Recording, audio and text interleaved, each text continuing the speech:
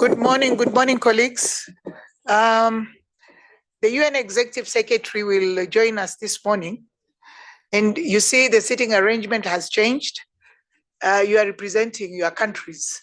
So the leader of the delegation is the one who should sit where your country is and the rest behind. Okay? That's the protocol of this member state representation. Thank you.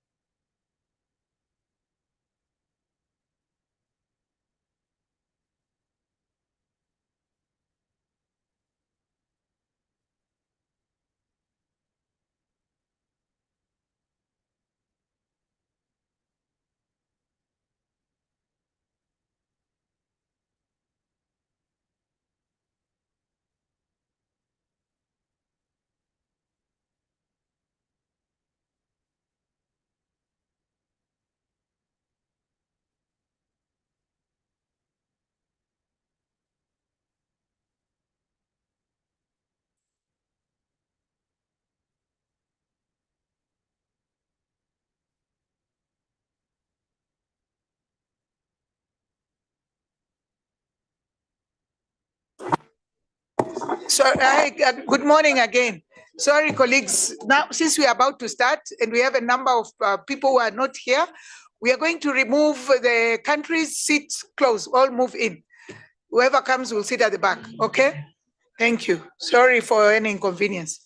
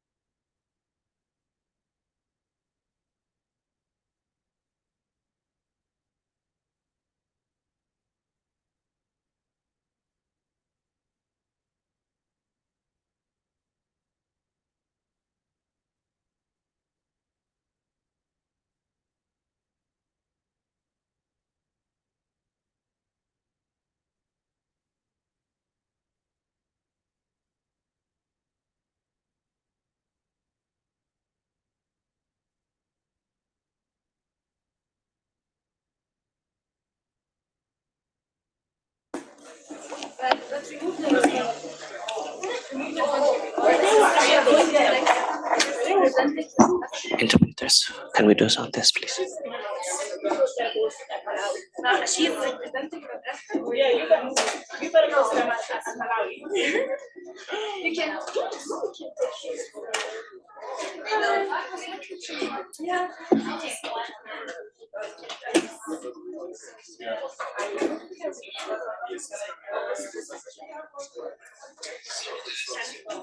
I can hear you. Okay, can we go to French channel, please?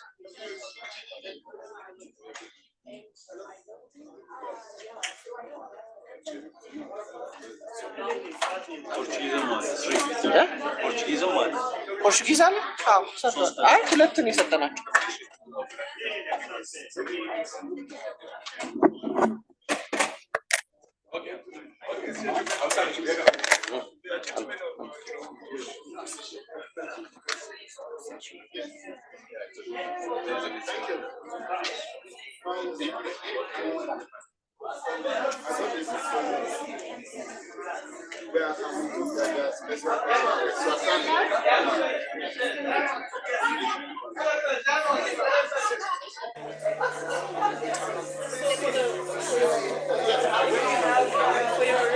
Please, can we get seated? The meeting is about to start. Can we get seated, please?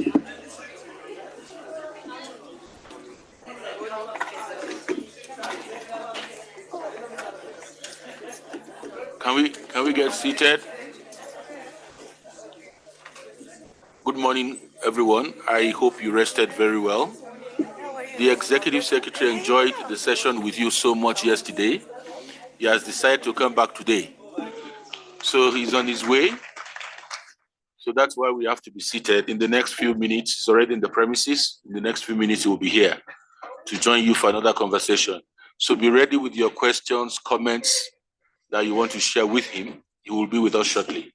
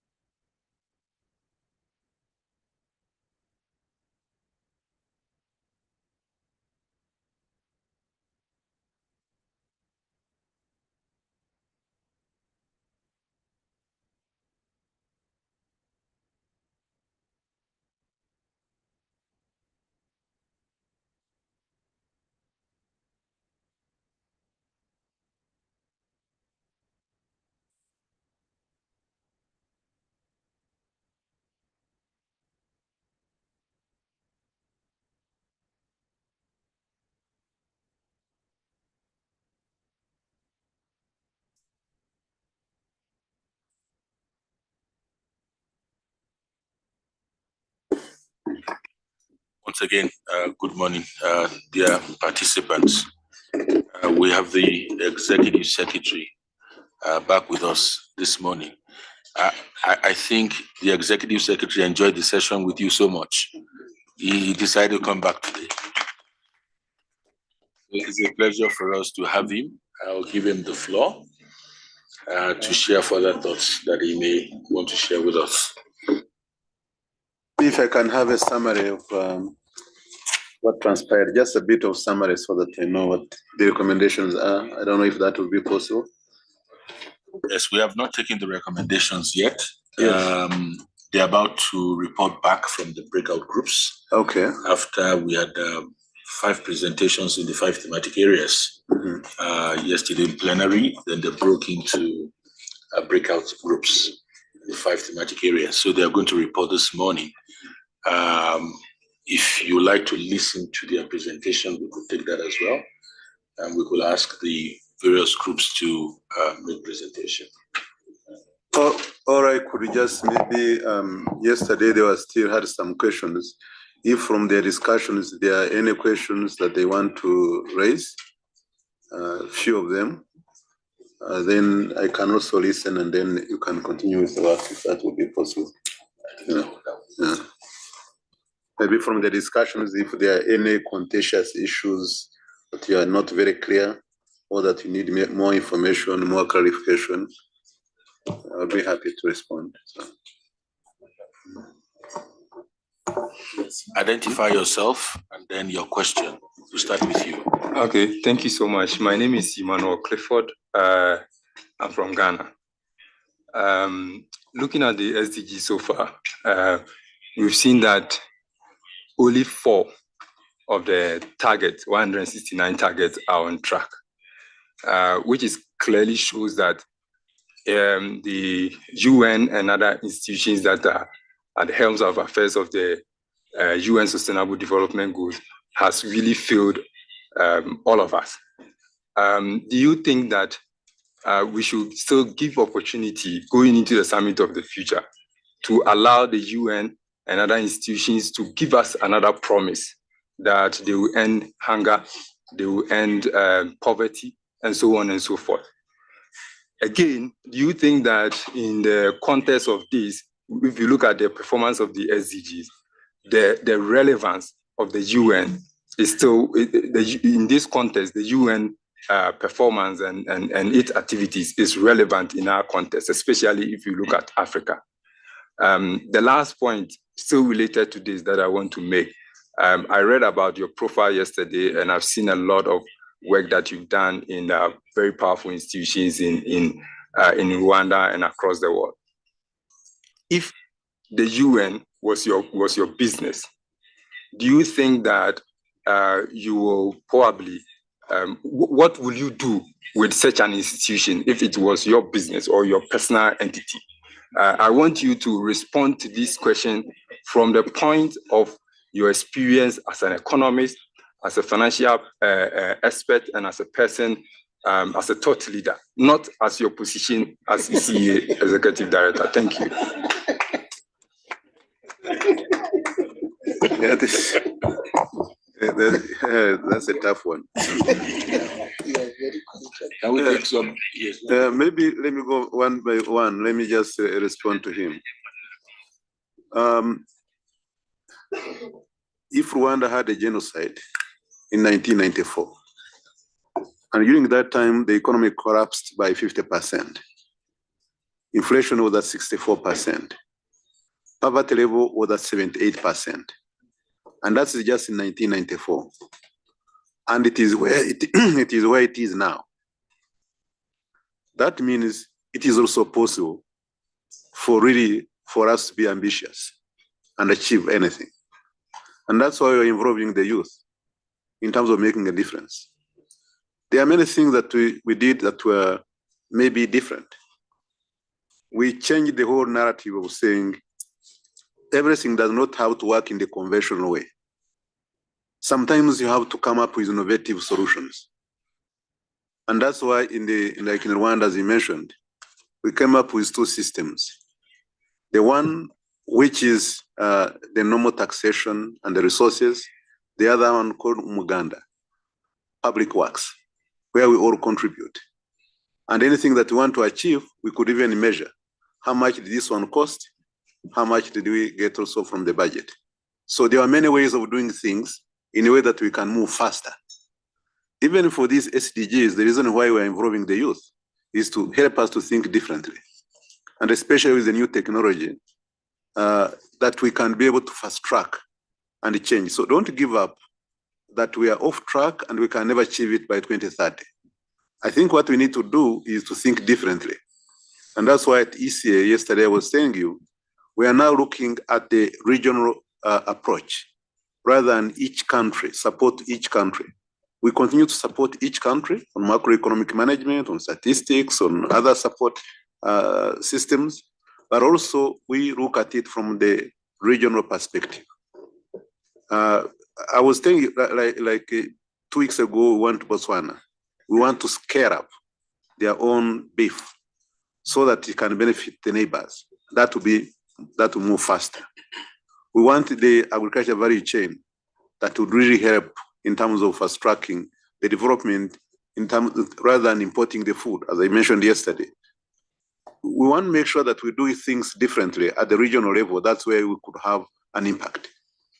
The power pools that we are talking about within any region, where if it is West Africa, Southern Africa, which has a big challenge in terms of energy, we'll do the same as we did in East Africa. In East Africa, we had to agree on how to trade with electricity.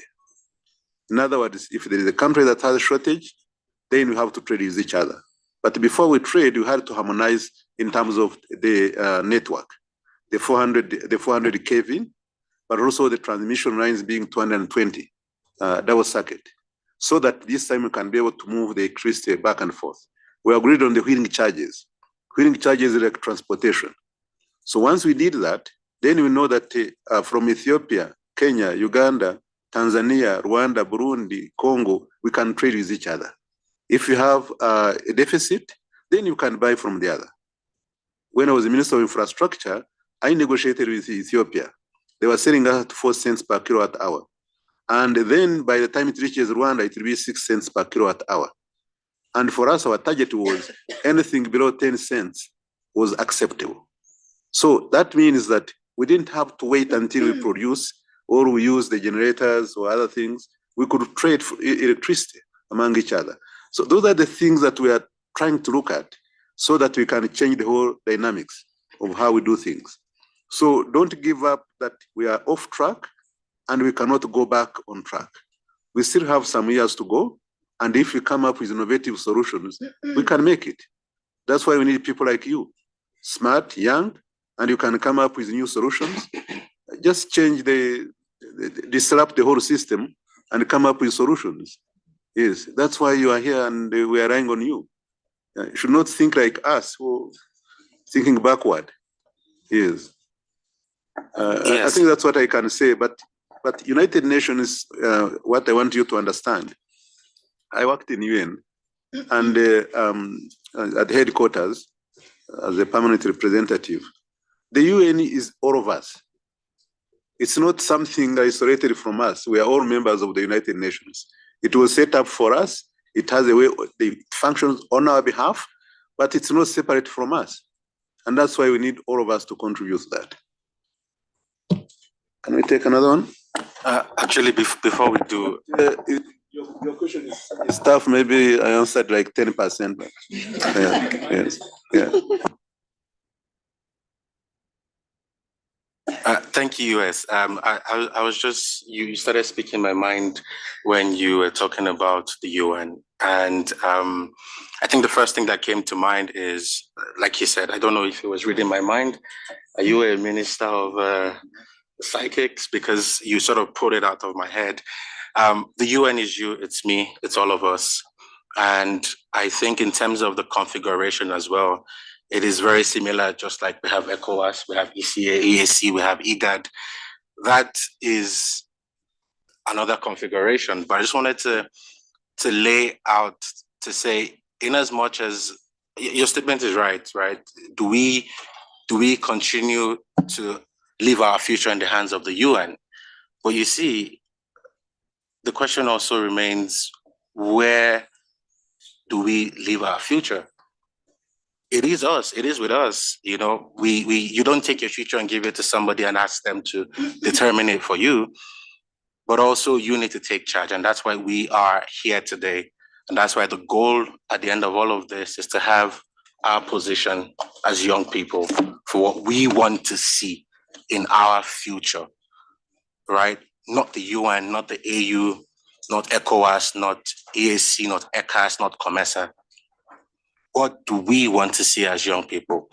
And it's great to ask, where is the UN?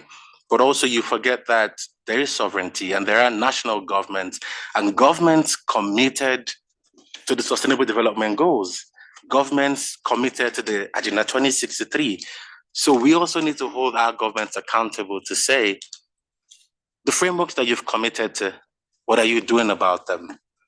Because whatever commitments you make at the global, at the regional level, has implications for us as young people back at home. So in talking about the role of people, I think it's important that as we hold the AU, the UN to account, we also hold ourselves to account as well. And we need to be more proactive in taking our future in our own hands. Thank you very much.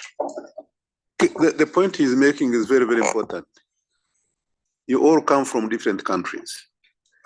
If there is corruption in your country, is it UN? If there is nepotism, is it UN? If there is terrible decisions made in your own countries, is it UN? There is a role for a nation state, and there is a role for the international community. So that's why you have to differentiate. We all have responsibilities. And sometimes we tend to blame someone else for, like now, that's why yesterday we were talking about domestic resource mobilization.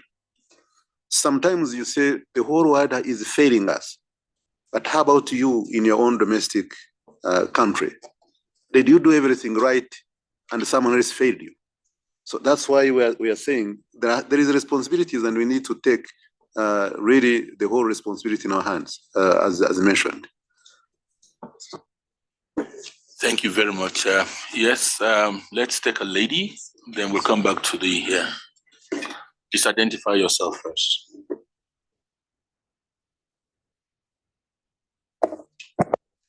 Thank you so much. Je vais parler en français. Je vais poser ma question en français. Merci pour la parole.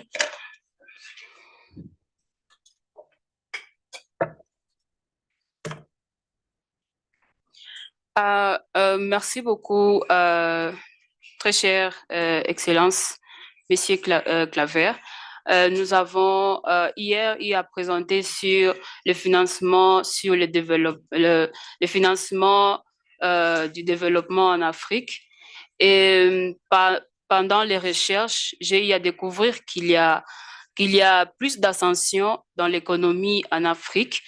Mais malheureusement, nous restons sur le même problème. Et vous venez de dire que les actions des jeunes doivent compter, doivent primer.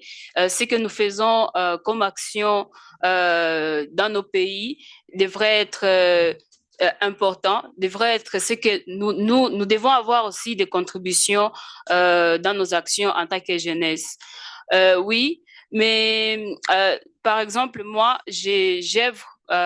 Nous œuvrons dans la résilience économique avec les jeunes au centre culturel, là où je travaille. Mais malheureusement, nous sommes confrontés devant plusieurs problèmes. Et par exemple, nous ne pouvons pas accéder au centre culturel aujourd'hui à cause de la guerre. Nous ne sommes pas entendus par les autorités, par exemple. Nous sommes un peu à l'abandon des dirigeants. Personne ne peut intervenir. Par exemple, il y a les enfants qui sont dans les camps de déplacés. Nous voulons amener les livres vers eux pour qu'ils lisent, pour que ça soit une thérapie pour eux. Mais malheureusement, il y a même des bombes qui tombent dans les camps et nous aussi, nous sommes exposés. Alors, vous avez dit que s'il y a la corruption ou bien s'il y a tel ou tel autre problème dans notre pays, ce n'est pas les Nations Unies ou bien voilà, l'Union africaine. Mais moi, je pense que vous avez vraiment un grand rôle. Vous y êtes pour beaucoup. Il ne faut pas dire ça parce que si les autorités ne se comportent pas bien dans un pays, vous devez faire aussi quelque chose. Vous devez être là pour nous parce que nous sommes les enfants et vous êtes, je peux dire, nos grands-parents parce que vous êtes les parents de nos dirigeants, si je peux dire comme ça. Alors, vous devez agir parce que si vous dites ça, moi, qui vis dans la guerre aujourd'hui, je peux me dire, alors, il n'y a pas d'espoir.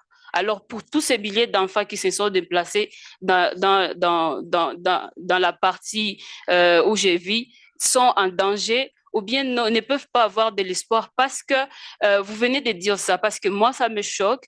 Et j'aimerais juste vous demander de pouvoir vraiment être notre grand-parent, si je peux le dire dans ce sens, parce que si les autorités du pays nous abandonnent, vous êtes là pour nous. Et c'est pour ça que moi, je compte sur vous. Je compte sur vous parce que la situation que je vis, je ne peux pas vraiment tout vous expliquer. Vous ne pouvez pas vraiment les ressentir comme moi je ressens. Et voilà, j'aimerais juste que vous soyez vraiment compatissants et vous soyez avec nous. Je m'appelle Vanessa Kilanji. Je viens de Goma, de l'Est de la RDC. Merci. Yeah, thank you so much. It's a bit complex because we used to be a colony as Africans. Remember the Berlin Conference, where they divided the countries and they say, I will take these ones, UK should take this, France should take this, another country should take this. And then later on, in 1960s, we said, no, we want to take care of ourselves. And we want to make sure that we put our house in order. Each of our member countries, what we can develop. Okay, it happened, we got independence. And then there are issues that need to be sorted out by the various countries, and the administration. We put our administration in place, we elect people, we create institutions, but there are things which are always never right. And sometimes the people who fail us maybe are the people who are the administrators, I would say the whole entire structure. And at that point, the international community cannot come back and take over. It has to be the nation state that has to really to take the entire responsibility.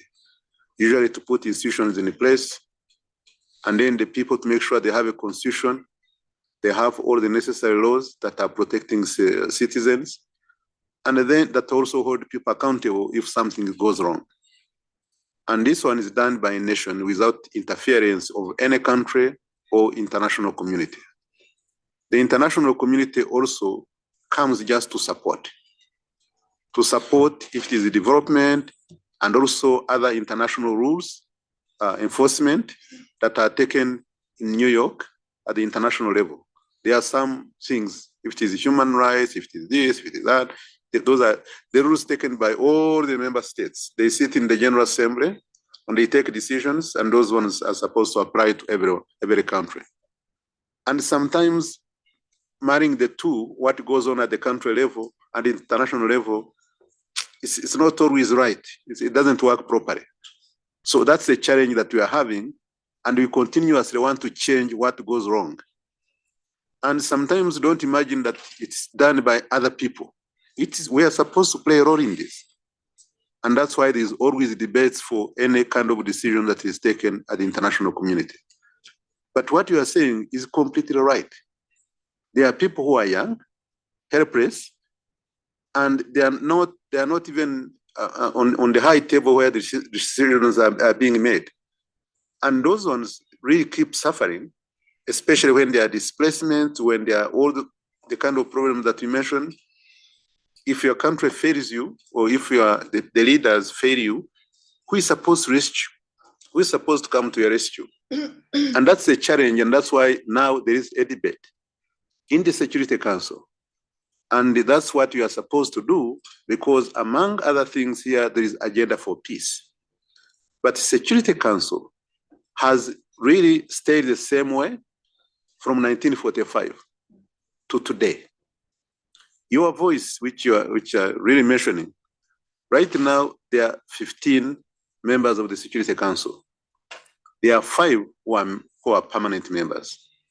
We have United States, we have UK, we have France, we have Russia, and we have China. Because after winning the Second World War, these were the ones who are prominent. They said, for us, we have to be permanent. Now, things have changed completely. By then, our own countries were not really the real countries at that point. And we are saying, Africa is not on the table in terms of has no single permanent seat as a continent. No single permanent seat. We only have temporary seats, which come and go. There are 3 of them. And what we are saying is we need a reform of that Security Council. That's where decisions on security are taken. Whether how to rescue countries that are in problems, how to come up with the new ways of doing things. And we need a reform that includes Africa, because Africa now is a big continent, is a big population, and we need to, and there are 54 countries out of 193. It's a big size continent. So one of the things that we are debating and where you need to make a contribution is, what should we change? Because the issues you are having on security, you have no, just to give you an example. There's what they call pen holder, meaning for any file. If it is, for example, an issue on Somalia, the pen holder is the United States. If it is Central Africa, if it is DRC, the pen holder is France. Meaning that France is the one that's supposed to come up with a file to be debated. And yet you have 3 members from Africa. In other words, France or Britain or US knows Africa better. That's what it means, because they are the pen holder. They are the ones to decide, to chair, to initiate, to remove, whatever is right. Imagine being a pen holder in your country and nobody else knows better. It's only those ones that know better about your country. So those are the things that we are trying to change, to say, well, how can you be a pen holder in my neighborhood? To be a pen holder in Uganda, and then there is a member of the Security Council from Kenya, it means actually you know better from outside about Uganda than someone from Kenya. So these are the things we are trying to change, so that because that's why they are rigged in terms of, because nobody wants to lose power quite easily. So, but then that's why we're arguing in terms of what should change in development, in security, and at the same time we are saying, why don't we concentrate more on prevention? Meaning they have what they call peace building commission.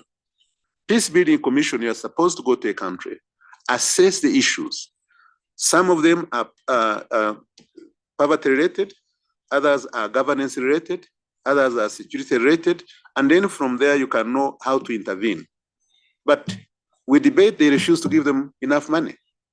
And there's always a debate, because this money is being paid on assessed contribution.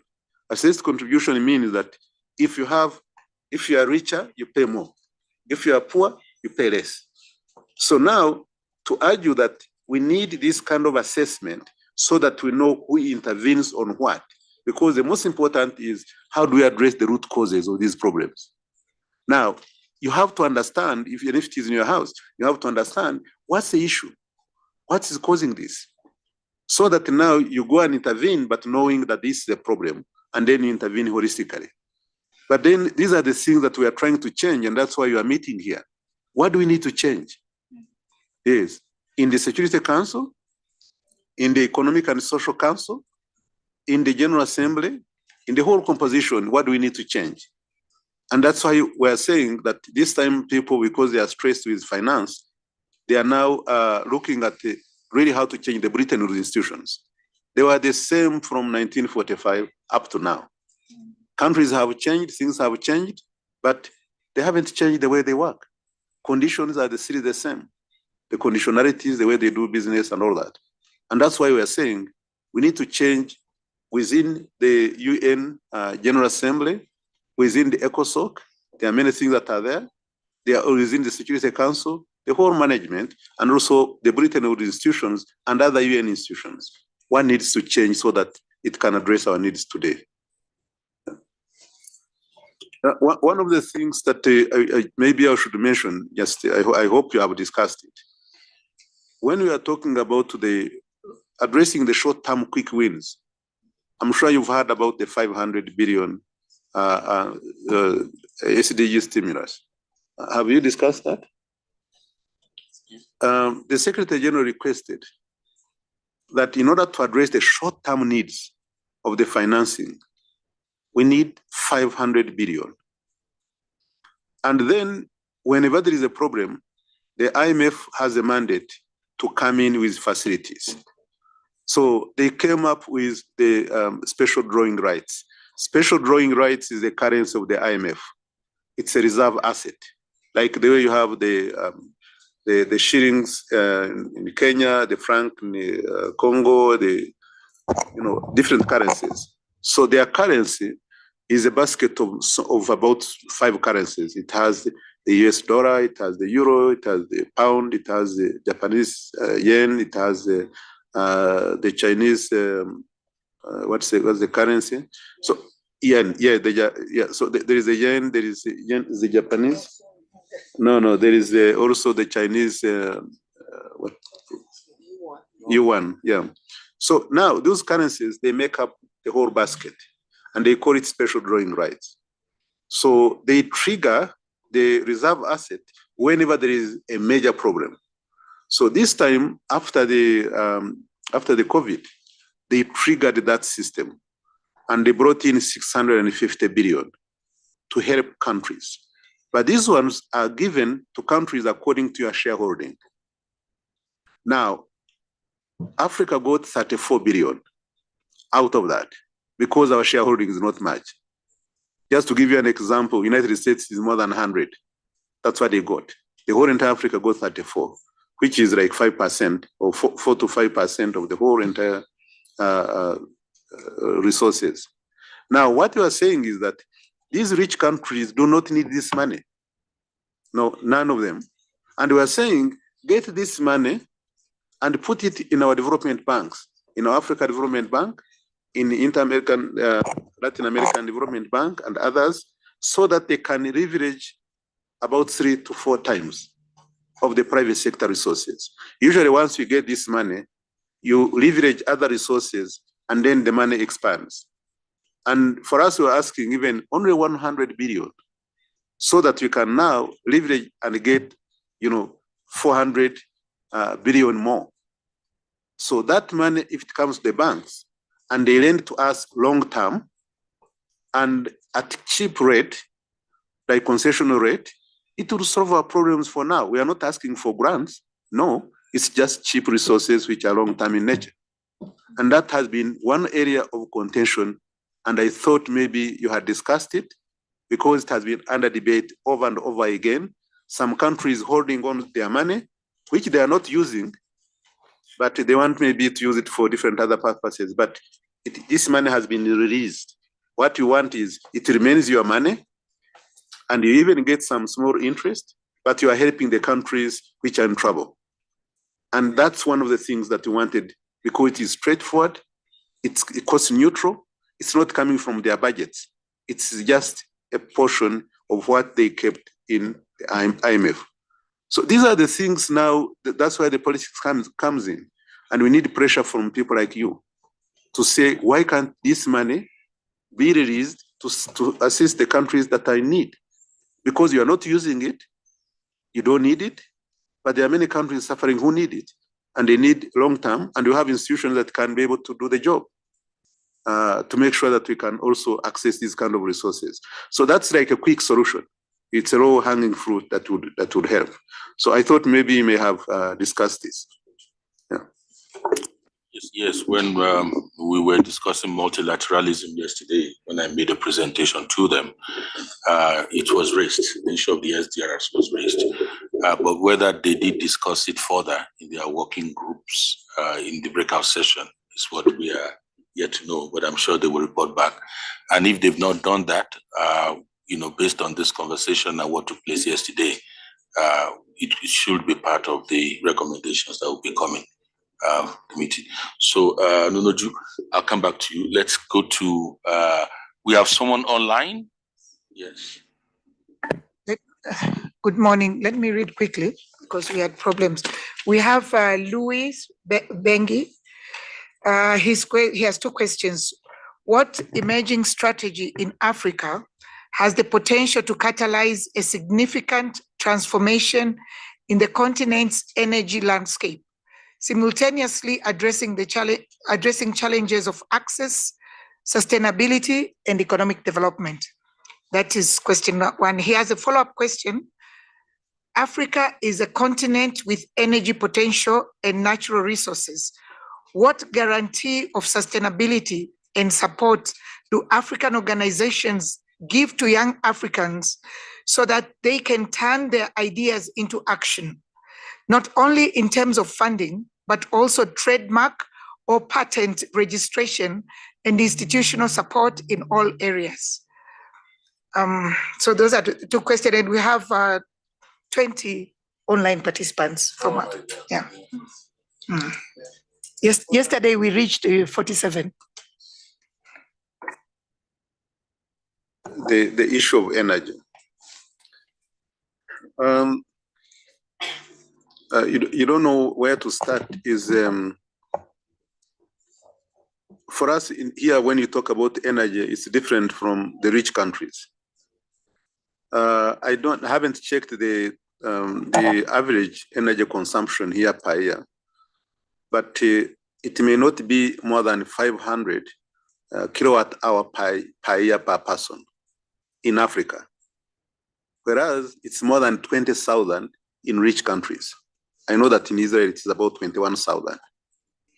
That means that what we use is electricity and not what we call energy.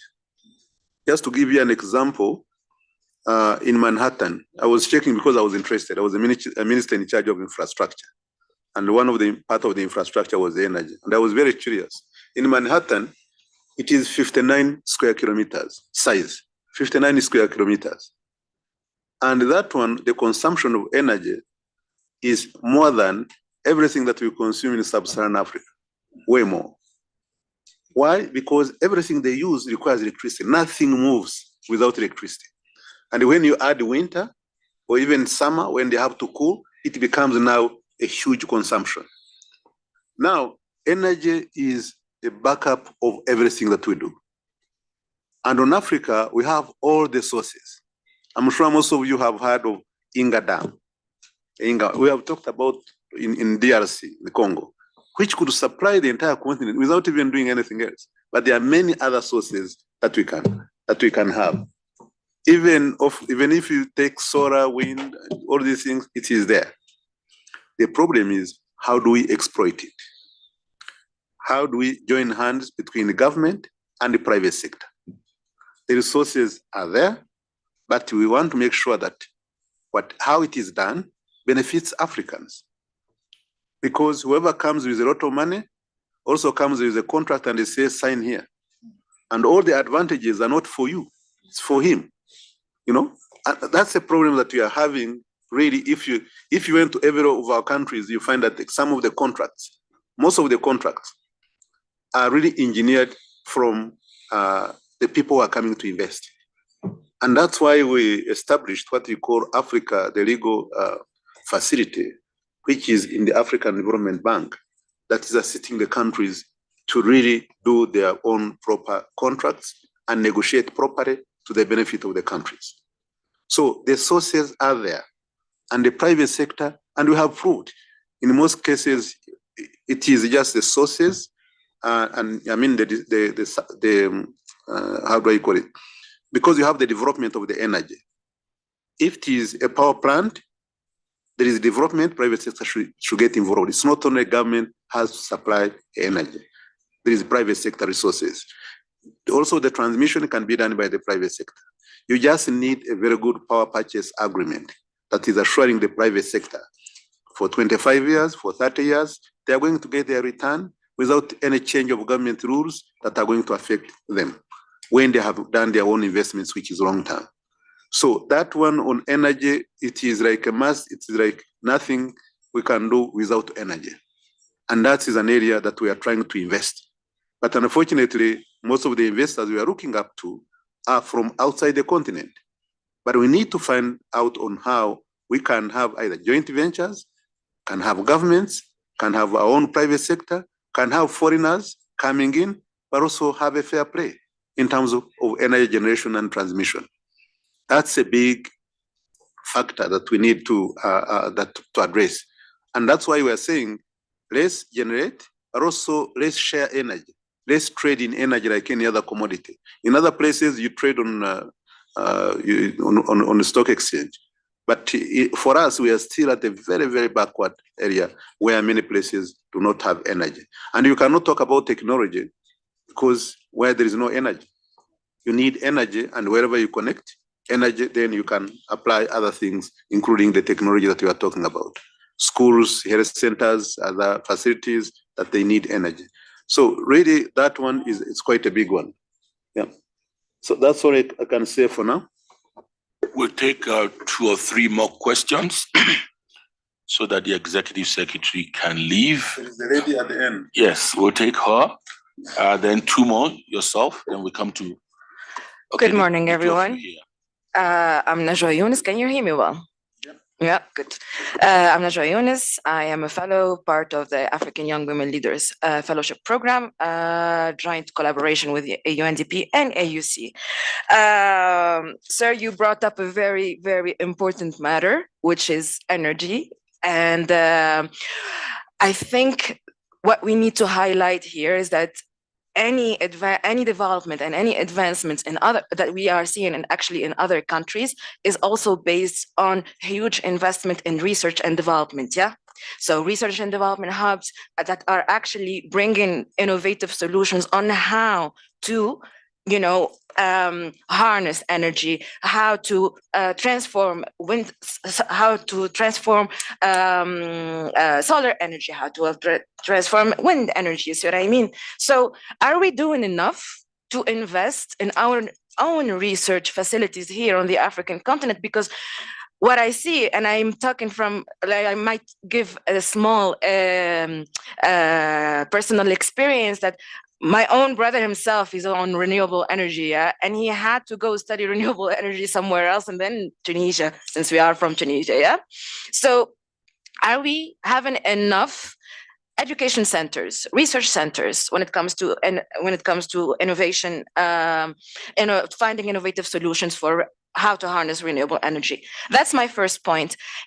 My second point is that your idea about energy was actually bringing me to one point that I wanted to discuss that we didn't delve into that much yesterday, which is the issue of infodemics, right? The reason why I'm raising Is that infodemics? infodemics, yeah. Oh my God, you're coming up new terms. I don't know. So the prevalence of fake information online, and the prevalence of a load of information online. Infodemics is the combination between pandemic and information. So that's how you get the term infodemic, yeah? So yesterday we talked about it very briefly, but I don't see if we are aware of the importance of the prevalence of information, misinformation and disinformation online on how it is shaping actually the narrative on Africa. We're talking about changing the narrative of Africans, yeah, but we didn't talk much about how misinformation and disinformation shapes the perception and realities of the African continent, and which brings me to my other point about research, which brings me to my initial point about research. Yeah, do we have enough research facilities and innovative research facilities and hubs that actually address the issue of misinformation and disinformation on the African continent? And what can we do about that in order so we can tangibly talk about changing narratives? Thank you. Thank you so much. I don't know whether we need so many research centers because online there is a lot of misinformation, which is very dangerous because it's deceiving the people. The only information that you see, and that's why we come up with, I kept referring to Rwanda, because the misinformation that was on the radio, Radio Dominique Colline, is what people would hear anywhere. And they only listen, they consume it the way it is, because they don't have any power to analyze it. And then it can be very dangerous. If you have like one of our sister here mentioned, you have the people, there is a conflict, and there are people who are in camps and all that. They all depend on what they hear. And if the information is not accurate, it is dangerous. It can cost life. Now, you don't need like many research. What we are saying is that how do we control in such a way that this information that's not correct does not continue to sensitize the people? How do we deal with this? And that's one of the things that actually we want to reform within the Global Digital Compact. When we went to Geneva to meet with the people, the team, when I was a co-facilitator, we met the Red Cross. And the Red Cross, there was even a program whereby even the workers themselves, they always look at the nationalities, which they are not supposed to do.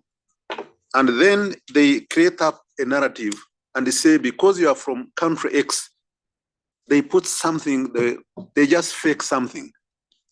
And then you become the target. So there is now, they do it deliberately.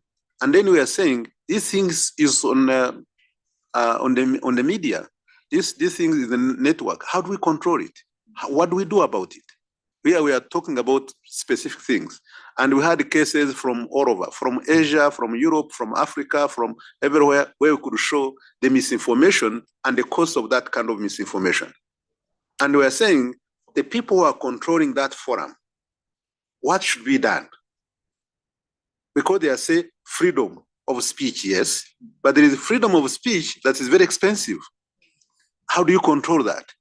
So now we are dealing with, we had the people in human rights on one hand, and also we had other people and the cost of it. And we are saying, how do we balance? How do we come up with a structure that can help, that should not be costing people's lives? That should not be, the others who are targeting women. There are so much that is being said about women on the website, on the internet. And we are saying, well, if this is just freedom and you do this, or you are the things that are leading people to terrorism and other things, you are putting it up there and you show them how to do it and how it's dangerous. And here we have different categories of people. We have children, we have women, you have men, you have this and, but the way the information comes in, it's like uncontrollable and it can be dangerous.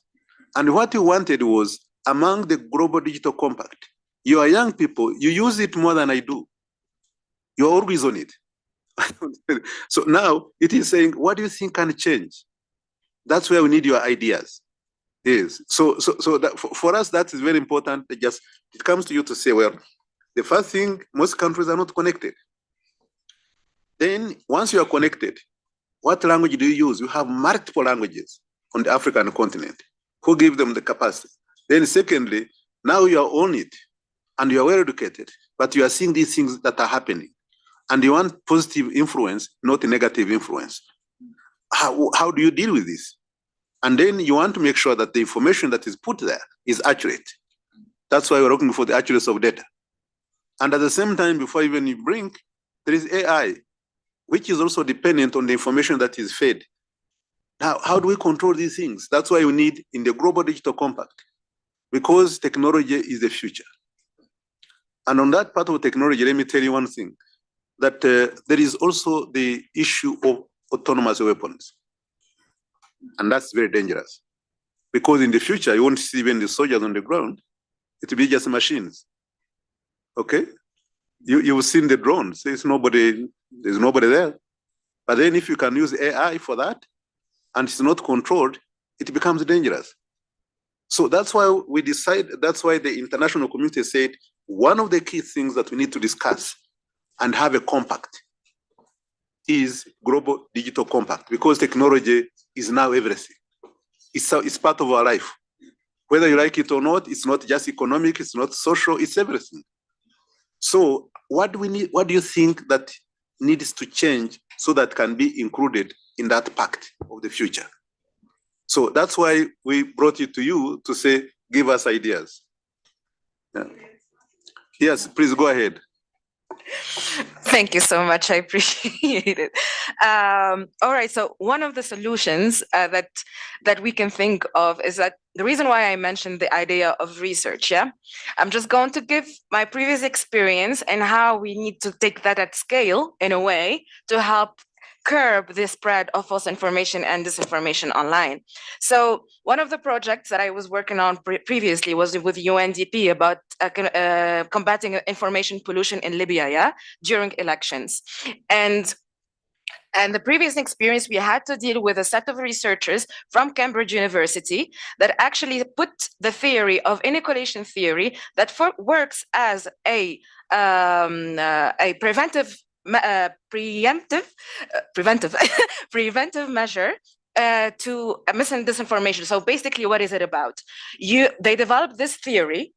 Arise because Yes. we have other people, please. Yes. Yeah. Sorry. They developed this theory that actually say that, all right, we developed some audiovisual content that explains different techniques that spread false information, like emotional manipulation, false dichotomies, scapegoating, and how they actually influence people on the perceptions of people online. Yeah. So all that theory and all that audiovisual content is based on research and theory. That's why I was like, why aren't we investing enough in developing our own? Why do we, for example, UNDP, the project was funded by UNDP, yeah? And it had to go to someone in Cambridge to work on Libya, which is not acceptable for me in a way, right? Because yeah, we have to develop our own assets and in terms of behavioral psychology, in terms of cognitive psychology, which comes within research, yeah? In order to be able to develop certain specific solutions online on how to detect false information. Yeah. So this is one idea. I don't want to take much time. I can delve into it later on. Yeah. No, that's why you have people like you. Innovate, come up with a formula, propose it, let's debate it, and that will be a solution. Thank you so much. Thank you very much. Yes, we'll come back to the floor. We've got quite a number of people. She, then yourself. But maybe I don't want you to also use me. You know, I had experience when I was in high school. You know, I don't know about yourself. During the holidays, we used to go home, and then long holidays we would teach. So I went to the primary school. So I was teaching primary 2. And I saw the kids when at the break time came and he was asking me, what is this plus this minus this? Then I tell him the answer because I'm a teacher, I'm supposed to get it right. So ask me another question. Then I was really curious. I asked the kid, I said, why are you asking me these questions? He says, the exercise you gave us says you can use any method. So I don't want you to use me we need advice from you. So don't use me to give you what you want to say. No, I just want to hear from you. Yeah. Thank you very much. Yes. Yes. Yeah, let her, then we come to you. Please be very brief. Only one question, please. Only one. Okay. Good morning, all. So I want just to ask a very quick question. You identify yourself first. Okay. Sorry, I'm Azadi from Sudan. So for me, I think that the main or the key factors that can enable us to achieve the SDGs, the strong and good economy, and in the situation of Africa, I think the unstable economic conditions is a mutual factor, I think, between the countries, the African countries and in the continent as a whole. So my question is, in terms of and this unstable economic conditions is because of war, conflicts, whatever the situation.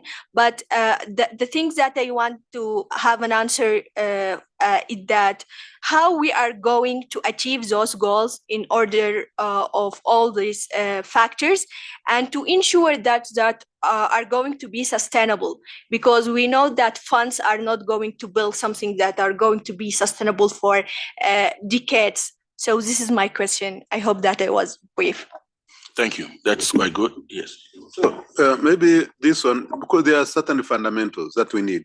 Indeed, nothing works if there's no stability.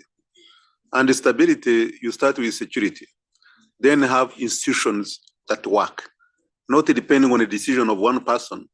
And that's why we need institutions being in place and having laws that are followed and making sure everybody is held accountable. And then from there, you build the security side and then the macroeconomic stability. Because these things, if you don't have those are the fundamental, those are the pillars of any development. There's no way development can happen in vacuum, where there is insecurity, where there is no institutions, and meaning that someone at the top will be the one to decide who is influenced by anybody.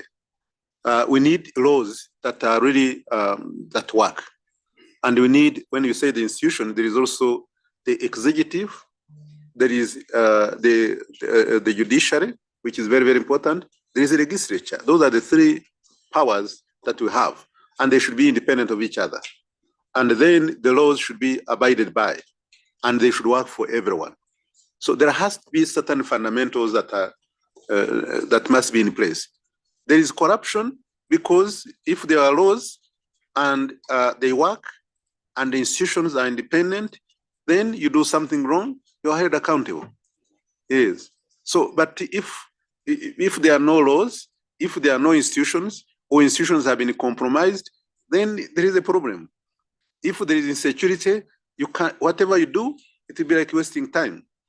But we need to make sure that there is those kind of fundamentals that could allow the countries to continue to move forward in terms of development. Yes. So I agree with you. Next.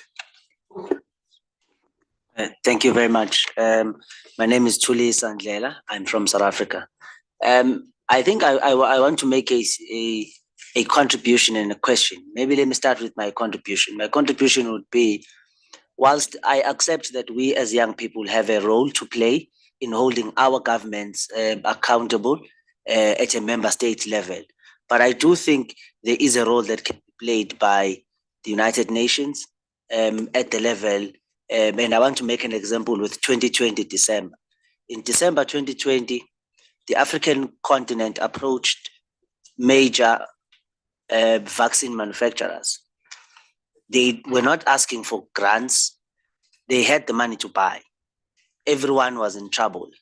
But countries of the global north had purchased more than they required, and they were holding it to the extent that it would take 180 days for, if Africa paid then, for it to be available with the little they had. Now, the role of the United Nations there is to ensure that when we are faced with collective threat to human life, access to vaccines is equitable. We're not saying give them to us for free. We had taken money from building roads and all these other things to be able to afford these vaccines, but you couldn't have them. And you also couldn't even have the opportunity to manufacture your own, because the World Trade Organization could not agree to that. So I think for me, say the important thing is, whilst we will do our part, multilateralism is about our shared humanity, and our shared humanity demands of the United Nations to come in and say, no, you manufacturer X are not going to give 100% to this country and 6% to the other. We must equitably, so that if we're waiting for 180 days, We all wait for 180 days because there's no life that is better than the other. And I say this, Seb, so that in the end, should we be faced by a similar experience, which is likely to face us, an institution like the United Nations take responsibility and learns from this. And then my last contribution, which would be in a form of a question, would be, Ha-Joon Chang writes a book titled Kicking Away the Ladder.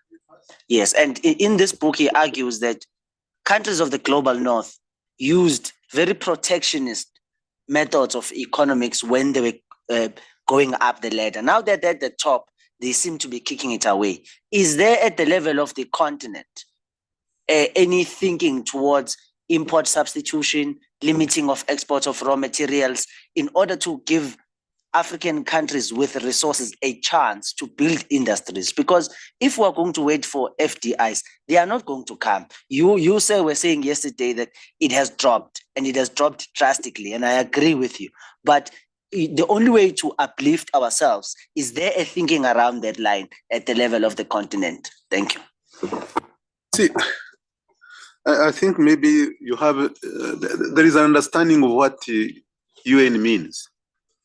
UN is not going to replace countries, not going to be the enforcer almost everything. For example, what you said in terms of vaccine. There's a difference between really interests and what should be done right. Countries have interest. And even when they are negotiating just looking at their own interests. The vaccine that was there, it is saying, I don't need a loan, I don't need anything. All we need is just for us to have the same access, the same vaccine. And they said, no, that should tell us something that we need to produce on our own continent. And that's why the decision of saying South Africa, Senegal, Ghana, Rwanda, they should start now producing. And now in Rwanda, they have started now. They're working now, they have started. Now others are going to follow so that now they start producing vaccines, are also producing other medicine that is so that if there is a problem, then we can also have a minimum on the continent. And that's why the decision of the African Union Commission is very, very important in this kind of area. Because the whole issue, they first look at themselves because they say, well, I need to take care of my people before I think of other people. And that is really what, in other words, we are all selfish, okay? You need to look at yourself first before you look at others. So the issues sorry, how to put it bluntly, for the import substitution and how to trade and how to do that, when it comes to bringing the people to come and invest, you can't force anyone. They are business people, they need to see, am I getting a return for my money? And that's why we're using the word de-risking, because what they fear is the risk. Just let me give you an example, which I gave our colleagues here, is that when I was Minister of Infrastructure and I was in charge of the water, in the city of Kigali, which has expanded several times, the pipes and the water could not flow efficiently. We had to overhaul the whole city. So the whole cost of doing that was about $610 million US. And then I said, well, how do I use my budget as government to do all this? So what we did was to bring in the private sector. But I know private sector fears risk. So that involves a treatment plant, water, where the water comes from, and then the forwarding infrastructure. That means digging those along the different homes and then supplying the water. Now, you cannot bring the private sector on the forwarding infrastructure because they don't want to deal with the issues of ordinary people. That would be very risky. And then you agreed we need a private sector who develops the water and supply the national utility. Meaning there's no risk because the national utility is guaranteed by the government. We also went to say, well, because this company is coming to supply the government and there's no risk, we asked the African Development Bank to finance them using the private sector window, which is cheaper. And then we told the World Bank, use the MEGA, which is a guarantee. So the cost came down because we wanted the final price of the water to be low. and the government took the forwarding infrastructure. And the amount that government paid was 1/3 of the total cost. So meaning, because we took out the risk, then the private sector came in rushing. There were actually so many companies that were competing. But if they realize there is a risk, it is going to cost them, they are not sure, they sometimes embed it in the price, they make it very high if they come, or sometimes they say we are not coming. So that's why we are saying that to attract investors, the risking is very, very important. And that's what we are working with African Union Commission. Yeah. Thank you very much. We'll take Very few more. we'll take 2 more, then we go online very quickly. They'll read to us comments from online, and then we close the session. No, your hand came up later. The lady, identify yourself, and we take the man from Chad. Take the man from Chad. Morning. My name is Nozi Pohlope. I'm from UNDP. I just wanted to circle back to the SSDI fund that you referred to. We've often seen that these IMF loans are used to leverage influence in our domestic policies and in countries that are recipients, right? So I think firstly, we need to establish mechanisms to ensure that we're able to hold these international financial institutions accountable when they do intervene in our policies, because we know that this money is not coming for free. Secondly, I believe as African countries, we also need to work on our transparency and accountability, particularly in governance, and ensure that we have youth representation who also have access to information on the policy outcomes that are agreed on, and also the information of the intricacies of these funds, how they're allocated, where they're going to. And over and above that, when these funds have been allocated and received, we also need to be part of the monitoring and evaluation. Thirdly, on the part of multilateralism that had been spoken to, I believe that we need to focus as Africa on multipolarity, because I believe it is more equitable, or it is a more equitable foundation for us, firstly, for our cooperation in multilateralism, and it also promotes resilience against hegemonic dominance. And why I say this is we've seen often that in multilateralism, there are winners and losers. How do we ensure that the countries that have lesser, whether it be in resources or lesser power, political or economy, how do we then ensure that they also stand to gain from all that we're doing? Thank you very much. Thank you, Nosipo. Yes, the man from Chad, then we'll go online. Maybe I can just say that I agree with you. That's why you have every country is represented at the United Nations. And that's why it is 1 vote per each. Doesn't matter how big or small you are. And there, it's how you negotiate. So that's where the consensus comes in. That's why you have the General Assembly.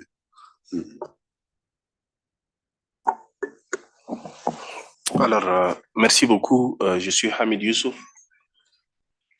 Voilà, mon anglais est un peu malade, donc je préfère parler en français. Moi, j'irai rapidement en fait vers une petite contribution et soumettre des recommandations. Comme vous l'avez dit, vous avez plus besoin peut-être de recommandations. Moi, je pense aujourd'hui, nous sommes tous dans cette salle d'accord sur le fait que l'énergie de la jeunesse africaine, le savoir-faire de la jeunesse africaine doit être mobilisé pour le développement de ce continent qui nous est très cher. Maintenant, pour y arriver, il y a un triptyque ou une trilogie. Il y a 3 piliers qu'on doit vraiment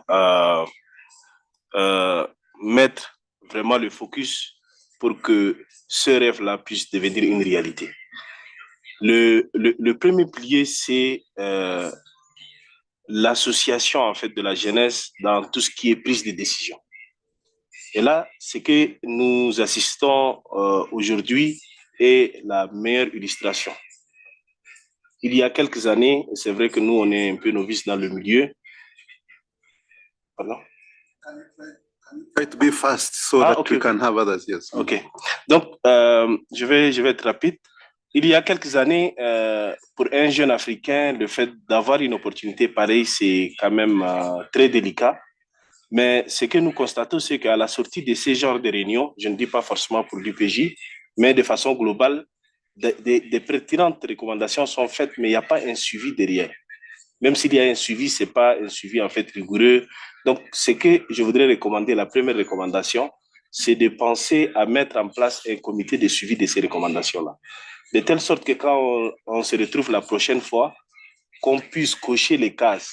Telle recommandation a été réalisée, telle autre recommandation n'a pas été réalisée pour telle ou telle autre raison. Ça, c'est le premier élément. Le deuxième pilier, c'est le renforcement des capacités.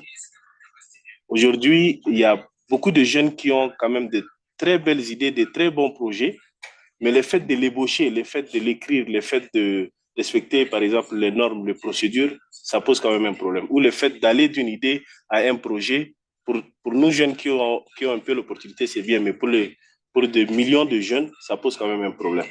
Donc, en termes de deuxième recommandation, c'est de pouvoir, en fait, mettre un accent particulier sur le renforcement des capacités, la recherche de financement, la mobilisation de financement, la justification. Donc, tous ces éléments doivent être en réalité drainés vers un programme de renforcement de capacités. Et en dernier, je vais peut-être clôturer, c'est la question de l'accès au financement. C'est un problème majeur. On peut avoir l'idée la plus brillante, le projet le plus brillant, mais s'il n'y a pas un financement derrière, ça pose un réel problème.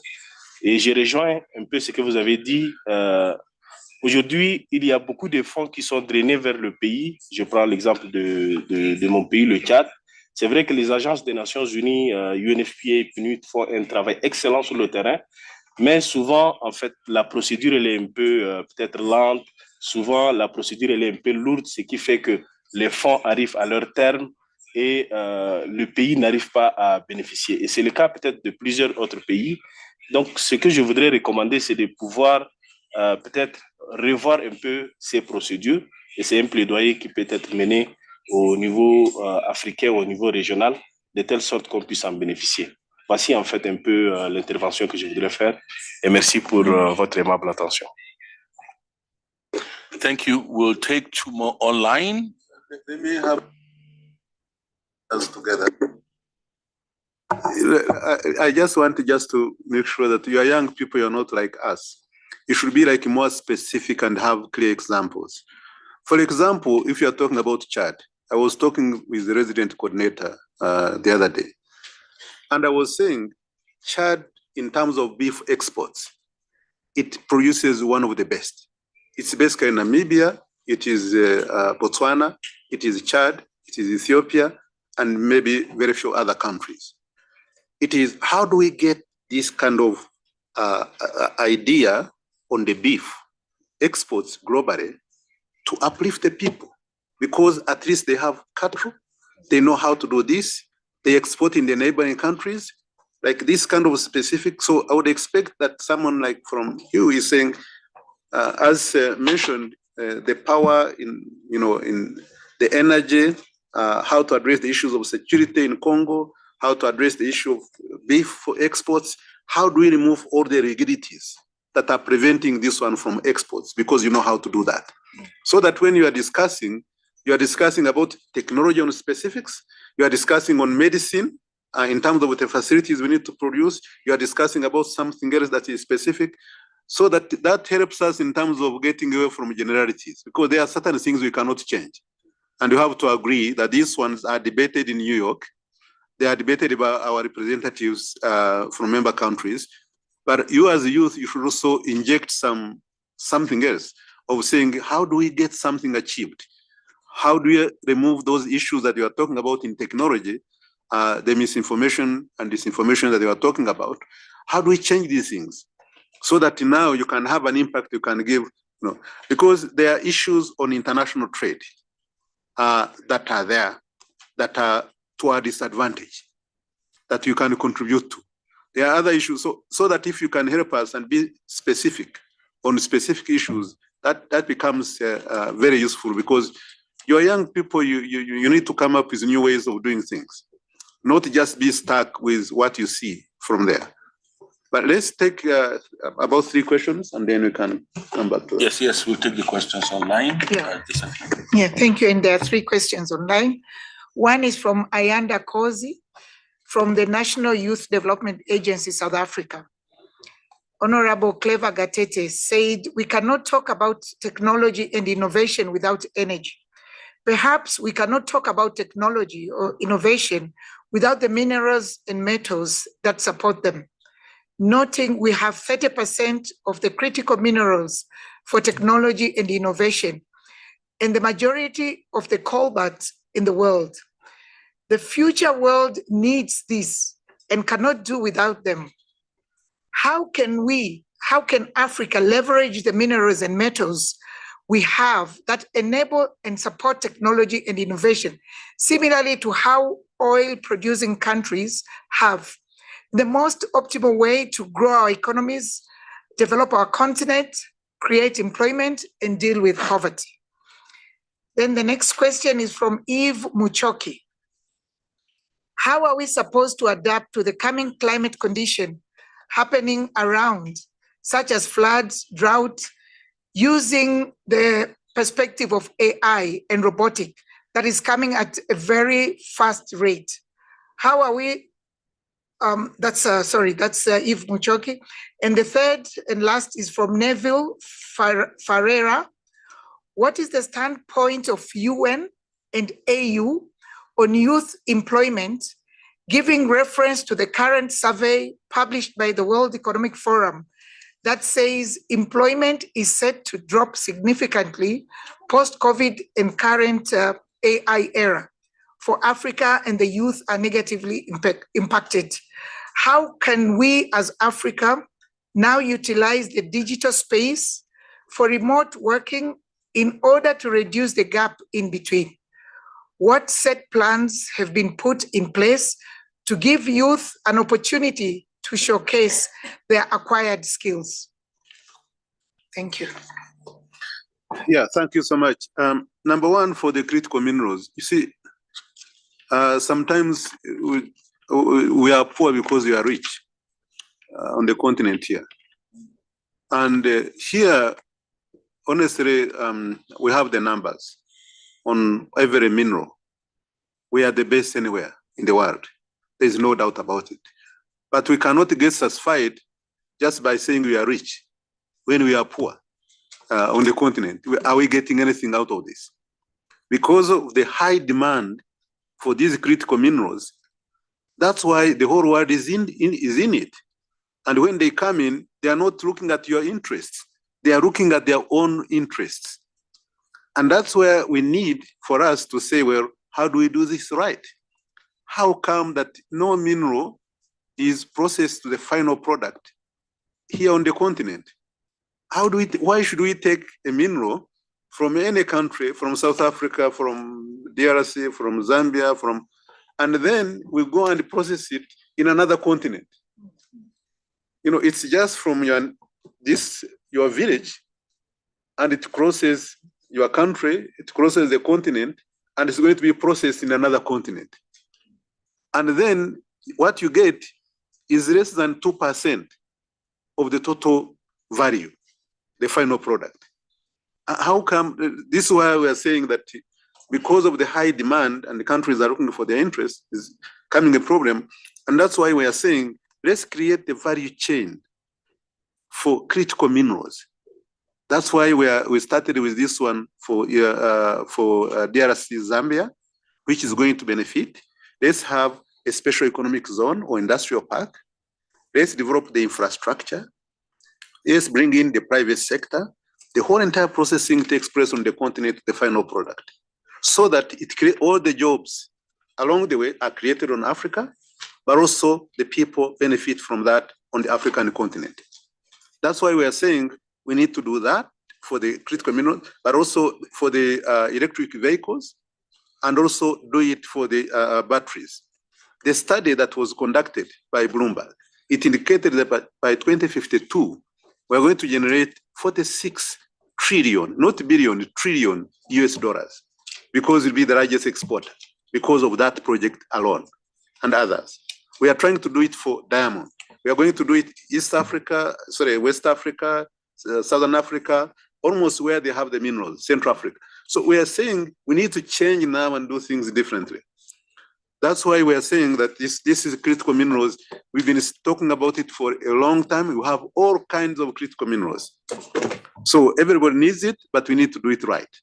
That's why at ECA, we are really working to make sure that we bring in other partners, including the private sector, but all the work should be done on the African continent and benefiting Africa. On the issues of climate, now, here we are at the Africa Center for Statistics here at ECA. We have included the data for climate. We are using artificial intelligence. We are producing the early warning systems here. We are using the big data. We are using everything so that we can now be able to contribute to that. But we are doing quite a lot of work in terms of really pricing the carbon, in terms of the registries that we put to make sure that people can negotiate properly. We are using the green bonds. We are using the blue bonds. We are doing so many things to assist the countries because it's really becoming very serious and we need to make our own contribution. So we are working with other partners here of the United Nations and the African Union Commission to make sure that we address this kind of issue. But statistics also becomes very important. Now, the technology and employment, this is something which we're really arguing that you cannot stop technology. You just have to make sure that you understand that the future is dependent on the technology. And it comes now down to how we teach our people. What are the skills for the future? You cannot just teach them the same skills for the past that you have used, knowing that the future is going to be led by technology. And that's why you have to make sure that in our technical and vocational training, in our universities, in our schools, technology has been embedded. We have to teach them the skills of the future. And when it comes to the jobs, you have to look at the innovations. And that's why in most countries they have innovation funds, so that this time you can innovate and create jobs which are different from the jobs of the past. The jobs of the past, some of them will continue, but then the technology is going to make it even faster. It's going to be embedded. So innovation, technology, science is going to become very critical in this.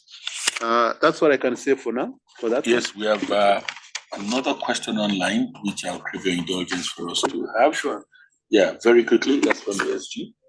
Yeah, this question is from the PYU Secretary General, Ahmed.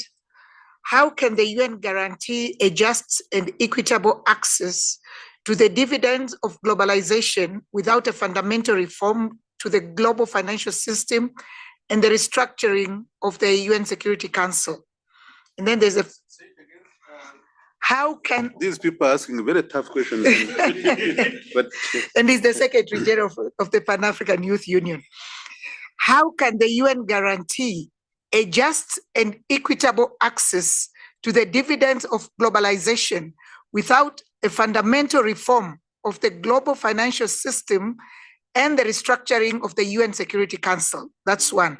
The second one is, how can the Summit of the Future guarantee this reform agenda to restore confidence and trust in multilateralism with focus on demagnetization of African and the global South? Demagnetization. Let me say this. We came here to ask you to contribute. And the person is now asking the secretary. So he's the so now the Secretary General that has asked is asking the Secretary General. So what we are saying is we came here to ask you to contribute, not you to ask us. And then I gave you the other example which I had.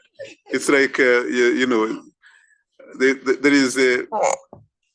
is a friend of mine who we used to work together as an advisor, and then he was saying that there is in one country where the president was always ahead of any information, and advising him was very difficult. So one of the advisors was very innovative. He went to him and says, "Mr. President, can you, on this issue, can you advise me so that I better advise you?" So now, this person is saying we should advise him to advise us, because that's why we are here. We came to ask you And now you are saying, how does the international community do this? No. Tell us what should be done. It should be the other way around. Because what you are saying makes sense, but we need answers from you. Yes, we need your contribution, how things should be done better. Yes. Thank you very much. Yes. Can we give the yes a round of applause, please? Very quickly, let me try to summarize the key takeaways, the way I was able to capture it in this conversation, so that we can capture that in our recommendations. The first point is about research and development. There's need to invest more in research and development. Africa currently spends 0.59% on research and development, whereas the world average is 1.79 of GDP. So we're underspending grossly on research and development. And if you do not invest in research and development, there's no way you can make breakthroughs. There's no way you can have innovations. So we're recommending here that Africa should invest more in research and development. America's is 2.1%. Europe is 1.78. About the global average, Asia is 1.70. So you can now explain why innovation is very low on the continent. Secondly, stable economic and political conditions in Africa. That without peace, without security, you cannot have development. And the global system must support Africa to achieve that. Perhaps bringing back the UN's responsibility to protect. Some years back, there was a resolution on the platform of the United Nations on responsibility to protect, that we need to protect all the vulnerable people around the whole world. Perhaps we are speaking to that in this platform to say that has to happen. And hearing the young lady from Goma, and I really share your pain and agony when you spoke in terms of your condition and the vulnerability, the fragility that you have. So perhaps we may be recommending that the UN should bring back the responsibility to protect, to make sure that all vulnerable people in the whole world are protected. Not only in Africa, you can see what is going on in Sudan, in several other places, people, the UN, has the responsibility to protect vulnerable people. Financing development, I think that's very key. And this is where the issue of the special drawing rights is coming up. Perhaps a recommendation coming from this is that we need to make the case that the developed countries that have been allocated a large chunk of the SDR out of the $650 billion, which the IMF disbursed, should be given to Africa. Africa, like the executive secretary said, was only given $34 billion. These resources should be given to Africa and lodged with our regional development banks, particularly the African Development Bank. Perhaps that's a case we could make. We could also make a case for the SDG Stimulus Fund, which the Secretary General of the UN has been campaigning for. $500 billion is being asking. He's not gotten the money yet. I think we can support him to make that case, that there's need to release that. Illicit financial flows, that the world needs to do more to combat illicit financial flows. Currently, it's estimated that Africa is losing annually $88 billion. Some years back, it was $50 billion. Currently, it's about $88 billion. Imagine if $88 billion were to be released for this continent for development. In spite of all the issues about corruption, I'm sure we could make progress in what we're doing. I think that could be a recommendation. Improve transparency, accountability, and enhanced institutions. I think that also came out very strongly, that we must build global coalition around promoting transparency, curbing corruption, and promoting accountability. Multipolarity. I think that's also an important point that came out in our discussion, that in fact, Africa should explore, the rubrics of a multipolar world that we are in, rather than trying to lean on a particular global bloc, and should use that to enhance its own development. Climate change. There's need for better financing on climate. ECA is doing a lot of that on that, but I think more needs to be done to really support Africa. Africa's emission is the lowest in the world. Unfortunately, Africa is the greatest victim of climate change. We've seen what happened in Malawi, what happened in quite a number of other countries. And I think we need to support that to make a case for climate finance. And I think those are the key issues that came out of the discussion with the executive secretary, which we can capture in our proceedings. I would like to invite someone from the floor, not the PAYU not the PAYU vice president, will take this to the floor, one of the participants. And I want a volunteer who would like to do that, a lady. So can you tell us your name and then kindly give the full vote of thanks to the executive secretary? Thank you, Angelique Gilliette from Seychelles, representing UN Youth Seychelles. I think on behalf of all the youth represented, we'd first like to thank the executive secretary for actually coming to the table twice, not once, and listening and imparting some of your wisdom to us. So we're very grateful for that. And also reminding us that we have the power and, you know, the energy to be able to create the change that we want to see. So thank you. I'd like to ask my fellow colleagues to give him a round of applause, please.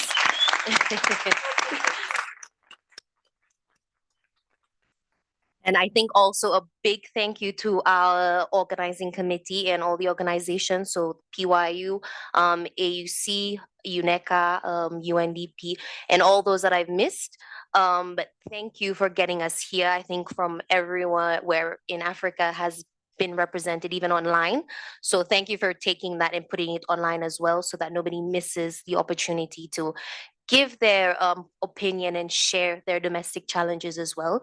So thank you. And thank you to the tireless effort of the teams to get us here. I know it's a very challenging thing to organize. So we are very grateful. So thank you. And a round of applause for them as well, to the organizing committee. And I think lastly, to be very short and concise, is we do hope that what is brought to the table can be brought further. So obviously we are the change makers and the change drivers, but I think with UNECA being the catalyst to taking it further, the UNDP, all of the organizations that have created this platform to really bring it forward and push the agenda of the youth, which I think this is a great start. And obviously a round of applause for all the youth who have been very vocal about their points. So thank you for being here as well. And we hope, like he mentioned, that we are dynamic, so we should also be collaborating together on our national level and in terms of the region to be able to continue to push, open that door that needs to be open. So a round of applause for ourselves, a big one actually, because it's all about us. And thank you again. So I wish to hear the beautiful recommendations that we all have contributed to, and I'm very excited for the future. So thank you. Yes, before you leave, I would like to give the floor to the Vice President of the Pan-African Youth Union of the Eastern Region, Mutesi Oliver, to say something on behalf of the Pan-African Youth Union. Good morning, everyone. Allow me to take this opportunity on behalf of the Pan-African Youth Union and all of you to thank our Executive Secretary for sparing time to be here with us for 2 days. I know he's a very busy person, but this shows that he's youthful. He's now added on the list of our friends, just like how Professor Said is our friend. So please join me and we thank him for the great time he has given us. It means a lot to us. Thank you so much, sir. And I wouldn't close this without asking him. I've been getting so many messages from the National Youth Councils. You know, we have the National Youth Councils, but we do not all of them are here. We have very few here. They've been following the discussion online and they're requesting to have their time with you. I don't know for what reason, but they say these are young people that are elected from village level to national level.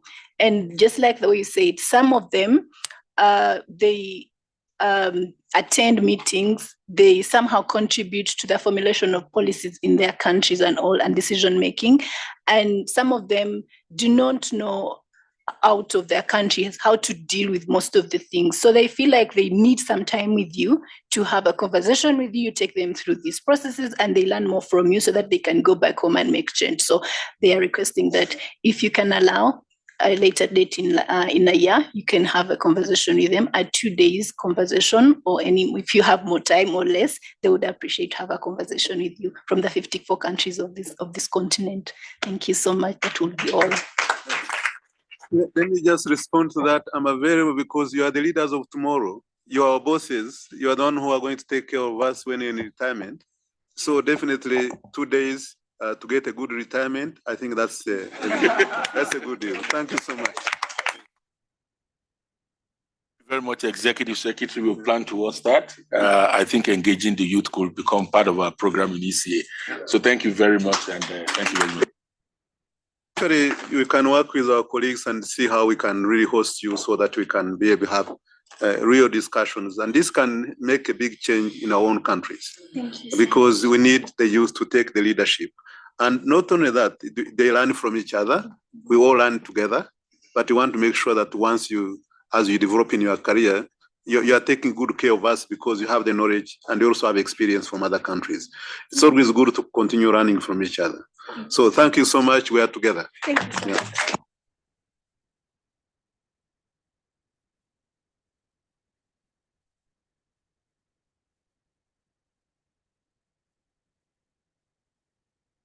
Ladies and gentlemen, let's go for coffee. You can join the ES as he walks out, and the coffee is on the lower level. Thank you.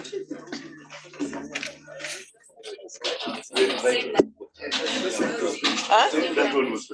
Oh, sorry, it's on this level today.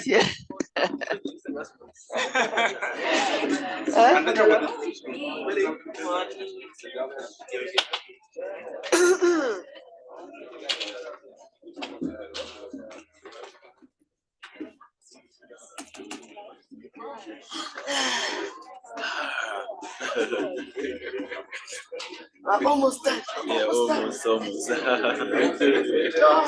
Almost done. How many do you have online? I don't have access, I think. I don't have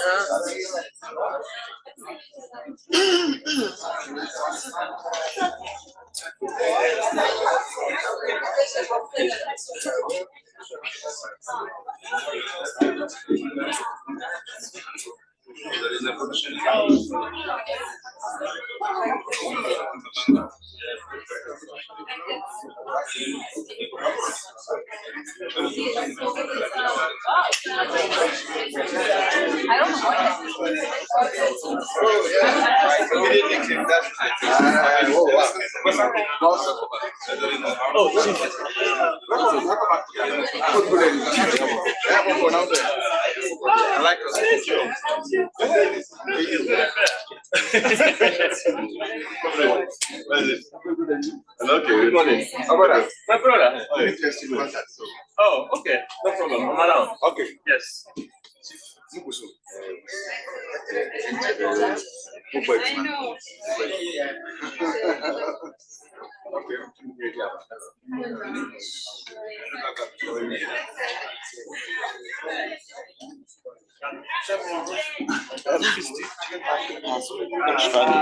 Which password?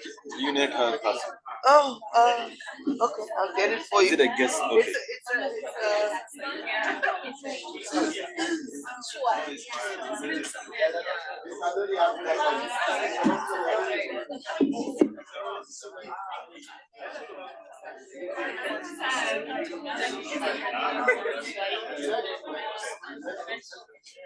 I don't see one, but I had put one here. But there's the password in the shop there. See where Emma is sitting. So we went to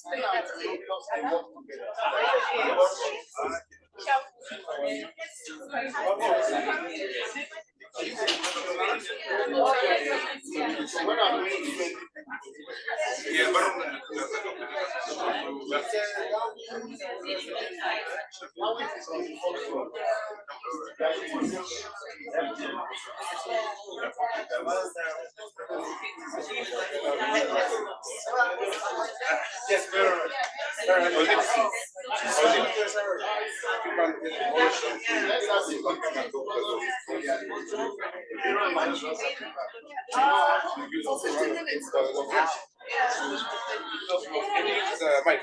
Yes.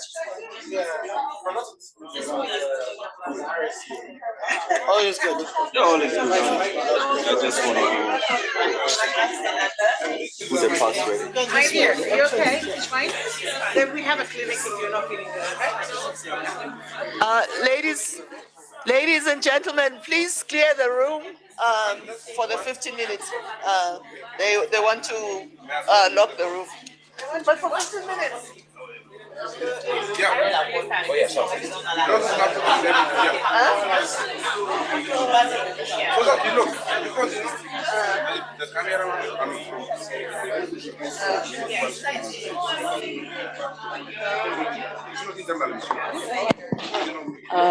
Please.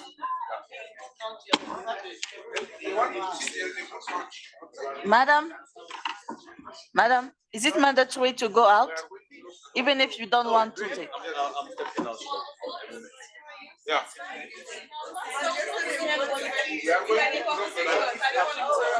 Yeah, that's what you're saying.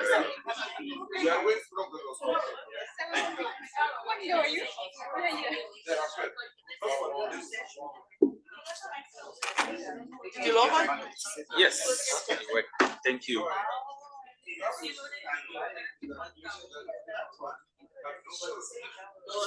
There was a tag on this side.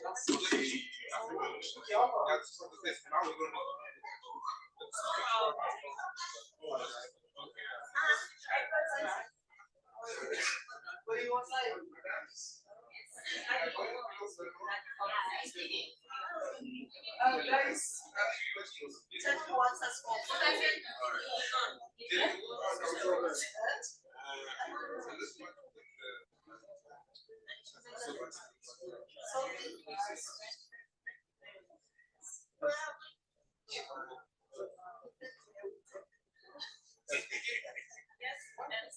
If you are staying here, you will be held accountable, responsible for everything. Yeah, because it's not everyone do this. No, there are people from outside. So, Sophie, do you want to give Yes.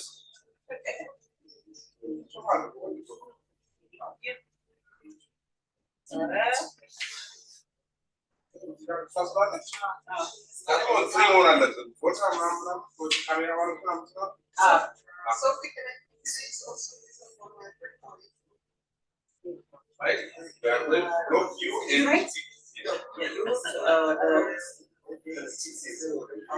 I'll bring you to the copy that you. That one. No. Yeah, why did you? Because you are also like a.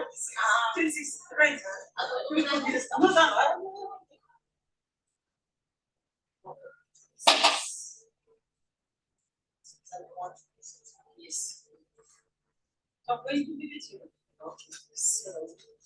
Let me just get some business cards.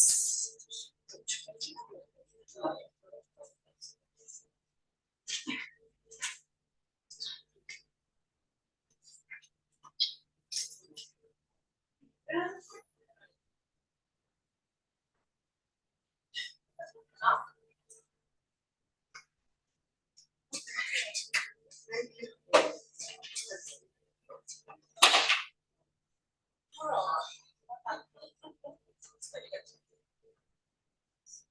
But what is Sigma doing?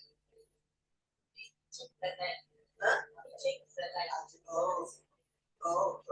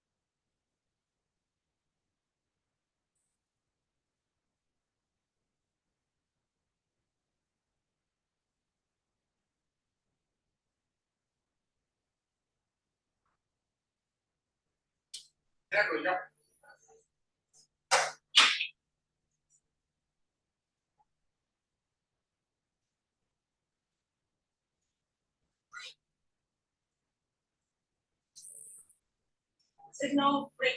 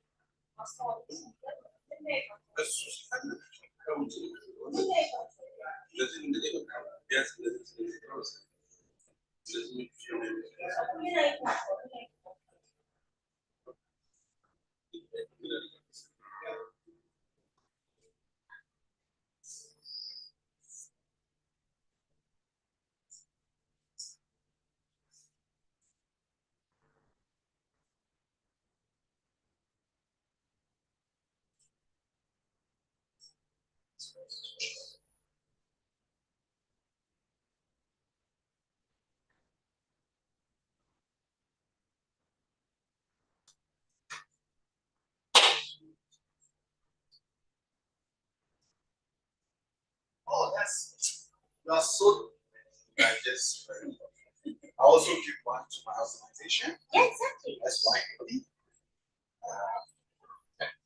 I think it's No, important. one. At least if I can give them anything, this is good. And it's good I brought a bag thing.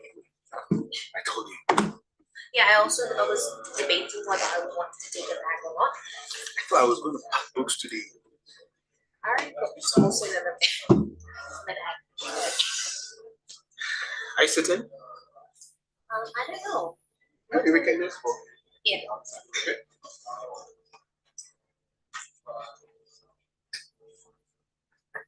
Oh my god, the Yeah, charging right, the yeah, pictures right. there, and I'm like, what are you doing?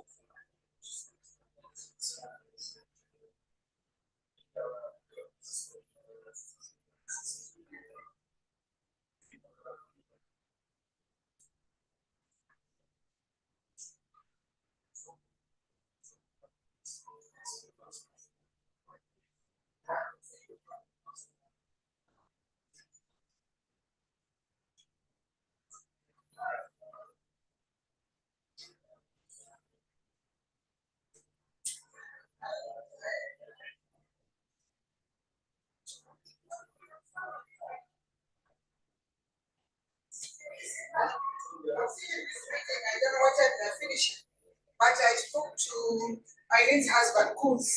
He's in town and he'll be happy to test it for me. Can I give you his number and you guys agree on the right time? I'm sending it to you and then yes, it's just waiting for your call. You are. Yeah, okay, great, thank you. Let me send it to you. Okay, okay.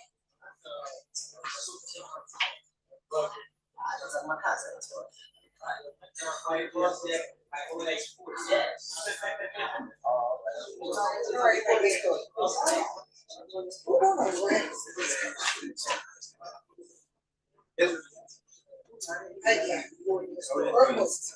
I'm telling you.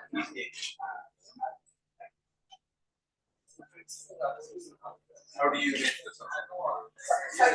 You send the summary. Everyone will have access. I'm telling you. As one delivers material. What happened was. I need your close friends. Yeah. No, fantastic. So During this. you know what we say, sometimes we say,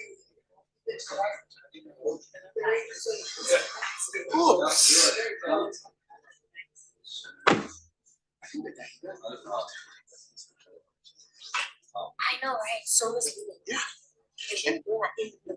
And that's why it's like, because I just told him that I don't even keep hard copies because I don't even know where I'll keep them. Yes, yes. And we are friends. So I'm gonna write.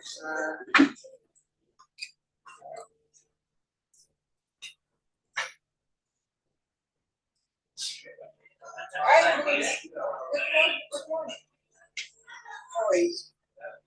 Are you in the office now? Okay, so I've sent you bank's number and I've given you your number, the phone of the car. Yeah, he will call you to arrange. If he doesn't call you as you're in the office, that because I've already spoken to you. Because I gave you my number. Yeah, I gave you my number. Thank you very much. So you proceed because we are still in the meeting. Just to test it and then you make the price. Thank you very much. Okay, my back is down.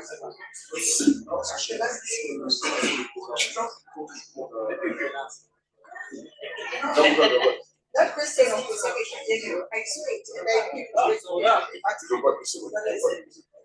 That's why I said there's one more. yes, I said let me ask you that. Whatever. Hi, good evening. Good morning. Everything all right? Everything is good. Okay, since yesterday I paid you to send me. I sent it to you. No, I don't. Check. Send it to you. Sent it to you. We I shared it as a slide. Yes, we need to look for it. I shared it as a slide. I didn't share it as a slide. Yeah. This is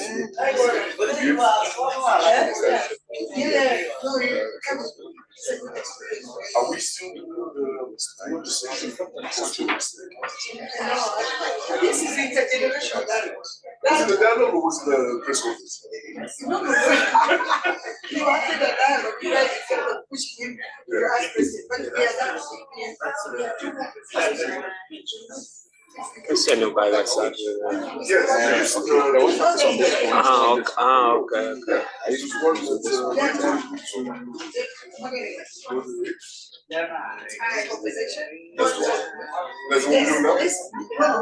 send it to yourself. Okay. So because of the delay.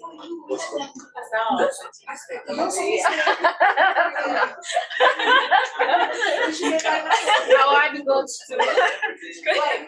It's actually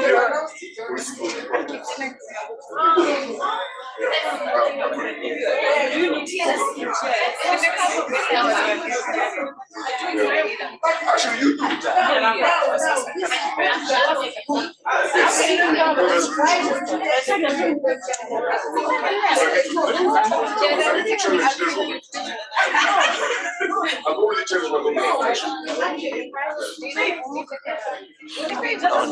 Gone? Great. You don't mind if you can get the picture. Okay, when they need to start the job. I'll do it for Let me see, it's from your.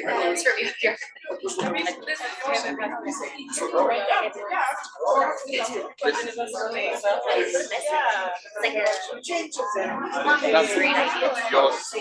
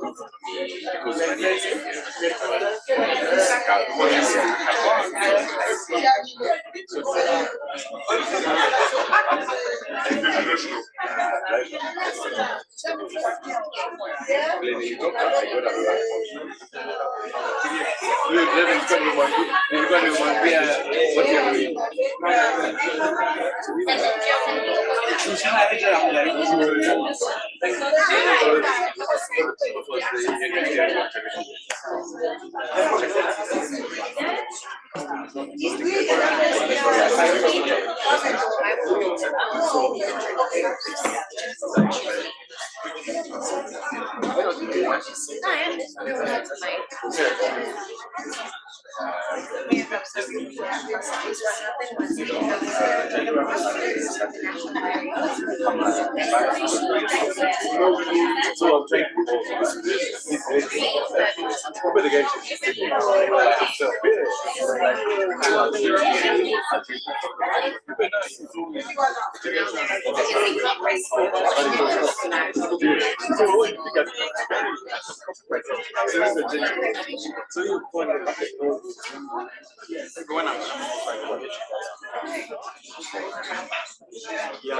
feel like,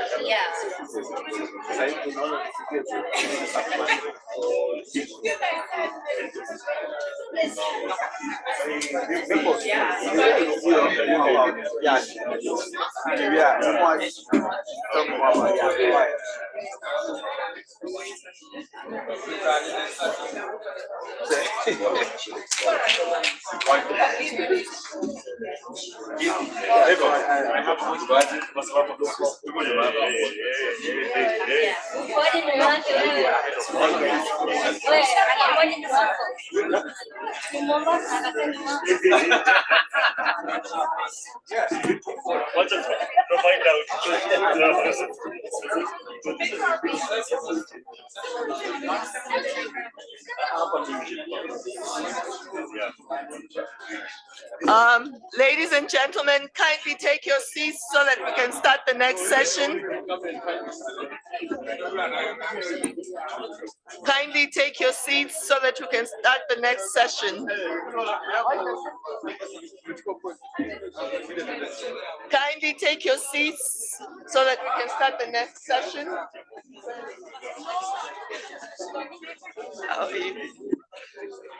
Ladies and gentlemen, kindly take your seats.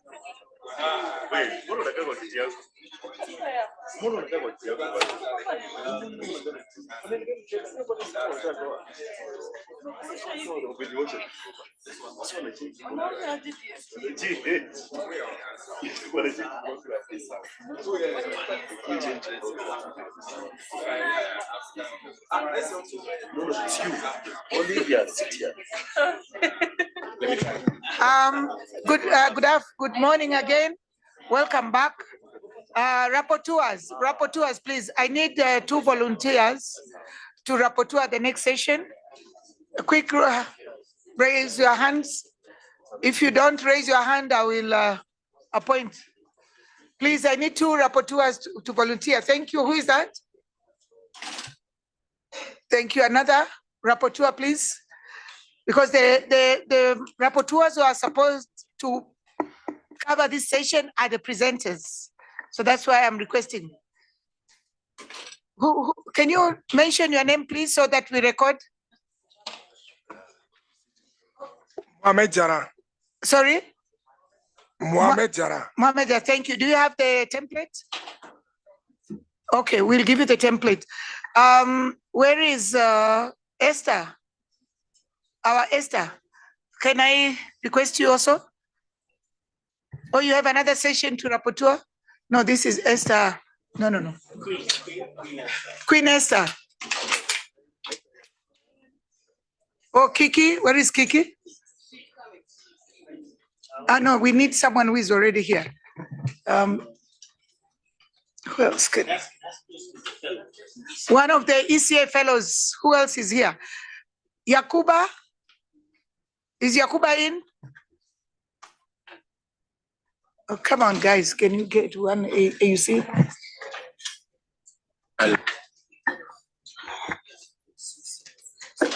Pempo. Can we find somebody from your team to help us rapporteur? Just this session. Yeah. Thank you. So we need to move on. Okay. Go ahead. All right. Thank you very much, everyone. Good afternoon. So we're going to try and keep this session So maximum of 1 hour, 30 minutes. Can you confirm that you can all hear me? Thank you all very much. So from the ES's statement this morning, we could hear him reference the conversations that we had yesterday. And more than once, he sort of reminded us of the important things that we might not have taken into consideration or things that we might not have thought about.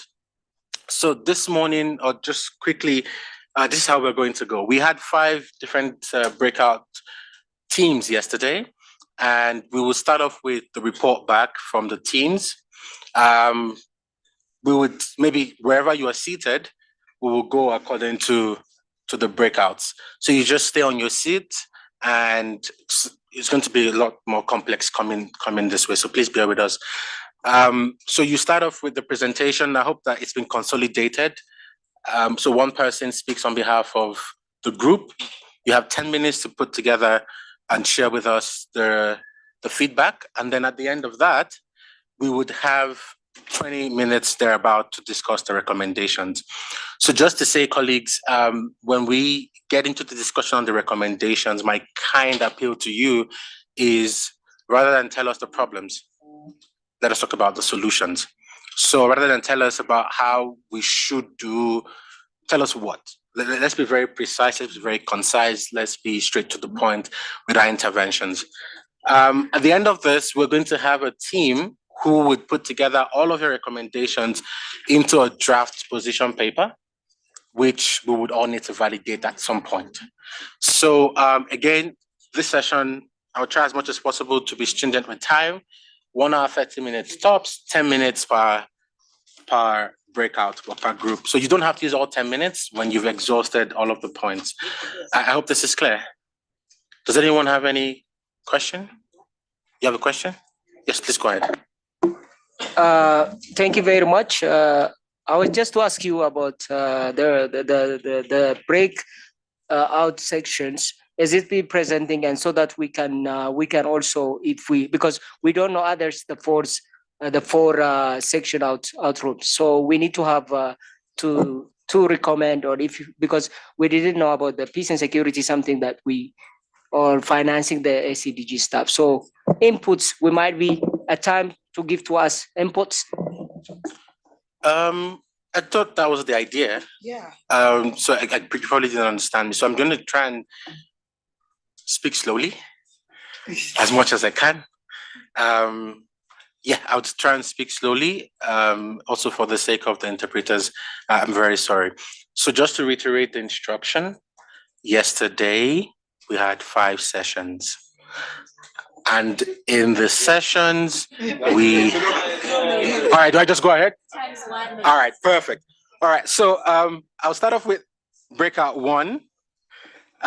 Breakout 1 was on sustainable development and financing development. The presenter for that group was Ms. Vanessa Kilaji. The rapporteurs, or the moderator, was Nozipo, and the rapporteurs were Alex and Charles, and also Buki from the ECA. So colleagues, I have a timer here. You have 10 minutes to share with us your recommendations. And so maybe just as a bit of structure, I've been told we have only 1 hour, not 1 hour, 30 minutes. So please, let's be very concise. So you give us a brief introduction of the issues, and then you share your recommendations. Thank you. So who's presenting on behalf of breakout 1? Alex? I'll try with my colleague Nozipo. Yes, good morning, colleagues. This is Kareche Alex Kotlaitile, representing the Sustainable Development Goals and Financing conversation that we had. I was facilitating with Nozipo on the other side. However, we had a bit of a technical snap because our moderator is currently not here, nor shared anything. But I'll just read the recommendations that we're able to to capture during that time. So the conversation was mostly on sustainable development goals and just how it really relates much more in the African context, as well as financing of those sustainable development goals. Obviously, there are different chapters or there are different prospects that we'd like to discuss. There are 17 goals, also Agenda 2063, there are 7 aspirations. So obviously, in that regard, there was a lot to talk about. But the one point with regards to sustainable development goals, not the financing part, is this. Take note. There was a large request to focus on hunger, on this prospect of the sustainable development goals, that is hunger, poverty, and health and well-being, through the support of youth in agriculture, leveraging on tech, providing subsidiaries and financing, mostly internal mobilization of financing. That was the bigger context with regards to SDGs. Now, as we carried on forth, I'll just point out 1, 2, and then I'll let my colleague read the others. On financing for sustainable development goals, the first pointer was to curb the illicit financial flows through 1, digitization of tax collection mechanisms, and 2, collaboration beyond financial institutions. For example, leveraging on the work that is done by CSO to also track and to also ensure that they're involved in such processes. And secondly, to work directly with youth at national levels with a sustainable approach than having one-off funding models of youth initiatives. So this pointer directly says, yes, youth need finances in order to do their initiatives and innovators, but the once-off model of just financing them, giving them 5,000, then moving on, it's not lucrative in that way. Therefore, there should be a sustainable approach that is from the UN or regional levels or member states of financing such initiatives with a sustainable approach. And thirdly, the reform of spaces to allow youth concerns to reach the policy-making bodies, as well as to see these concerns being translated into actions. For example, the introduction of youth quotas in the teams working at the UN global level, regional level, and national levels. So it's more of mainstreaming youth within these different institutions that are working, either as financing and so on. So I just leave my colleague Nozipho to just read the last 2 because we did this together. Thank you.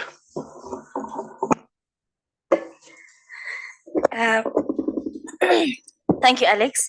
So the last 2 that we captured, so it's going to be 3 to just also summarize the presentation that Vanessa had given to us. The 4th one would be reform accountability mechanisms on financing, monitoring and evaluation inclusion to auditing between the UN, especially on funding given to institutions that are supposed to be working alongside the youth. We also want to promote youth-friendly funding mechanisms to say, usually when youth seeks funding, you need leverage in order for you to finance, whether it be your business or whatever. How do we ensure that we have a friendly youth funding mechanism that does not require you to have assets or leverage in order for you to actually assist your business in growing and upscaling? And then the 3rd one, which I personally thought was important, was to Vanessa's presentation, which highlighted the importance of making sure that we still keep the essence and the beauty of art, because that's where innovation is bred. So she gave us a presentation that told us about a young girl who was displaced from her home in the DRC because of the conditions and what is happening. So she's now no longer able to participate in the dancing and able to give people dancing lessons and so forth. I think what we're trying to allude to is that sustainable development is not only going to come from science and technology, but art also plays a really huge role in ensuring that we're reaching these goals. How do we ensure that these places that kids are able to go to as they safe spaces and are able to express themselves in the best form that they're able to, be it through art in its large form, music, singing, dancing, so artivism as a whole. I think I've captured it all, Alex? Yes, thank you so much. And lastly, the general consensus was there is a need to reform the spaces of engaging youth. That is just beyond having this that we are having and to having multilateral, for example, have at national level, at regional level, at continental level, because like we said, youth are very heterogeneous. The English is doing me. They're very heterogeneous. Therefore, the concerns differ, be it urban periphery, be it rural periphery, and so on. So it is very important that such spaces are not only created where the agenda is preset, but rather the agenda is set by the youth themselves. And therefore, the discussion comes from their own concerns, not a preset agenda. Thank you very much. Thank you very much, Alex. Please put your hands together for him. I just want to say for the record that English is not doing you because you started talking about periphery, and I'm sitting here wondering, okay, what's this? But thank you very much, Alex. And just to say that this team used about 7 minutes, actually less than that for their presentation. So that's the yardstick we will be using. I think just a few points that you raised before I open the floor for interventions. You talked about focusing on hunger, poverty, health, and well-being. And I hope that the rapporteurs and also those who are working on the position paper sort of take note of this. And this colleague is basically speaking to social protection mechanisms that we need to put in place, to support our young people. Financing, I know we had this a lot yesterday. Actually, in group 2, it came out strongly. That then begs the question of what Rotimi was speaking to about how we should rather, focus on giving youth an opportunity, financing. This other group is saying to us now that what's the sustainability mechanism for that? So I think that's an important question that we need to find a way to juxtapose. How do we create financing modality for young people and make it sustainable? But also, I believe that in that sense, it's a tripartite thing where you need to then introduce elements of mentorship and elements of what's the other thing? Financing, whatever.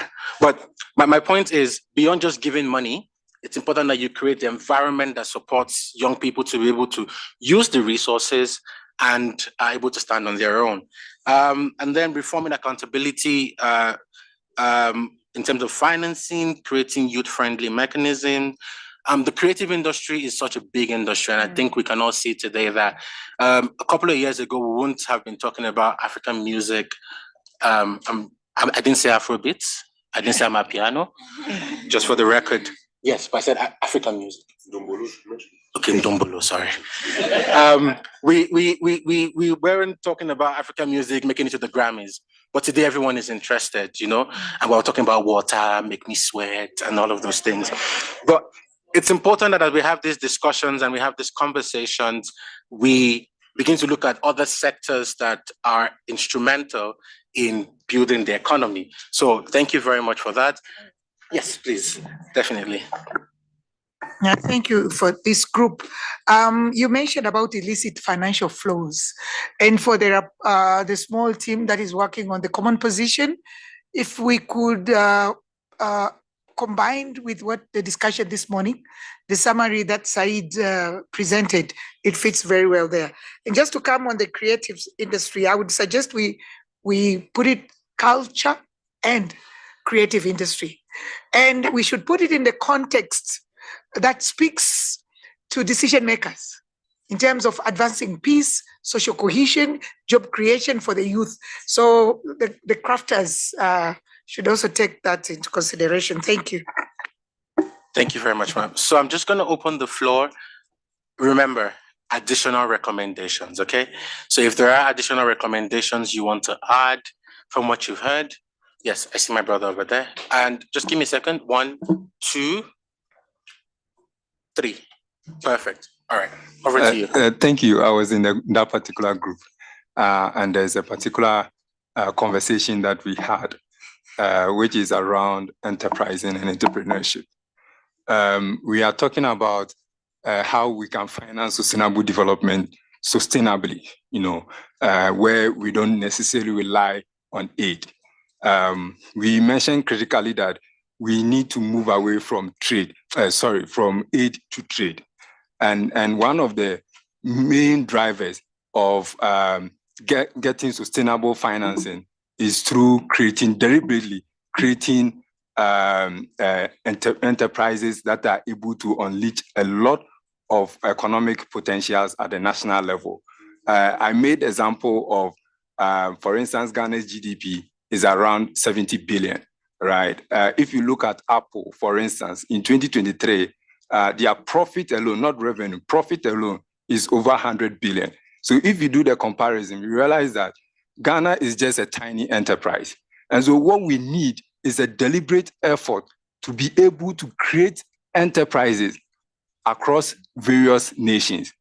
If we have Apple-like of enterprises at the national or in Africa, you could realize that a lot of jobs will be created and the value chain will be enormous. So what we are saying is that please add that we need deliberate effort to create enterprises at the national level, at least across various sectors.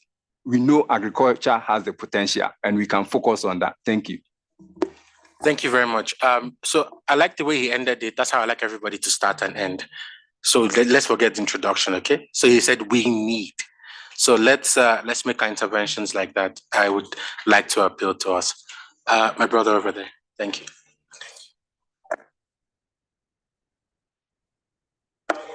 You can step to the mic because the interpreters will not hear you.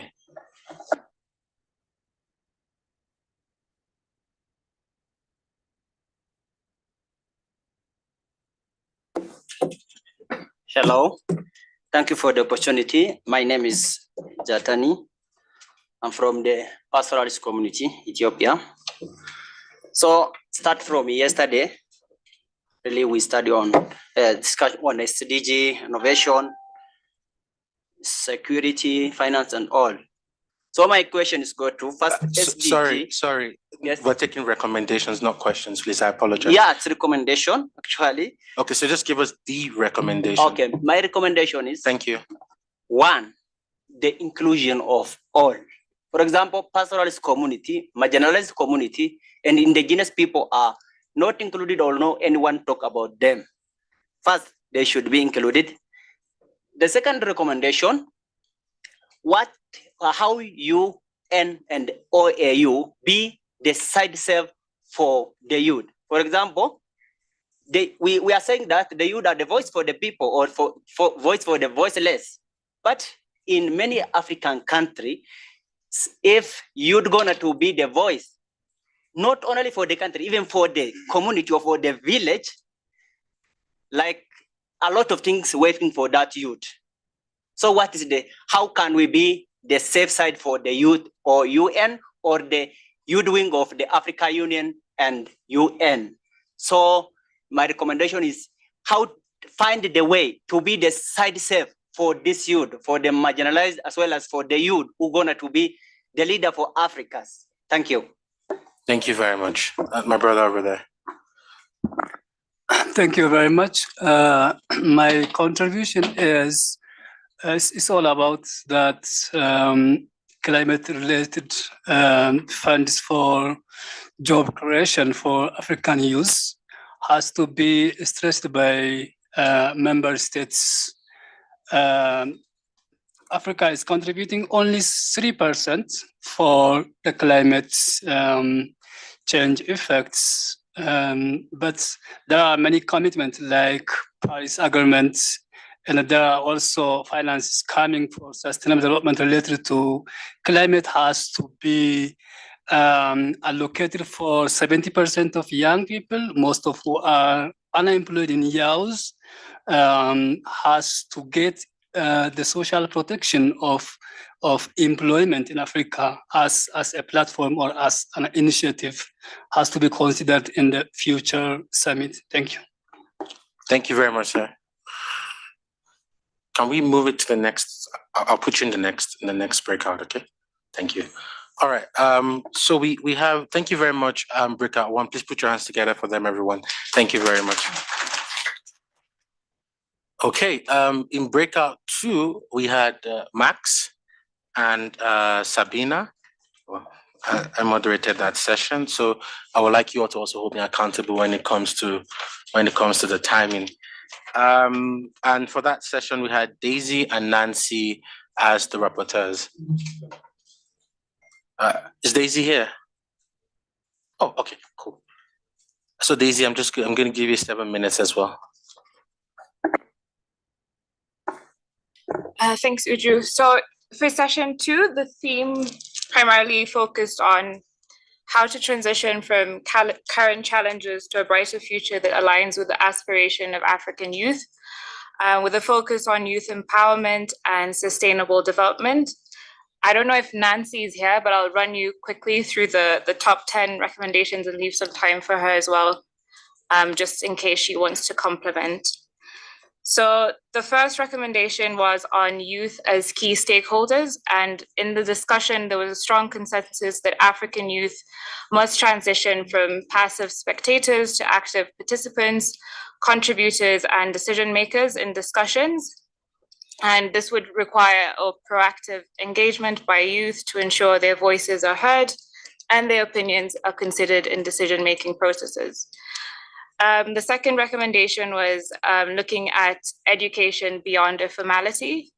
And this was based on the discussion that education in the youth space should not be limited to formal settings, but should also address the gap between the privileged, underprivileged, educated, and uneducated.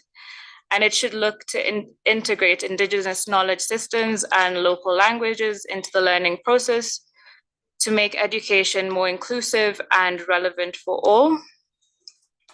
The third recommendation that came out from the group was on actionable outcomes.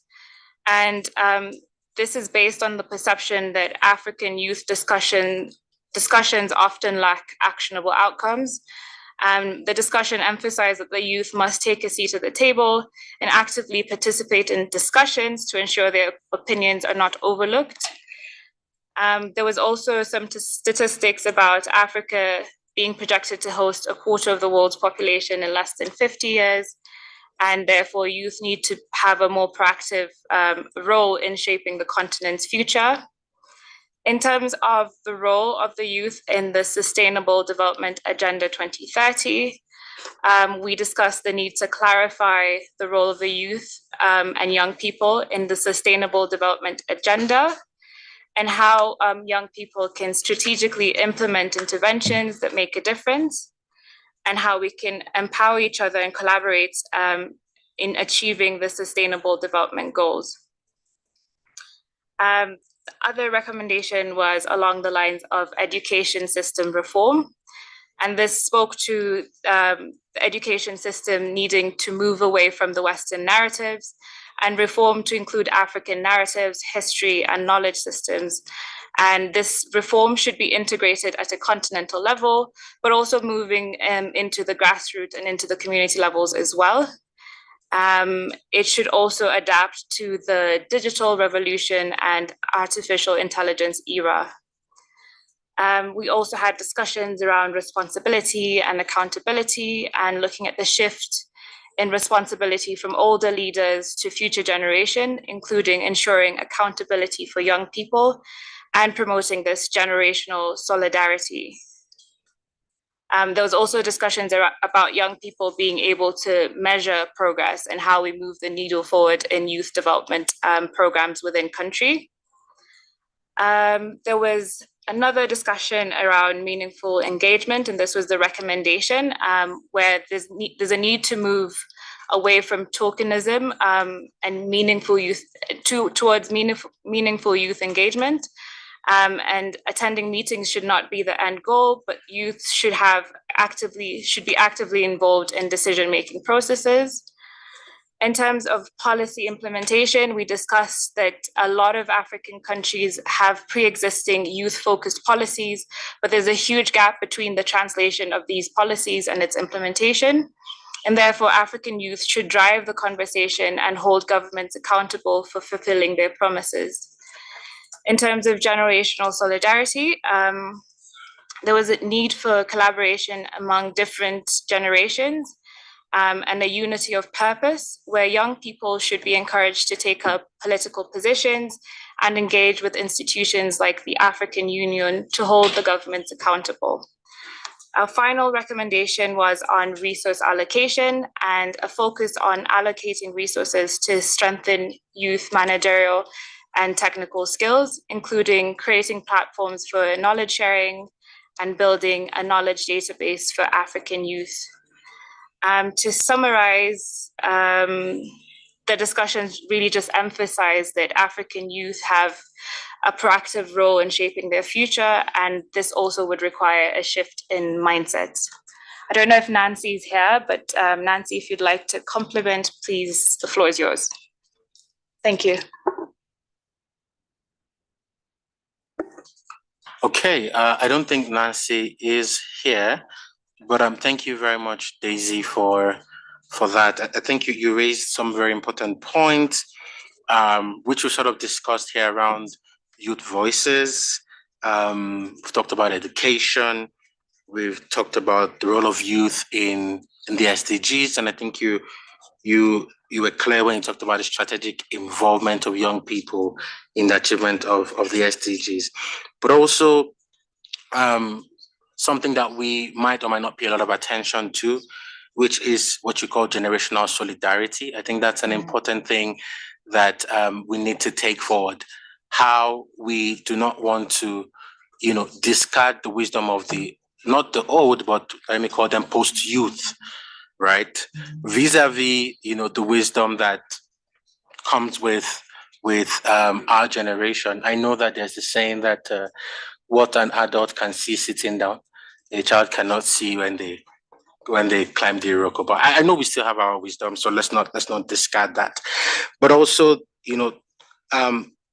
the knowledge database. I think when Nadra was speaking this morning, she sort of referenced the need for us to focus on research, but also developing knowledge, our African knowledge. And the ES was saying we don't need new research centers. We just need to put what we have already and maximize that. So thank you very much for that. And I learned what I would say is the mantra from yesterday, which I would like to repeat to everyone in this room. And it was by my brother Rotimi, where he said, youth is a transition phase. So I just want us to remember that whatever we do here as young people, we are young people in transition. So as we look into the future, and as we give our recommendations for the future, we need to also think about the legacy that we leave and what that means for every other young person who comes behind us. Again, youth is a transition phase. Thank you very much, everyone. I'll start with my brother here, and then I give the floor to Melaku, and then my sister, 3 and 4. So remember recommendations. Thank you. Thank you. Yes. Also, the floor is open for colleagues who are online who would like to contribute to the discussion. And to rapporteurs, please do not forget to send your notes to Mariam, who is consolidating. Thank you. Thank you very much, moderators and everyone in the room, dear colleagues and friends. My name is Masuza Kingu. I'm from Tanzania, and I have a bit of 2 points or 3. On the SDG and financing for development, I think one thing that has been forgotten or should have been added is that after the SDG summit, the world noted that only 15% of SDG have been widely implemented. So I think there's a need of localizing the goals into clear action that speak to communities at community levels, especially because on the ground, you find that the communities are the one who engage day-to-day activities and their work. So if we can translate the goals into clear action that speak to communities, I think that would help very much in elevating the implementation of SDGs. Second would be on prioritizing skills of the 21st century. I think this is an area that as African continent, we really need to focus on. Skills of the 21st century. We should be engaging to AI. You should be engaging to technology and also coming up with various innovations from the young people. So we need to build that.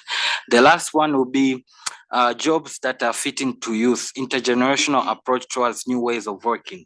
So this is another recommendation, since that there's a huge problem in terms of youth accessing to jobs, but there are a lot of jobs that are offered. Even if you go to the African Union page, when you go to Inspire at UN, but these jobs, when you look at them, you find that 7 years, 10 years of experience. So, but there should be an intergenerational approach toward workspace and a work relation, so that when you have 7 years of experience, you might get that job, but also accommodate a space for a young person so that can learn from you, and also creating that generational solidarity that has been spoken. Thank you very much.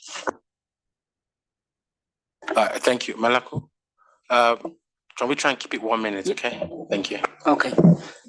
Thank you. My name is Melako. I just to give a recommendation too. One is reforming the youth institution and the national, regional, and also, regional and also continental level. What I would like to say on this is, because the youth are not engaged, those who use are from, for example, if we take it to the national youth councils or maybe other regional organization youth-based, so they are not including youth from marginalized and related to gender perspective and so on. So they should include at least 20% or maybe 15%. This will make inclusive to their work. So that is what I would like to say. And the second one is localizing or domesticating the what we have. For example, if we take to the African Union in domestication to the AU and the UN agenda, so we have the African Union Commission has launched many initiatives that align to accelerate those agendas. So how we can own those initiatives so that we can accelerate both agendas. Thank you. Thank you very much. There was number 3. Oh, yeah, yes. Thank you, Chair. My name is Busileto Maile from South Africa. So my recommendations are related to financing for development. So my first recommendation is developing a curriculum that generates awareness on investment opportunities in poor countries, and that teaches students the skills needed to successfully operate in a developing country environment. The second one is related to issues around the digital economy and the green economy. So there is a need for African governments to understand the implications that come with these kind of economies, such as tax evasion through cryptocurrencies, and how they can also promote sustainable development. Then in terms of servicing debt, because Africa spends a lot of money servicing debt, there is a need to improve our tax collection and tax administration. There is also a need to strengthen our public financial management. Thank you.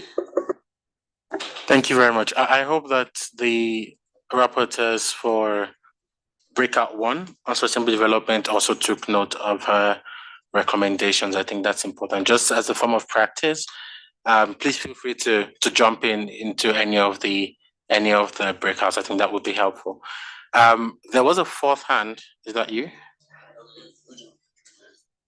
Yeah, no, there was a 4th hand. Is that him? Yeah. I know there was a. All right, cool. So yes, she's over there. But what I would do is I'll carry over your interventions into the next breakout. Is that okay? So that we wrap it up quickly. Cool. So when we get into the next session, I'll start with you first, and then he takes the floor next, and then number 3. Perfect. Please go ahead. Continue. Thank you. I'll try to be very quick. So my recommendation is based on both the first and the second, in that we're trying to talk about leveraging and existing on current youth structures that exist. I think this is important. I think this is important specifically because we have existing national CSOs who currently aren't engaged, and they exist within institutionalized or formal structures, and this can then plug into regional structures and further into Pan-African organizations and into the AU. And so I think if we're talking about increasing funding, and if we're talking about institutionalizing these youth structures for better engagement, I think we need to leverage on those existing ones and strengthen them to be able to then get our seat on the table and engage better. Thank you very much. Lou, we'll come in the next session. All right. So we go into breakout 3, which was on transforming global governance. And this was by Mr. Nyasha. I know he presented online. And the rapporteur, for that session, the rapporteurs for that session, it was Ray? Yeah. Ray, Okay. took over from. I see. Okay, so the rapporteurs for, Not rapporteur, moderator was Ray. okay, and then, all right. So the rapporteurs were Queen Esther and Sarah. And then the moderator was Ray. Do we have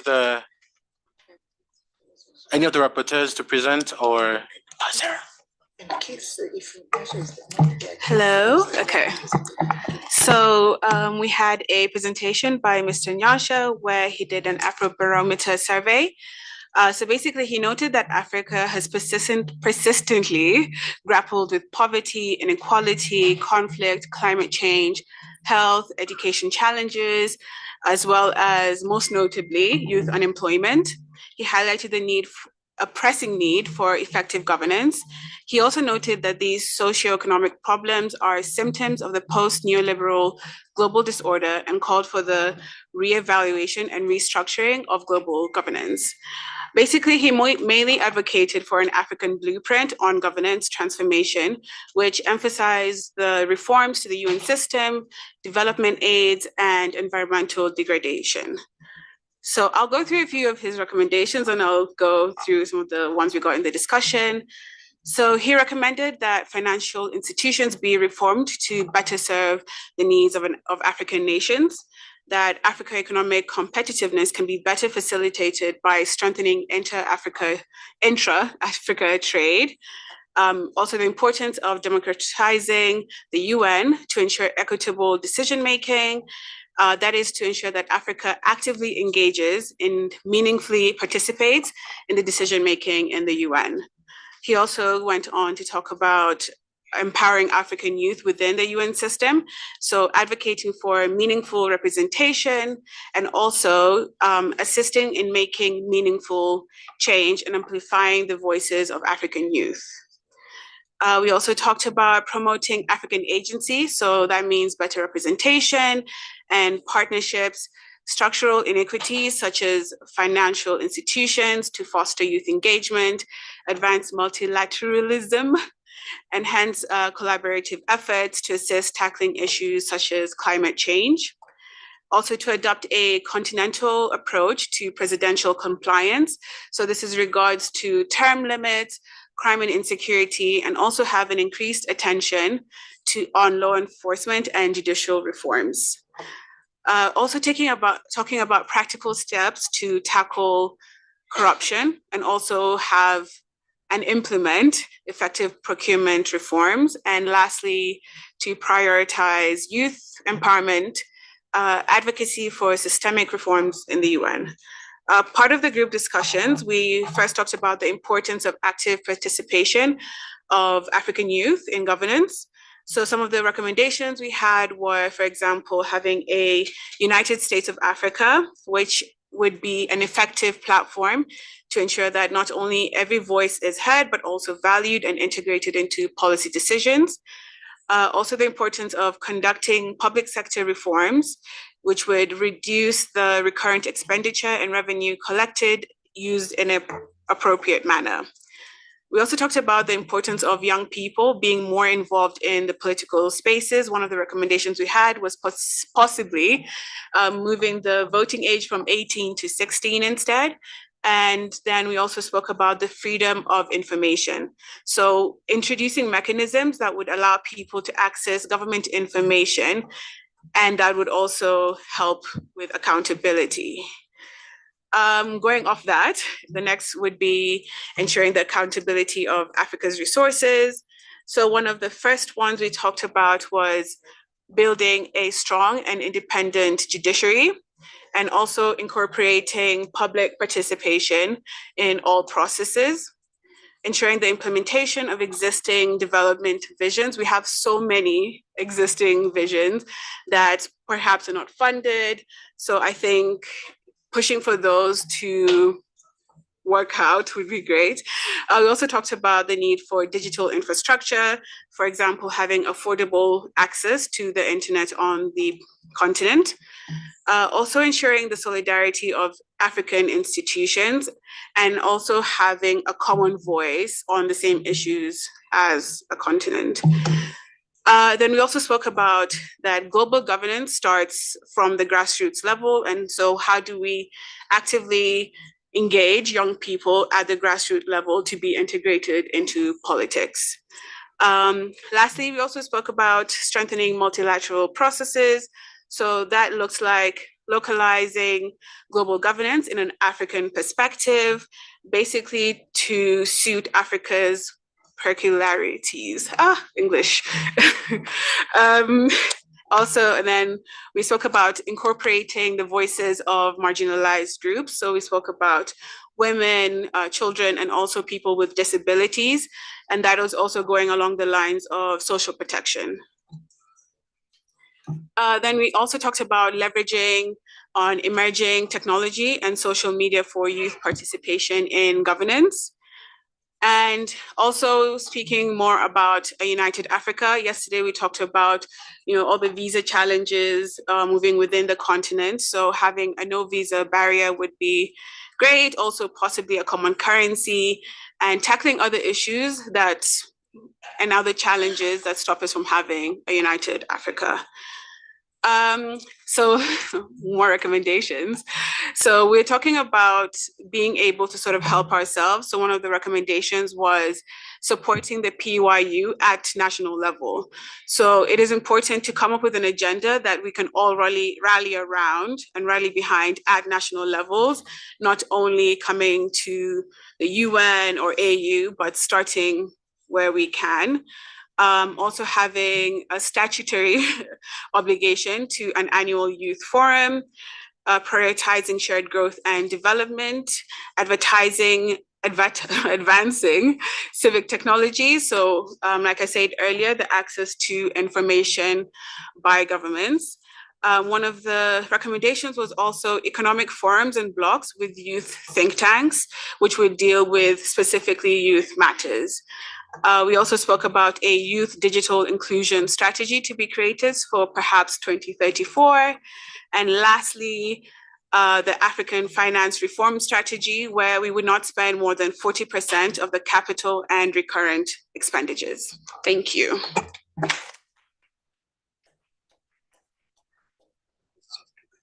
Yeah, thank you very much. I think I'll start with Madam Josephine, who has a question to your team. Yeah, thank you, thematic area 3. In your presentation on the background, the issues you discussed, you talked about the need to reform the global institutions, but I did not hear that in the recommendation. I heard about the financial side. Is that the only one? That's one. Secondly, I'm hearing the recommendations that are for PYU, recommendations that are for African Union, and the recommendation are for the UN, which is fine. So the rapporteurs for the final document, please take that into consideration to separate the recommendation for African Union, for PYU, and the recommendation for the UN. Thank you. So the first question, we did have a few more. I was trying to shorten it, but we also did talk about reforming the AU Youth Assembly, having a UN Youth Office or agency where we would have a larger voice. And I think yesterday we also spoke about talking to Felipe to have a town hall with the global youth and also the African youth. And perhaps also when I spoke about the statutory annual youth forum, going to the ECA about that. I don't know if anybody else from my group has more to say.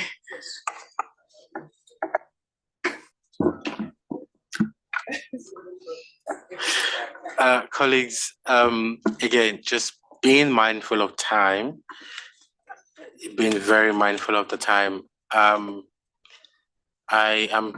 You're from that group, eh?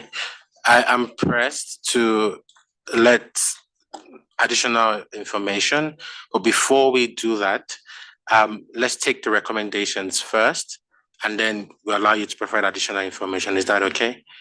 All right. Yeah, you go first. All right, my name is Basitane Musia from South Africa. My recommendation, I think, ties into financing, but more on the implementation and establishment of the key flagships. So the recommendation is that we need to regularly review and update the flagship projects and interventions based on evidence-based analysis and stakeholder feedback in order to ensure relevance and effectiveness. Thank you. Thank you. I love that was straight to the point. Thank you very much. Who was number 2? There was number 2 somewhere. Yeah, I think the gentleman, him. So you've handed your powers to him. All right, fantastic. Thank you. Please. Okay, thank you. My name is Lika Saraitu.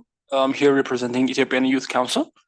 So in regards to the ideas raised into good governance, I would like to recommend different ideas. The first idea is that we need to incorporate indigenous governance system into the concept of good governance. I believe that all African countries have their own indigenous governance systems, so we need to incorporate them to further familiarize the idea of good governance and also to conceptualize the idea of good governance in terms of Africa context.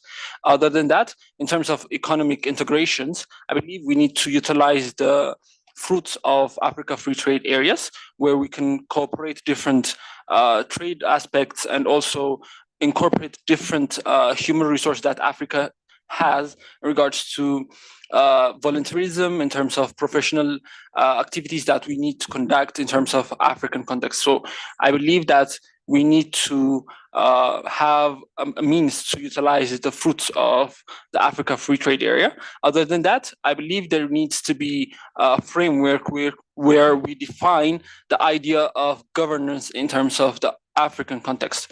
I believe that the idea of good governance is being set by other developed countries rather than we need our own definition in regards to what good governance looks like, and we need to define our own means of how to achieve good governance, not the pretext that we use from the Westerns or the Easterns. We need our own definition of good governance and our own means of establishing good governance. And I believe that we need a strict guidelines in terms of the aspects that the UN and other world powers use as a pretext to intervene in African countries' internal problems. I believe we need strict boundaries in terms of how we aid or intervene the Western and other countries in terms of our own internal issues.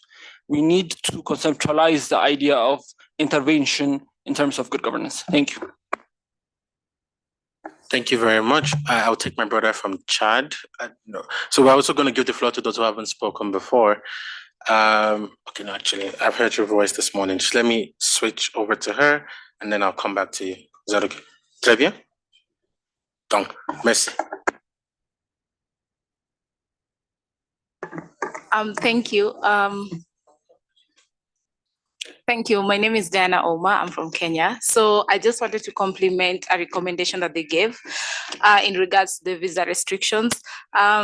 I think when we're talking about the visa barriers, we need to also call on the UN and the AU to negotiate for breaking down the barriers of visa restrictions to go to the West. I think if you want young people to engage more in global discussions, for instance, it's very tedious for young people to access visa to go to the US where we have all these important decisions being made. So I think we need to also break down the barriers of getting visas and let alone getting accreditations with ECOSOC to participate in such certain conversations. So I think if we want to be intentional in terms of also engaging grassroots young people, we need AU and the UN to intervene and support in breaking down and simplify the visa process for the young people to engage in global discussions. Thank you.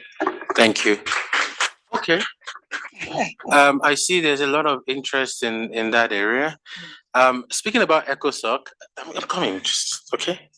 Speaking about ECOSOC, in the session breakout 2 yesterday, Rotimi is not here, but he actually made reference to it on how youth CSOs can be a part of ECOSOC. So when he comes, I'll put him on the chopping board. But yeah, he's not here. So please, also speak to him. I think he's quite knowledgeable in that area. Okay, so I'll come with you, my brother from Chad, and then I will take the online comment. My brother at the back, when we get into Q4, then you'll be the first speaker. Is that okay? Shukran. D'accord, merci. Moi, je vais peut-être formuler rapidement juste deux recommandations. La première est liée à la question de la bonne gouvernance de façon globale en Afrique. Les jeunes et les femmes sont vraiment les premières victimes quand il y a des conflits dans nos États. Et pourquoi il y a des conflits dans la plupart des États? Il y a des gens qui viennent au pouvoir et qui s'éternisent en fait. Je ne suis pas en train de donner une leçon de morale parce que je viens d'un pays peut-être où un président qui a fait 30 ans au pouvoir. Mais ce que je suis en train de vouloir dire, c'est de pouvoir en fait mener une recommandation sur la limitation des mandats. C'est très important. Parce que c'est nous, les jeunes et les femmes, qui ramassons les pots cassés quand deux bonhommes ou deux messieurs qui pensent être peut-être éternels au pouvoir, il n'y a pas une transition politique apaisée. Il y a une initiative qui a été entreprise par l'ancien président nigérien Issoufou, avec des chères personnes qui ont également mené cette activité. Mais il faudrait que la jeunesse africaine puisse formuler ce mandat de telle sorte qu'il y a la limitation des mandats. Donc le Sénégal vient de nous donner une très belle leçon démocratique. Il faudrait vraiment qu'on y ait vers là. La deuxième et la dernière recommandation que je voudrais formuler, c'est en lien avec la participation des jeunes à la vie politique. On ne peut en aucun cas vouloir l'implication des jeunes au niveau continental ou mondial si au niveau national, les conditions ne sont pas réunies.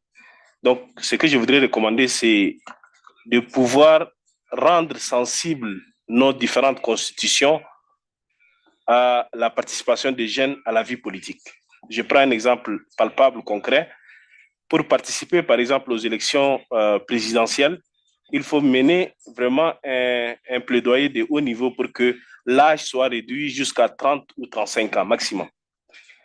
Et au niveau législatif, 28, au niveau au niveau communal, 18 ou voire même 20 ou 25 ans. De telle sorte que plus ces constitutions sont favorables à la participation des jeunes, plus il y a la probabilité pour que ces jeunes-là puissent être élus et par conséquent participer à la vie politique. Donc, c'est des recommandations que je tiens à formuler. Merci beaucoup.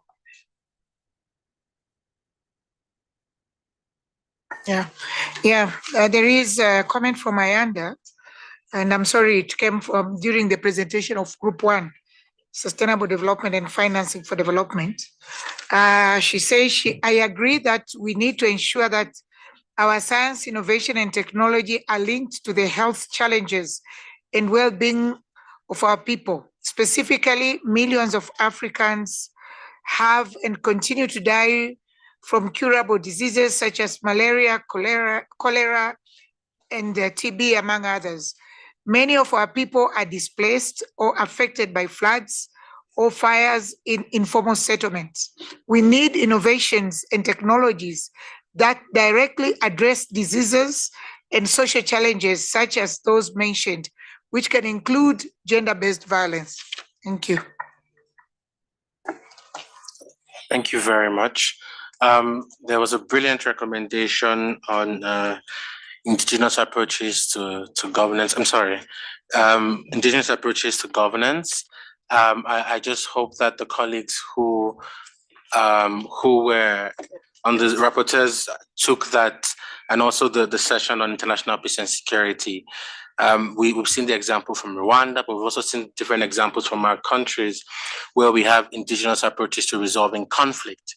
So I think if we then take that and apply it even into governance, so we don't just speak about peace and conflict issues alone, but also introducing indigenous approaches to governance, I think that would be that was a brilliant suggestion that came up. Thank you very much.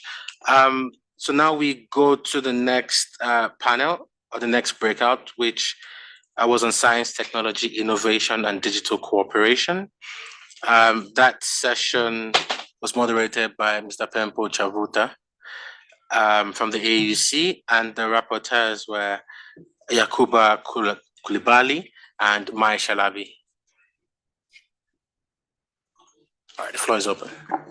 Thank you so much, Uju, and good morning, everyone.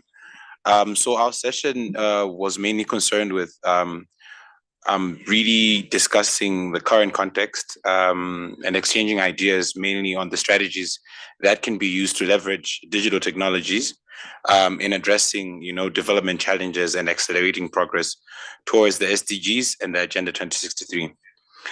So we started our conversations by naturally just setting the context and looking at what currently exists in the continent. So we came up with 5 challenges and 5 opportunities that would set the basis of our discussions for the 2 hours. So we discussed that infrastructure, in that inadequate internet connectivity and limited access to technology in many of the regions has hindered widespread digital participation. And the digital divide also that exists within the countries, in the disparities in digital literacy and access have exacerbated existing inequalities, leaving marginalized communities behind. And we also saw that regulation was also another challenge in that developing and enforcing appropriate regulations for data protection, cybersecurity, and online content creation remains a challenge. And the other was skills gap, in that there's a shortage of skilled professionals in digital fields, hindering innovation and economic growth. And affordability, data must fall, as we called it. High costs of internet services and devices make them inaccessible to many Africans, limiting their participation in the digital economy. But it is not all gloomy. There's a lot of opportunities that exist within the continent, especially in the field, in that there's economic growth. Digital technologies offer opportunities for entrepreneurship, job creation, and economic diversification, and also innovation. We noticed that after in the wake of the COVID-19 pandemic, a lot of young African innovators really came up and stood out with their many brilliant innovations in education, civic space, and also in the health sector. And also connectivity expansion. Initiatives to expand internet infrastructure, such as submarine cables, satellite technology, aim to improve connectivity across the continent.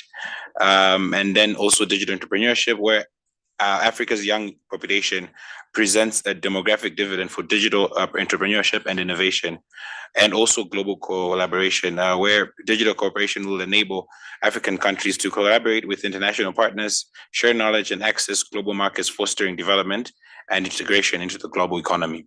I will now hand over to my able rapporteur, Maya. Over to you. Yeah, sure. Thank you. Hi, everyone. So going directly to the recommendation, the group has 7 recommendations. The first one is foster cooperation through having open telecommunication markets within Africa, because this will enhance competition, which will lead us to reach affordable technology service.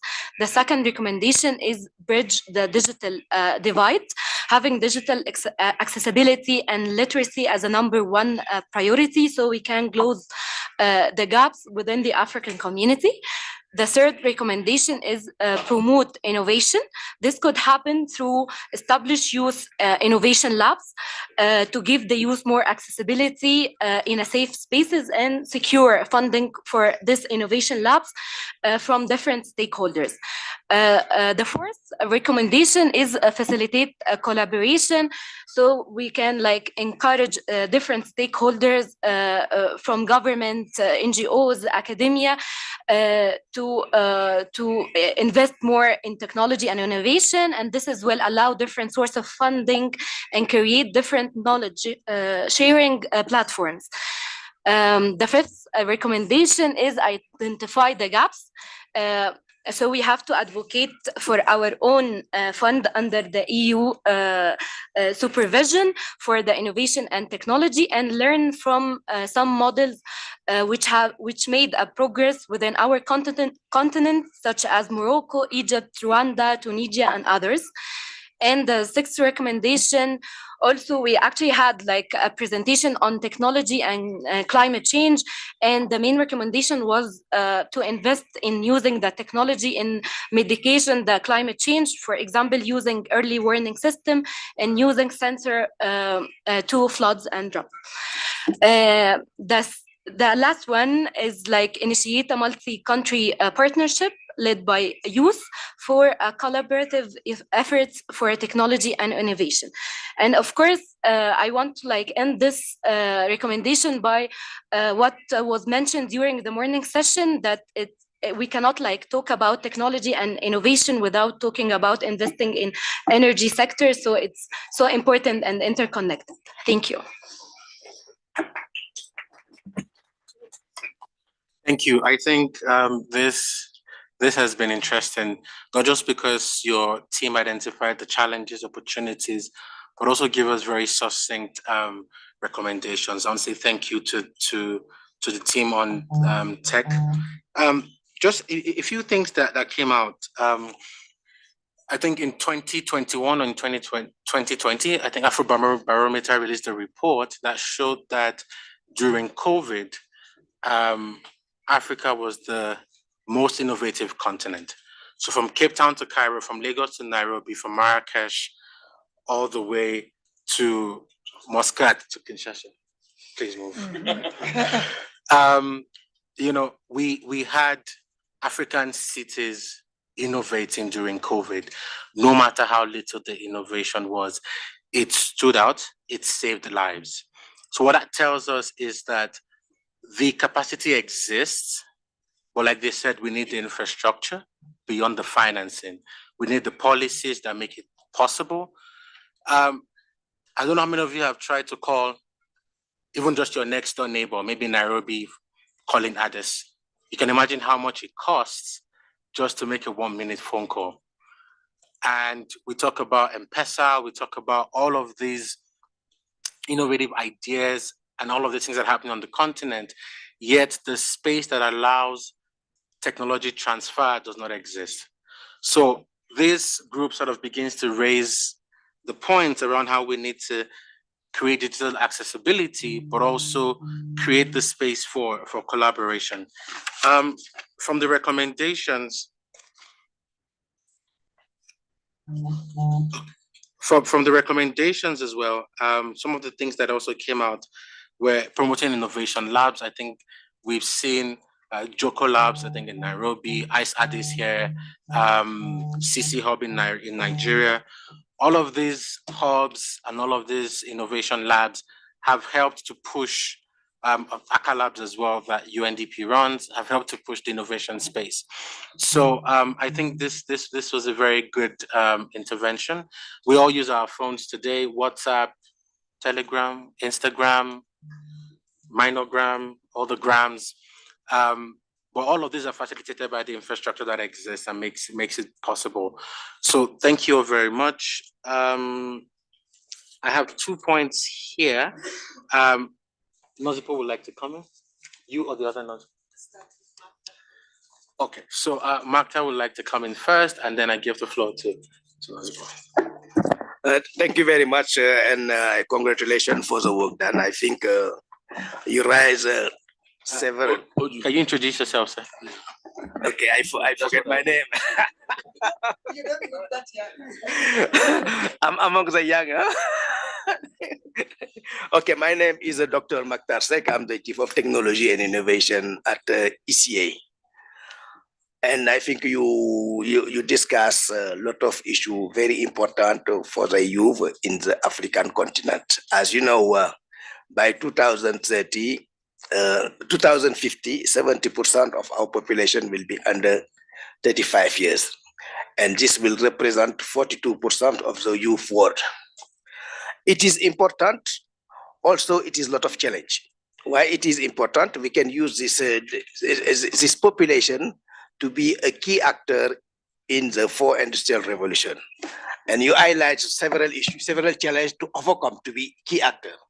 First, it is a connectivity. We are very low in connectivity, 37%. and we need to make a lot of progress. And when you look at this connectivity, there is this gender digital divide or digital divide between city and urban area. It is something we have to overcome quickly if you want to be key actor. Also, the issue of education, because we need to build to the capacity of this young generation. I think you don't talk in your recommendation on the digital skills. It's very important because we have a gap in Africa on the digital skills, and the cost of this gap is $25 million per year. It is something very important.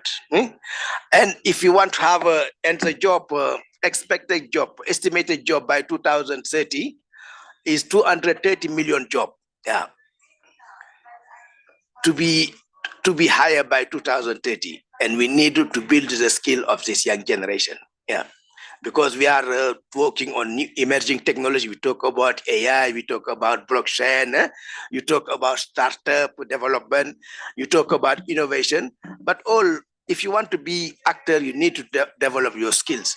It is very important to look at the skill development on the digital era in all African countries. It is the first step we have to do. After, what we can do, access infrastructure, connectivity. The cost is very high in the continent. We should find a mechanism to reduce the cost of access to this digital service. Also, access to the device. Devices are very expensive in the continent. It is where you, as a youth generation, you have to find a new solution, new mechanism to overcome of this challenge. First, I think you have several innovators in the continent. You go to Kenya, Nigeria, Egypt, South Africa, Senegal, Ghana, several young innovators, but you have to focus on what kind of device we can develop for African needs. You don't need an iPhone 5 or iPhone 6 or iPhone 40. You need to develop an iPhone applicable to the need of African country. First. Second, what kind of application you have to develop? You have a lot of ideas in innovation. Develop application based on the need of African. It's very important. You don't need to replicate an application developed by Silicon Valley. No, we have our own problem on climate change. What kind of application we can develop? We have a problem, social problem also. What kind of application we have to develop to raise this issue? We have an issue on education. What kind of application we can develop for e-learning application? I'm in Dakar. Maybe I can provide this learning in 500 or 800 kilometers or 1,000 kilometers without any network. What kind of network I have to use this e-learning application? On health sector, we have a lot of problem in the continent. We need to develop solution based on problem faced in Africa. We don't need to look at the other. Of course, we can learn from others, but we need to develop our own project based on our own problem, our own solution. And we have seen several key important results in this area in Kenya, because we are organizing every year this Kenyan Innovation Investment Industrialization Week, where we call around 1,000 developers come together to develop some idea solution for Africa. Even across the coding camp organized by ECA, it is the same thing. It's focused on girl and also the boot camp. Another problem issue you have to look at the security issue. Yeah, it is very important. You don't talk about digital technology, innovation, industry of 4th industrial revolution without looking carefully at the security. And you are the people we are more exposed on this, on the security side. Cyber security, cyber crime, such as a young lady. You can't imagine 40% of the women face the issue of cyber criminality in the internet, didn't report. Why? Because they don't want to say what they are facing for this network. Yeah. And something you need to sort it out, to find a solution, to rise, to do an awareness campaign among the youth, how they can use this network. what kind of information I can exchange in this network, because it is an open network. I send you a message, I can, just one can read it. Use it, Facebook, any software you can use, someone can have access. You have to be very careful when you communicate it with another one. It is something very important. It is not the issue of cyber security, but also we have this social issue. Another problem, you have collaboration. You highlight the collaboration, but you have to work more together. Yeah, in an African country, all you've state members, they don't work together. Yeah, because I'm sure you don't know application developed by Mauritania. Yeah, if I'm from Senegal, I don't know the application developed in Mauritania. If I'm from South Africa, I don't know application developed in Botswana or in Morocco or in Algeria. And we can use this kind of forum to enhance our collaboration. It's something very important. And when we work together, we can develop a lot. It is something very important I highlight for the youth to do it. And last but not least, you have to have one voice. It's very important. We are going now to have the Global Digital Compact in the Summit of the Future in September this year, 2024. And one important step to be discussed, it is the future we want on digital technology. And we can't talk about future we want without youth, because the future is a youth. If you need to have one voice for the youth, what you want on this digital technology, you want an open society, secure, where we can get profit. It is something you have to rise. I think we will invite you to this consultation. We have a consultation on the GDC for youth in the 2 weeks. I think we can invite the youth to have one common position for Youth Africa to be taken into consideration during the summit on the GDC in New York. I'm going to stop there because I'm too young for that. I'm going to give to my elder here. Thank you very much, Chair. Thank you very much. Thank you. Speaking about collaboration, we have our friend all the way from India, who is in the room, and it will be good to give him the floor. And then when he takes the floor, I'll give Nozipo the floor as well. There was the brother on the other side. He's not here. Yes, you and then the lady. Then I'll come back to you. And then online. We'll shuffle it. Is that okay? All right. So I'll start off with you. No, it's okay. All right. So let's all be as brief, succinct, and straight to the point as we can. I see all the hands.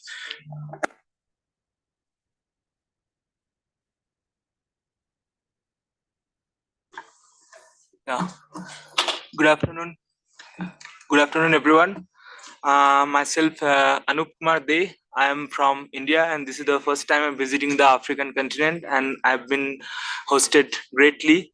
And thanks, Chair, for giving me the opportunity. So here I am for a recommendation with India and AU states how we can collaborate regarding our technologies transfer and knowledge transfer.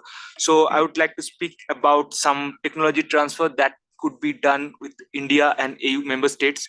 Like we have AI-enabled drones technology for agri-tech solutions where you can analyze the crop disease and crop health.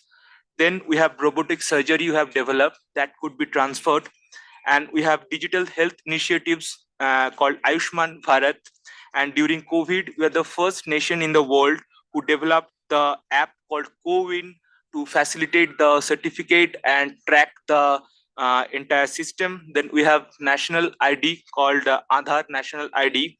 And we have a unified payment system for online payment services like NPCI.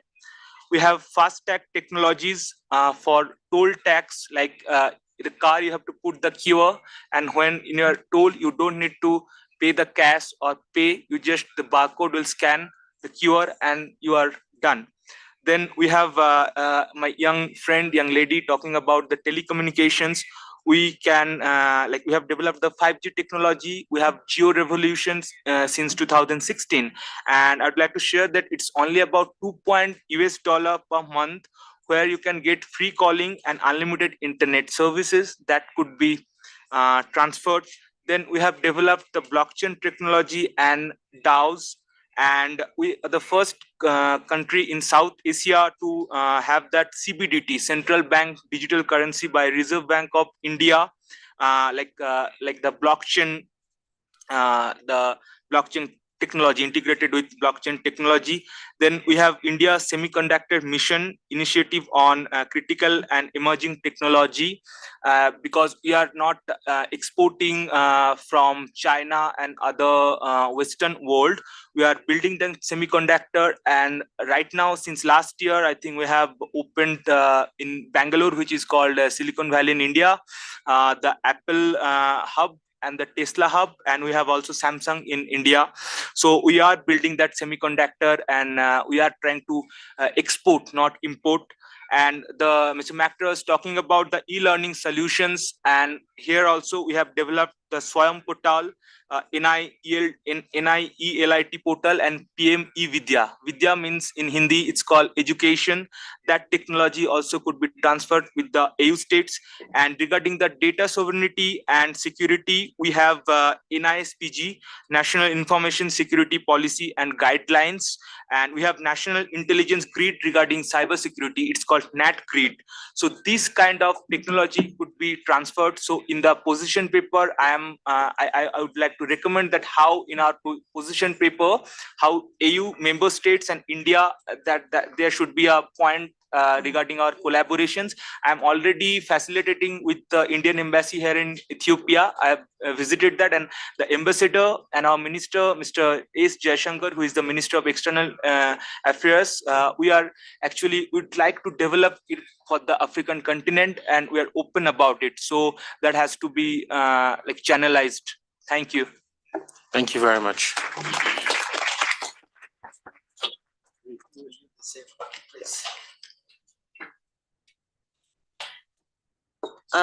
Thank you, Chair. I just wanted to take you back a little bit to the session that we had with the ES. And that part was about the African narrative. And I think the question was, how do we improve the African narrative? And my question to you is, who puts out this current African narrative that we have? And what has been our role in it? When you look into the internet, some of what we get back as a narrative that is not true to Africa is put out there by ourselves.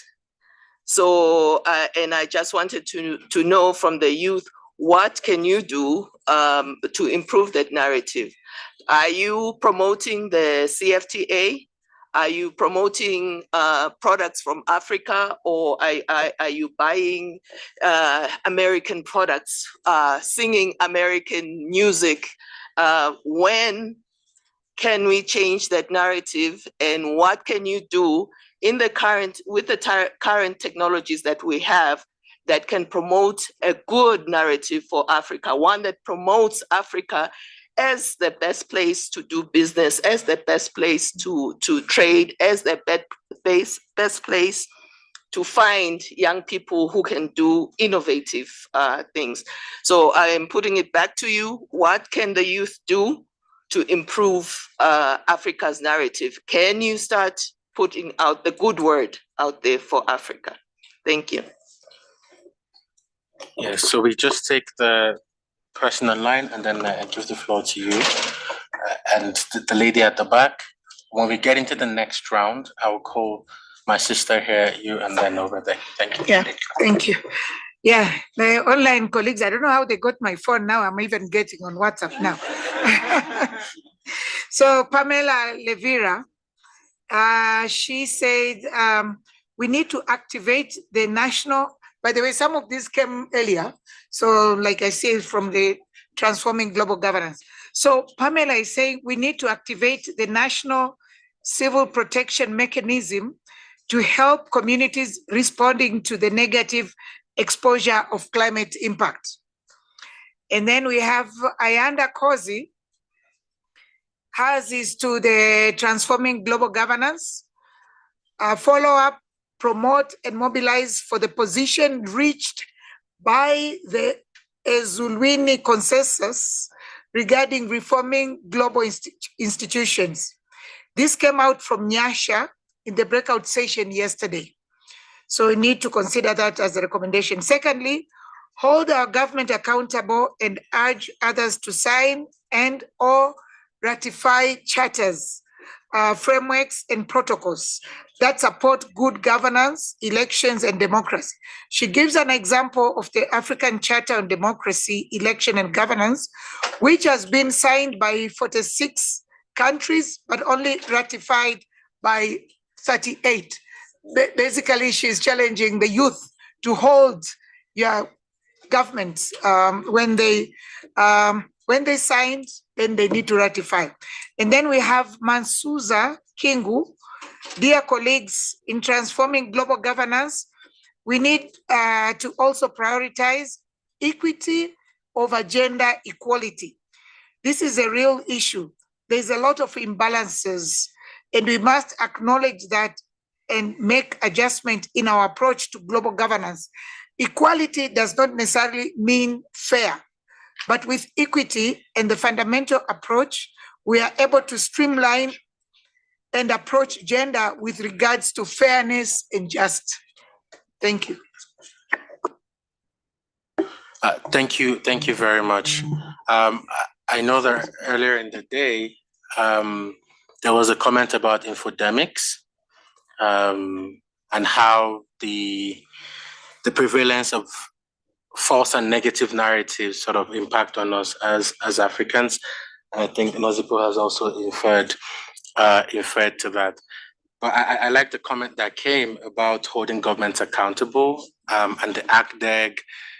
It's the same issues we have with the Maputo Protocol, same issues we have with the African Youth Charter, and many of all of these other frameworks that we have, not just for women, youth, but also in the political space, where our governments come to Addis, we sit down, we agree on a protocol, but implementation becomes a problem.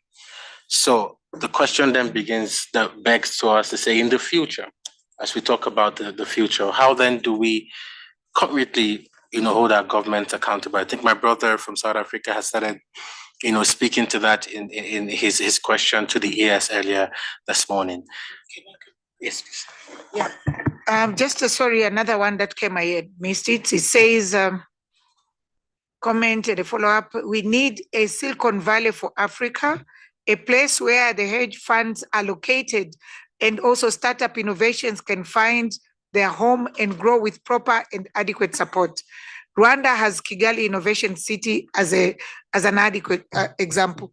And just to build on what you just say about holding your government accountable, there was a recommendations to PYU to come up with a theme that all your chapters can rally behind. Maybe you need to consider this to package in that PYU need to take up all these recommendations or the government, what they've signed. And I agree which of those that you rally behind to make sure they also ratify and implement.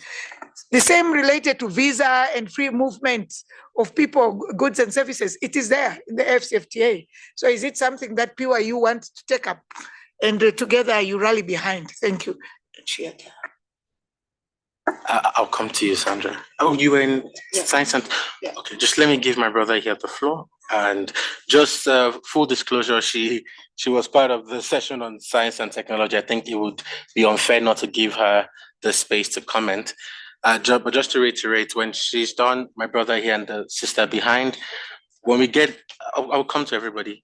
When we take the next presentation on peace and security, just so we have all of the breakout sessions covered.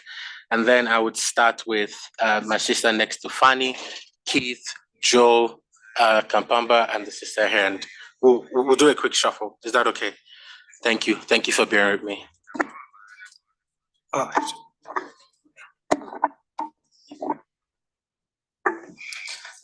Thank you so much. Let the protocol remain observed. Actually, I'm by the name Andres Guy Galwak, nationality South Sudan. I'm here representing the African Union of Youth Assembly. I'm the Vice President for the Country Office of Ethiopia. What I want to comment on was what has been picked up by the speaker from the ECA, that we need to have unity. You know, the youth organization present here should have a cluster in which you know, we can just march out from the hall here. Then it will be hard later to continue with our communication. Another thing is the digital creation. I think I want to remind us of the discussion of African Union member states last time on the digital sovereignty of African countries. I think the youth are the one to push hard. We have whatever it takes. We have advocacy. We have also the experts that can surely bring things to the table. So what's much important is it should be an empowerment from intergovernmental organization. I think a recommendation to the AU Commission and also the ECA, that there should be a creation of environment where our technology experts should freely exercise, you know, what should be done so far to overcome this digital challenge. Another thing we need to, I think we have what is called a PYU, the Pan-African Youth Union, needs empowerment. Need empowerment from the intergovernmental organizations, and also it should be one of the environment that can bring youth together. So thank you so much. Thank you. Thank you. My name is Sandra. I think I introduced myself yesterday. I think in the recommendations, I thought the science ones were noted when I presented, and I said they weren't. So I written them down so it won't take too long. The first one is CSOs and NGOs can support their governments to create safe spaces that complement the formal education systems in primary, secondary, and universities, where the iterative process of ideating, training, innovating, and enterprising can take place. So this speaks to what you spoke of, that youth is not a matter of permanence. We need to start from the 6-year-olds and onwards, but safe spaces, underline safe spaces. Then funding for young researchers and formulation of a young scientist journal in member states. They need to really start at a very young age because there's no funding for that. Then policies need to be sensible and time sensitive to the issue of science products. I spoke about when you're importing certain samples, they have an expiry date and you apply the same timeline so some doesn't expire. Then tax rebates, subsidies, and tax exemptions for anyone who needs to acquire research equipment and infrastructure, so that you're able to get that. Then member states should promote collaboration, research and development and technology transfer via, I underline, university to university. There needs to be an interaction between our universities and university to industry collaborations, whilst also creating a supportive environment for science and technology commercialization through regulatory measures and private and public partnerships that attract research and investment. These collaborations ought to be nationally, continentally, and internationally, because cross-pollination is fundamental.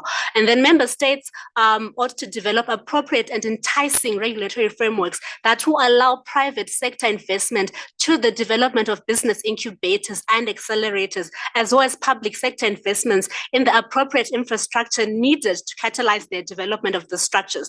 We always say that the government does not have money, but private sector can contribute, but let's make it a conducive environment. So the Tunisian Startup Act is a great great example because they've set up incentives for when you support innovation, you get certain incentives. Then the last one is growing. I think it's was raised earlier, but growing a digital space where there's an online database of innovators, scientists, researchers to work together. So why do we have to just wait until innovations are done? Let's have a system where they can actually cross-pollinate and work together, and I can find someone from a different country to work with.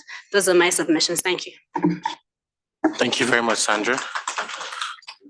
And so for this breakout, I'll take the last intervention, and then when we start the next one, I'll start with you. Is that okay? Thank you. Okay, thank you. I'm Furta Mariam from Ethiopia, and I am an official representative of MI Foundation. First of all, I would like to say thank you for the users who represent users' ideas and for being a voice for us. So let me suggest my recommendation generally.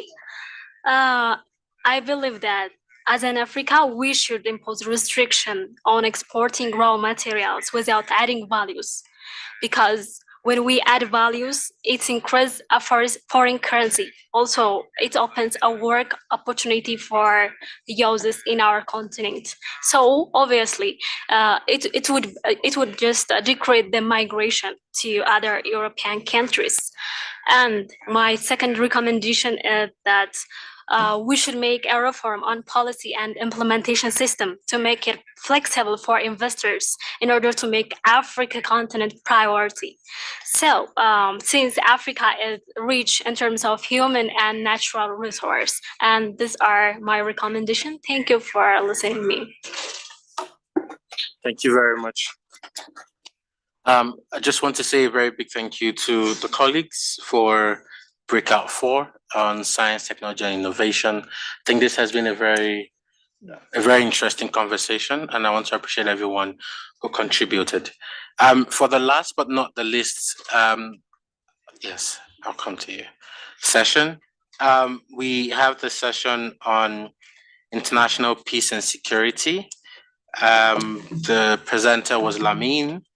The moderator for this session was Joshua from the AU, Malang from the ECA, and Mino from UNDP. Sotfa was also part of this. Sotfa, yes. Yeah, I see her at the back. Yeah. Was also part of this session. So Joshua, you have 7 minutes. Yes. All right. Good afternoon, everyone. Myself and Sotfa, as well as Lamine. These two were experts that presented on the subject matter, as well as Mino and then Bojan were the rapporteurs. But for the purpose of this presentation, I'll be doing it with Mino, and most of my colleagues will be here, will be making contribution to some questions that may arise. So just to give a short background, so the international peace and security issue, like we all know, is very complex and requires a holistic approach to addressing conflicts and securities in Africa. It is a cross-cutting issues that affect countries both in short and long term. The core of our discussion on international peace and security was centered around several key themes that were brought up. One of the key points that were raised during the discussion was the importance of Pan-Africanism as a core theoretical framework of peace and security in Africa, and it shaped relations among African countries. We also underscored the importance of peace building and exploring partnership through multilateral approaches to achieve sustainable peace on the continent. And the discussion also emphasized the importance of regional and continental frameworks like the Agenda 2063, the African Youth Charter, the Continental Youth Peace and Security Framework, but also highlighted the insufficient implementation of national action plans which aligns with these frameworks. Further, we also highlighted narrative and the lack of sense of belonging as fundamental challenges to peace building, which impact the vulnerability of Africa. Emphasis was also placed on strengthening the understanding of basic principles of human rights, to empower young people and foster their cultural responsibility and respect. One other important area or crucial to our discussion was the impact of conflict and trauma, socioeconomic factors on the communities, especially the youth in regions, and Somalia was used as a case study. Issues such as mental health, drug addiction, lack of job opportunities were highlighted as challenges contributing to instability and insecurity. And finally, there was also a critique of, I think in the morning, our EC mentioned that strongly, which was the representation of Africa and influence in the UN Security Council, and which also formed the basis of our discussion. So we further re-echoed the need to engage government at regional level to collaborate, coordinate, and support accountability for greater youth engagement and advocacy. And we also identified that the root cause of conflict in Africa is an undignifying way of living. Therefore, we propose that there should be an actionable policies to tackle this root cause to address insecurities and conflict. And finally, just to save some time, the overall discussion underscored also the importance of youth empowerment, transformational leadership, and collaborative efforts across sectors to address the main cause of conflict and insecurity in Africa. And there was also the need for more intergenerational cooperation, as current spaces often prioritizes older generation, leaving young people feeling much more marginalized. So I leave the rest to my colleague, Mino, to take us through some of the recommendations. Over to you, Mino. Yeah, thank you, Joshua. So yesterday, through our discussions around international peace and security issues, we identified 10 recommendations that I'll go through briefly. So the first recommendation is to strengthen multi-regionalism within the multilateral space to mitigate context-based insecurity and related issues affecting Africa. Another need is to create more decent jobs for youth to be at the center of development and sustainable peace in Africa, to foster dignified living, increase opportunities, and positive socio-cultural and political engagement for social cohesion and sustainable peace and security in Africa. It is also necessary to strengthen education reform in Africa through the decolonization of our education system. We also discuss the need to promote good governance, to build strong institutions, and strengthen accountability mechanisms, especially at the national level and regional levels. In addition, we recommend to empower transformational youth leadership through intergenerational dialogues and generational solidarity to address the drivers of conflict. The team also highlighted the necessity to engage and support African governments to have a seat at the UN Security Council, to promote the values of accountability, equality, and equity, the inclusion of marginalized groups. We need to rethink post-conflict implications of conflict through the creation of mental health facilities that focus on conflict traumas related to drug abuse to avoid reverting back to conflict. We talked about promoting Pan-African solidarity and generational solidarity, emphasizing the importance of promoting Pan-Africanism as a theoretical framework to foster unity and stability among African countries and people. It was also suggested to empower youth participation in peace-building initiatives by creating the necessary skills, creating platforms and opportunities which would lead to better youth inclusion in the decision-making process. The last but not least is to maximize African knowledge in transnational crimes through knowledge production and research that produce credible data and evidence on transnational crimes and human trafficking. Thank you.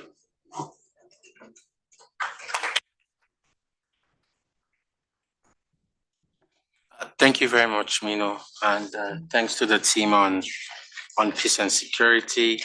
I think that the point on multilateralism and a multi-regional approach as Africans has continued to come up again and again in all of the groups. So I think that's something that I hope that the rapporteurs are taking into consideration, but also the colleagues who prepared the position papers, hoping that you can use the feedback from here to sort of improve on your papers.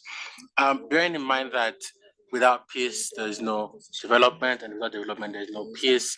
I think that nexus in itself cannot be overemphasized. It was interesting to see that your group sort of even touched on social cohesion, but education, linking that to good governance. And when you talked about post-conflict reconstruction, linking all of that back to mental health issues and providing psychosocial support for people who have experienced war and civil unrest. Our sister from the DRC also just gave us an example. So that shows the intersectionality between all of these issues, but also how it relates with peace. So I think that was very brilliant to see. And talking about Pan-Africanism and our solidarity as Africans, youth empowerment, and fostering an African knowledge. For those of us who have heard Chimamanda's TED Talk, The Danger of a Single Story, that sort of begins to tell us that if we don't write our own stories, other people will write it for us. So I just want to end on that note, and thank you very much to the colleagues on peace and security. I would open the floor for feedback. Again, I'd like to appeal to everyone if we can focus on the recommendations. We already had colleagues we identified on this side. Apologies to the colleagues on this side. I'll come here. Yeah, so I'll start with you, my sister next to Fanny, Keith, Joe, Kampamba, sister at the back, and the brother. And with that, and then we can wrap it up. Thank you. Alors, moi, c'est Elodie du Bénin. Et je suis fondatrice d'une structure qui s'appelle Womenetech, qui aide dans la création des compétences numériques chez les femmes. Et également, je suis présidente d'une communauté qui s'appelle Women in Tech. Également, Womenetech est un incubateur pour la création des solutions numériques au niveau des femmes. Alors, je voudrais intervenir sur la thématique passée. C'est juste de rappeler que c'est bien d'avoir des innovations, des jeunes qui développent des solutions, mais il est important également de développer des stratégies pour l'utilisation de ces technologies, parce qu'on voit beaucoup d'innovations en Afrique. Et nous avons aussi, j'ai eu cette expérience pendant le Covid où nous avons développé une solution au Bénin pour la continuité scolaire. Et ça n'a pas été du tout facile parce que déjà, il faudrait des contenus validés par des conseils pédagogiques. Il faudrait que ce soit validé au niveau du ministère. Donc, on a vraiment besoin d'une facilitation au niveau de nos gouvernements. Et ça, il faudrait vraiment que ça ressorte, que nous sensibilisons nos gouvernements. Sinon, nous aurons beau des innovations développées par des jeunes, mais ça ne sera vraiment pas utilisé, ça ne sera pas utile pour le développement des ODD. Je voudrais aussi revenir sur le fait d'encourager des initiatives qui ont pour but de réduire les inégalités du genre dans le numérique, pour pouvoir, parce que plus on a de femmes dans le numérique, plus on pourra avoir, c'est-à-dire un développement durable. Donc, j'aimerais vraiment encourager cela. Merci. Merci beaucoup.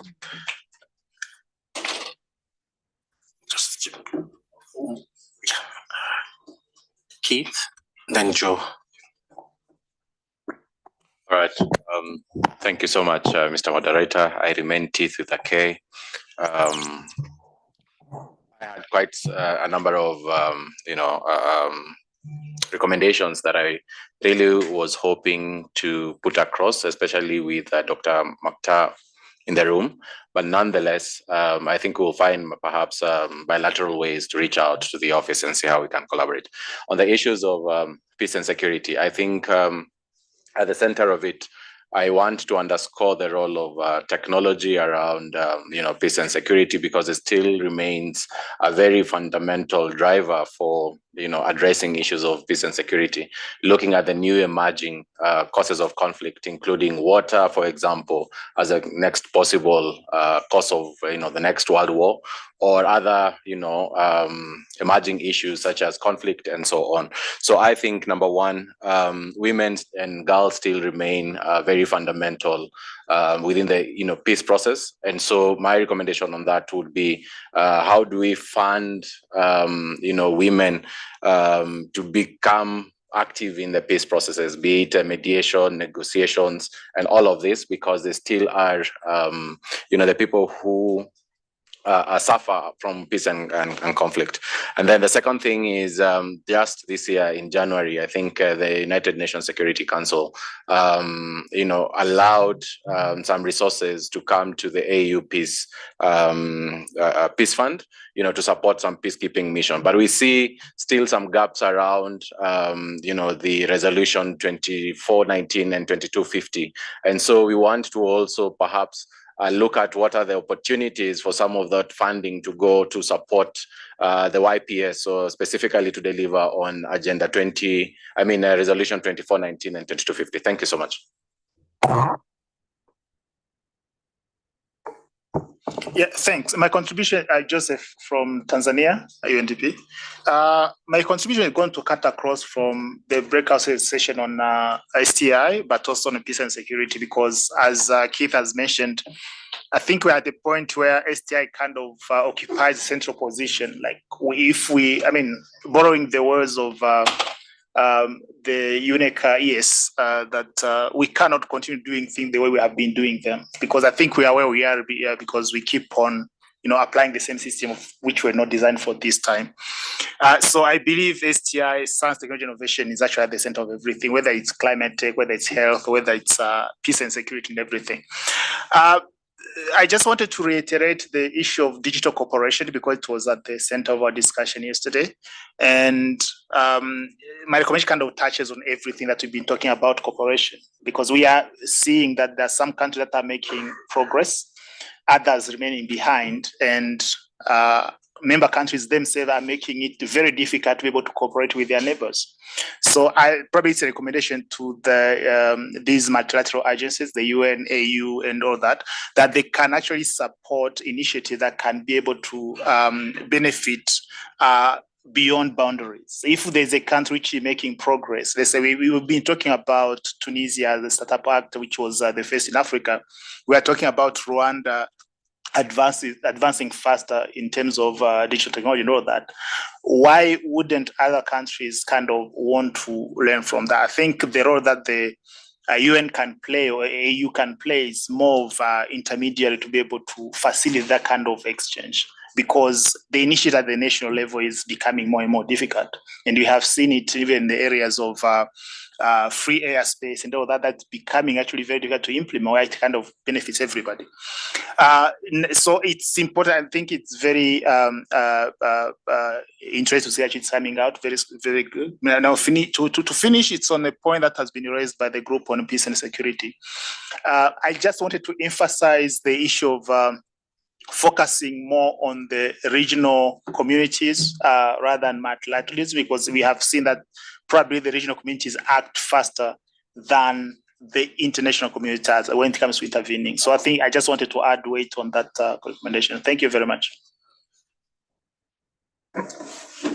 Thank you. My name is Kampamba Mumbi from Zambia.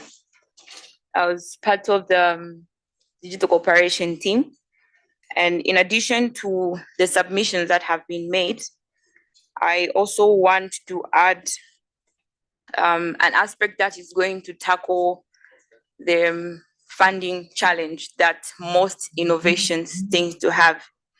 So for example, we do know that Africa is a very big market in as far as importing of technology is concerned. And so hearing also from Doc that we have about $20 million worth that is needed to cover up the gap in as far as the digital divide is concerned. So then the recommendation would be similar to what we have like AFDB, where member countries contribute, and for different developmental projects and programs, member countries are able to draw. Are we able to have something similar? And this particular fund is going to fund innovation, the innovations that we're talking about, the innovation hubs. I think the issue of climate change has been talked about. When we see what's happening in Southern Africa, the droughts that have been hit, more than 2 million hectares of arable land has been affected. And so there's need to grow genetically modified seeds or livestock that is able to withstand the effects of drought. But this will need money. And we do know that if we depend on external funding, it might take long to come. Why? Because when we have our own innovations, it means market on the other side is shrinking. So as a way to keep the markets on the other side alive, chances are not so many will be willing to fund these particular innovations. So why can't, as Africa, have our own indigenous grown fund, member states contribute? If the whole lot of Africa is not able to do, they can even decide 3, 4, 5 of these particular countries that should be able to run this fund to support the innovations that are being brought up in this team. I submit. Thank you for surrendering. I just hand the floor back over to my sister. All right, thank you. My name is Angel Muthia. I come under the auspices of the Pan-African Youth Union. I'm from Kenya. And my submission on building on what has been said on Africa not owning the factors of production, key of them being technology, I suggest that we amplify and we strengthen the role of the Pan-African Youth Union, because it is the one that can be able to leverage on partnerships across the world so that we're able to have exchange partnerships with other countries that own that technology. Even if, as much as you want to say that we can build our own technology, we don't have to reinvent the wheel. Some of these technologies already exist. It's just that the cost of acquiring them becomes difficult because we do not have the right partnerships. And the other thing, I think one of the stakeholders that are missing in this room, who should be there in the next one, is the EU. The European Union and the European Union youth movements are working very hard in terms of their advocacy platforms. I think that's something the Pan-African Youth Union should also pursue, and they need to be strengthened to be able to do such things. There is an opportunity for us to grow as Africans, but we need to strengthen the already existing institutions that we have.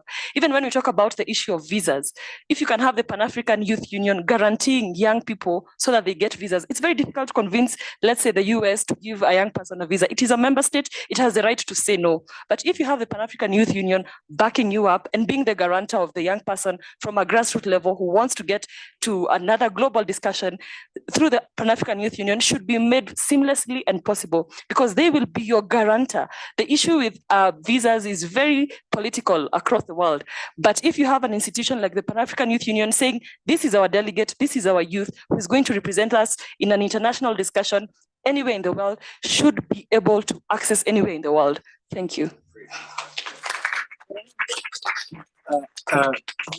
Colleagues, unfortunately, information reaching me suggests that not me, but we are standing between us and lunch.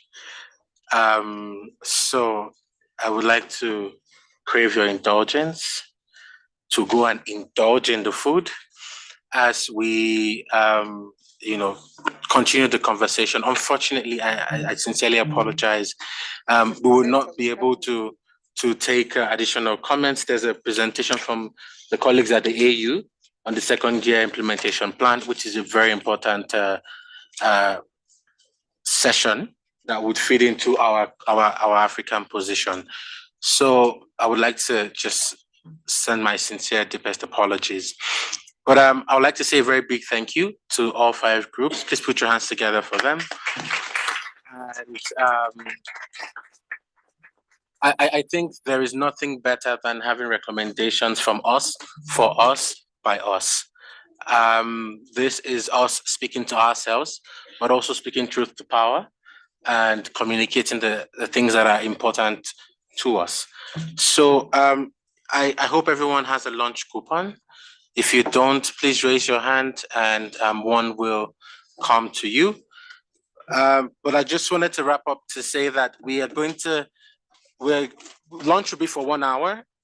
So from now all the way to 2:30.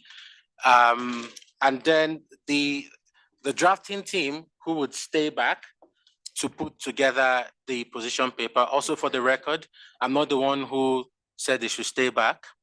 So this includes Ray, Teets, Sulfur, Bora. These constitute the drafting team. And then Joshua from the AU, Nozipo from ECA, and myself will be providing additional support. But these 4 people would make up the drafting team. You can add Queen Esther from ECA. Queen Esther from ECA. Yeah. I didn't recommend you, but you were suggested to join the group by Madam Josephine. And also just to say, if there's any other person who wants to support the drafting, please just walk up to Ray at the back and join the, yes, I think Warim, I think you'd be very good to join the group. This one is me that's recommending you. Yeah. So but thank you all very much. From me to each and every one of you, I would like to wish you bon appetit. Merci beaucoup. We've spoken very little French. Please enjoy your lunch. Thank you.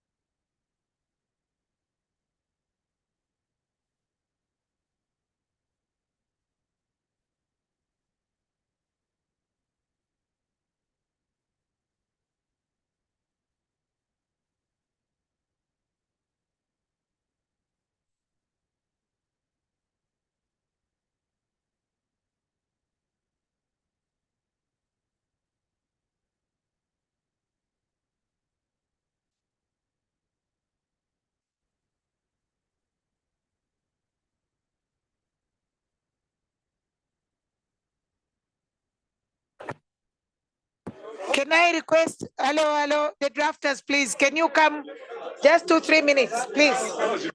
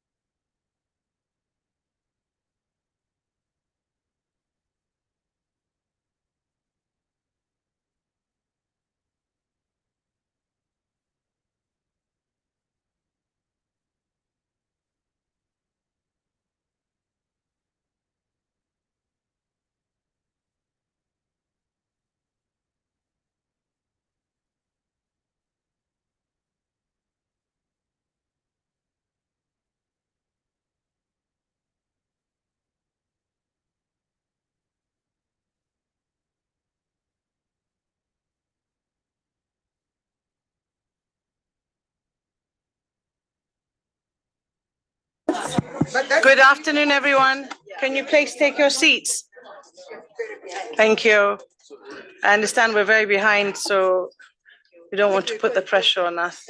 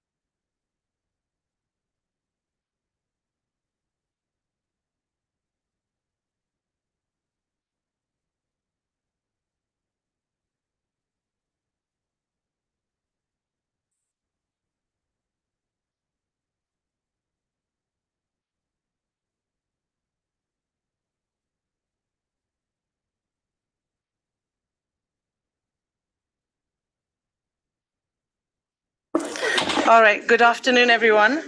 We're waiting to upload the presentation, so maybe I'll just take a few minutes to introduce the colleague. This is, Mr. Wangadaya Charles. We call him Charles usually. He is the acting head of Planning and Monitoring and Evaluation Division at the African Union Commission in the Office of the Strategic Planning and Delivery under the Cabinet Office of the Chairperson. I think that tells you a lot, because the fact that the Agenda 2063 has been placed under the Chairperson's office is precisely the importance that the African Union has placed on Agenda 2063. Just to give you a little bit of background, in 2013, maybe a number of you may still have been quite young, relatively young, in celebrating the 60th anniversary of the Organization of the African Union at that time, or since the OAU commenced, a 50-year development plan was conceptualized at that point. This 50-year framework, which embodies the aspiration of the people of the continent and also the vision of the African Union, I think it was enticed an integrated, prosperous and peaceful Africa, driven by its own people, driven by its own citizens, and representing a dynamic force in global arena. After the adoption, which took a couple of years in about 2015, the first 10-year implementation, given that it was actually a 50-year development plan, what had to happen was there was a series of 10-year development implementation plans. So the first 10-year implementation plan lasted between 2013 and 2023. So it was just concluded. And then the second 10-year implementation plan, which Charles will be presenting on this afternoon, was developed. So in doing the evaluation of the first 10-year implementation plan, there were a number of findings. One of them was that the Agenda 2063 was not really domesticated at the country level. And that means essentially there was a lot of political know-how at the high level. There was a lot of commitment to it, but at the community level, at the country level, at the national level, really there was very little knowledge, let alone commitment to the Agenda 2063. Just like the SDGs, obviously, the first 10-year implementation plan has also not achieved the goals as it has. So this conversation has been brought to you because you are one of the key stakeholders, and the fact that your involvement in this means that there will be increased ownership of the agenda, which has been developed by the continent, as it were. I think it was done under extensive consultation, and it covers a gamut of things. And I'm going to hand it over to Charles to take on the actual presentation on the second 10-year implementation plan.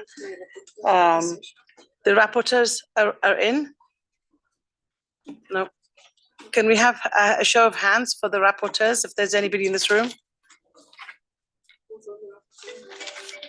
Hold on. Let me see who's on here. Joshua and May, we need to get Joshua? someone to replace Joshua because it's hard. Can somebody volunteer, to replace Joshua? Okay, thank you. And I think that should be sufficient now. Okay, over to you, Charles. Thank you so very much, Emma Bett.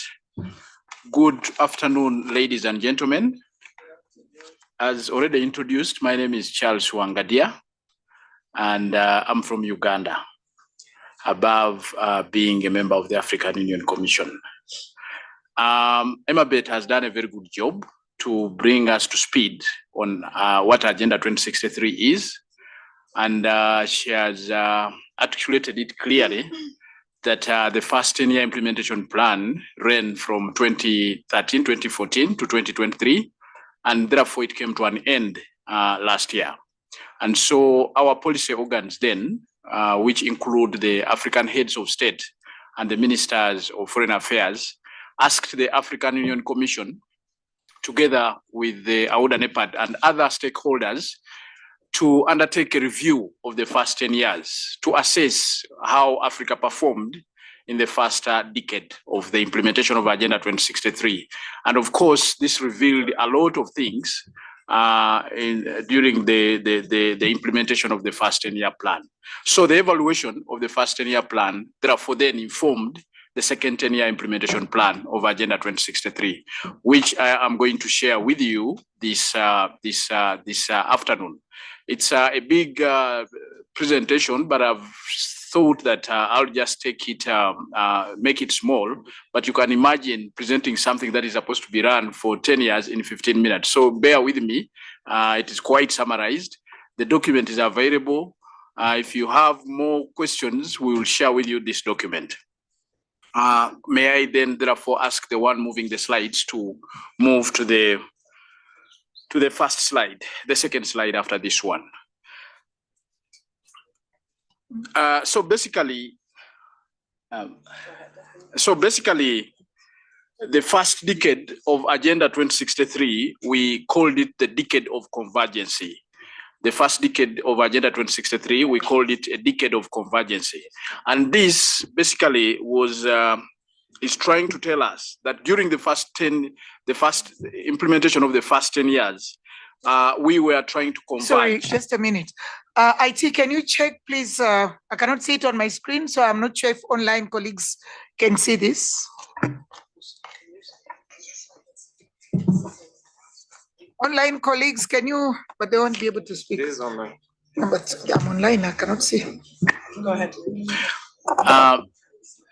So I was saying that the first 10 years of Agenda 2063, we called them a decade of convergence. And this is called a decade of convergence simply because, as we may notice from this room, Africa as a continent is increasingly taking a common position.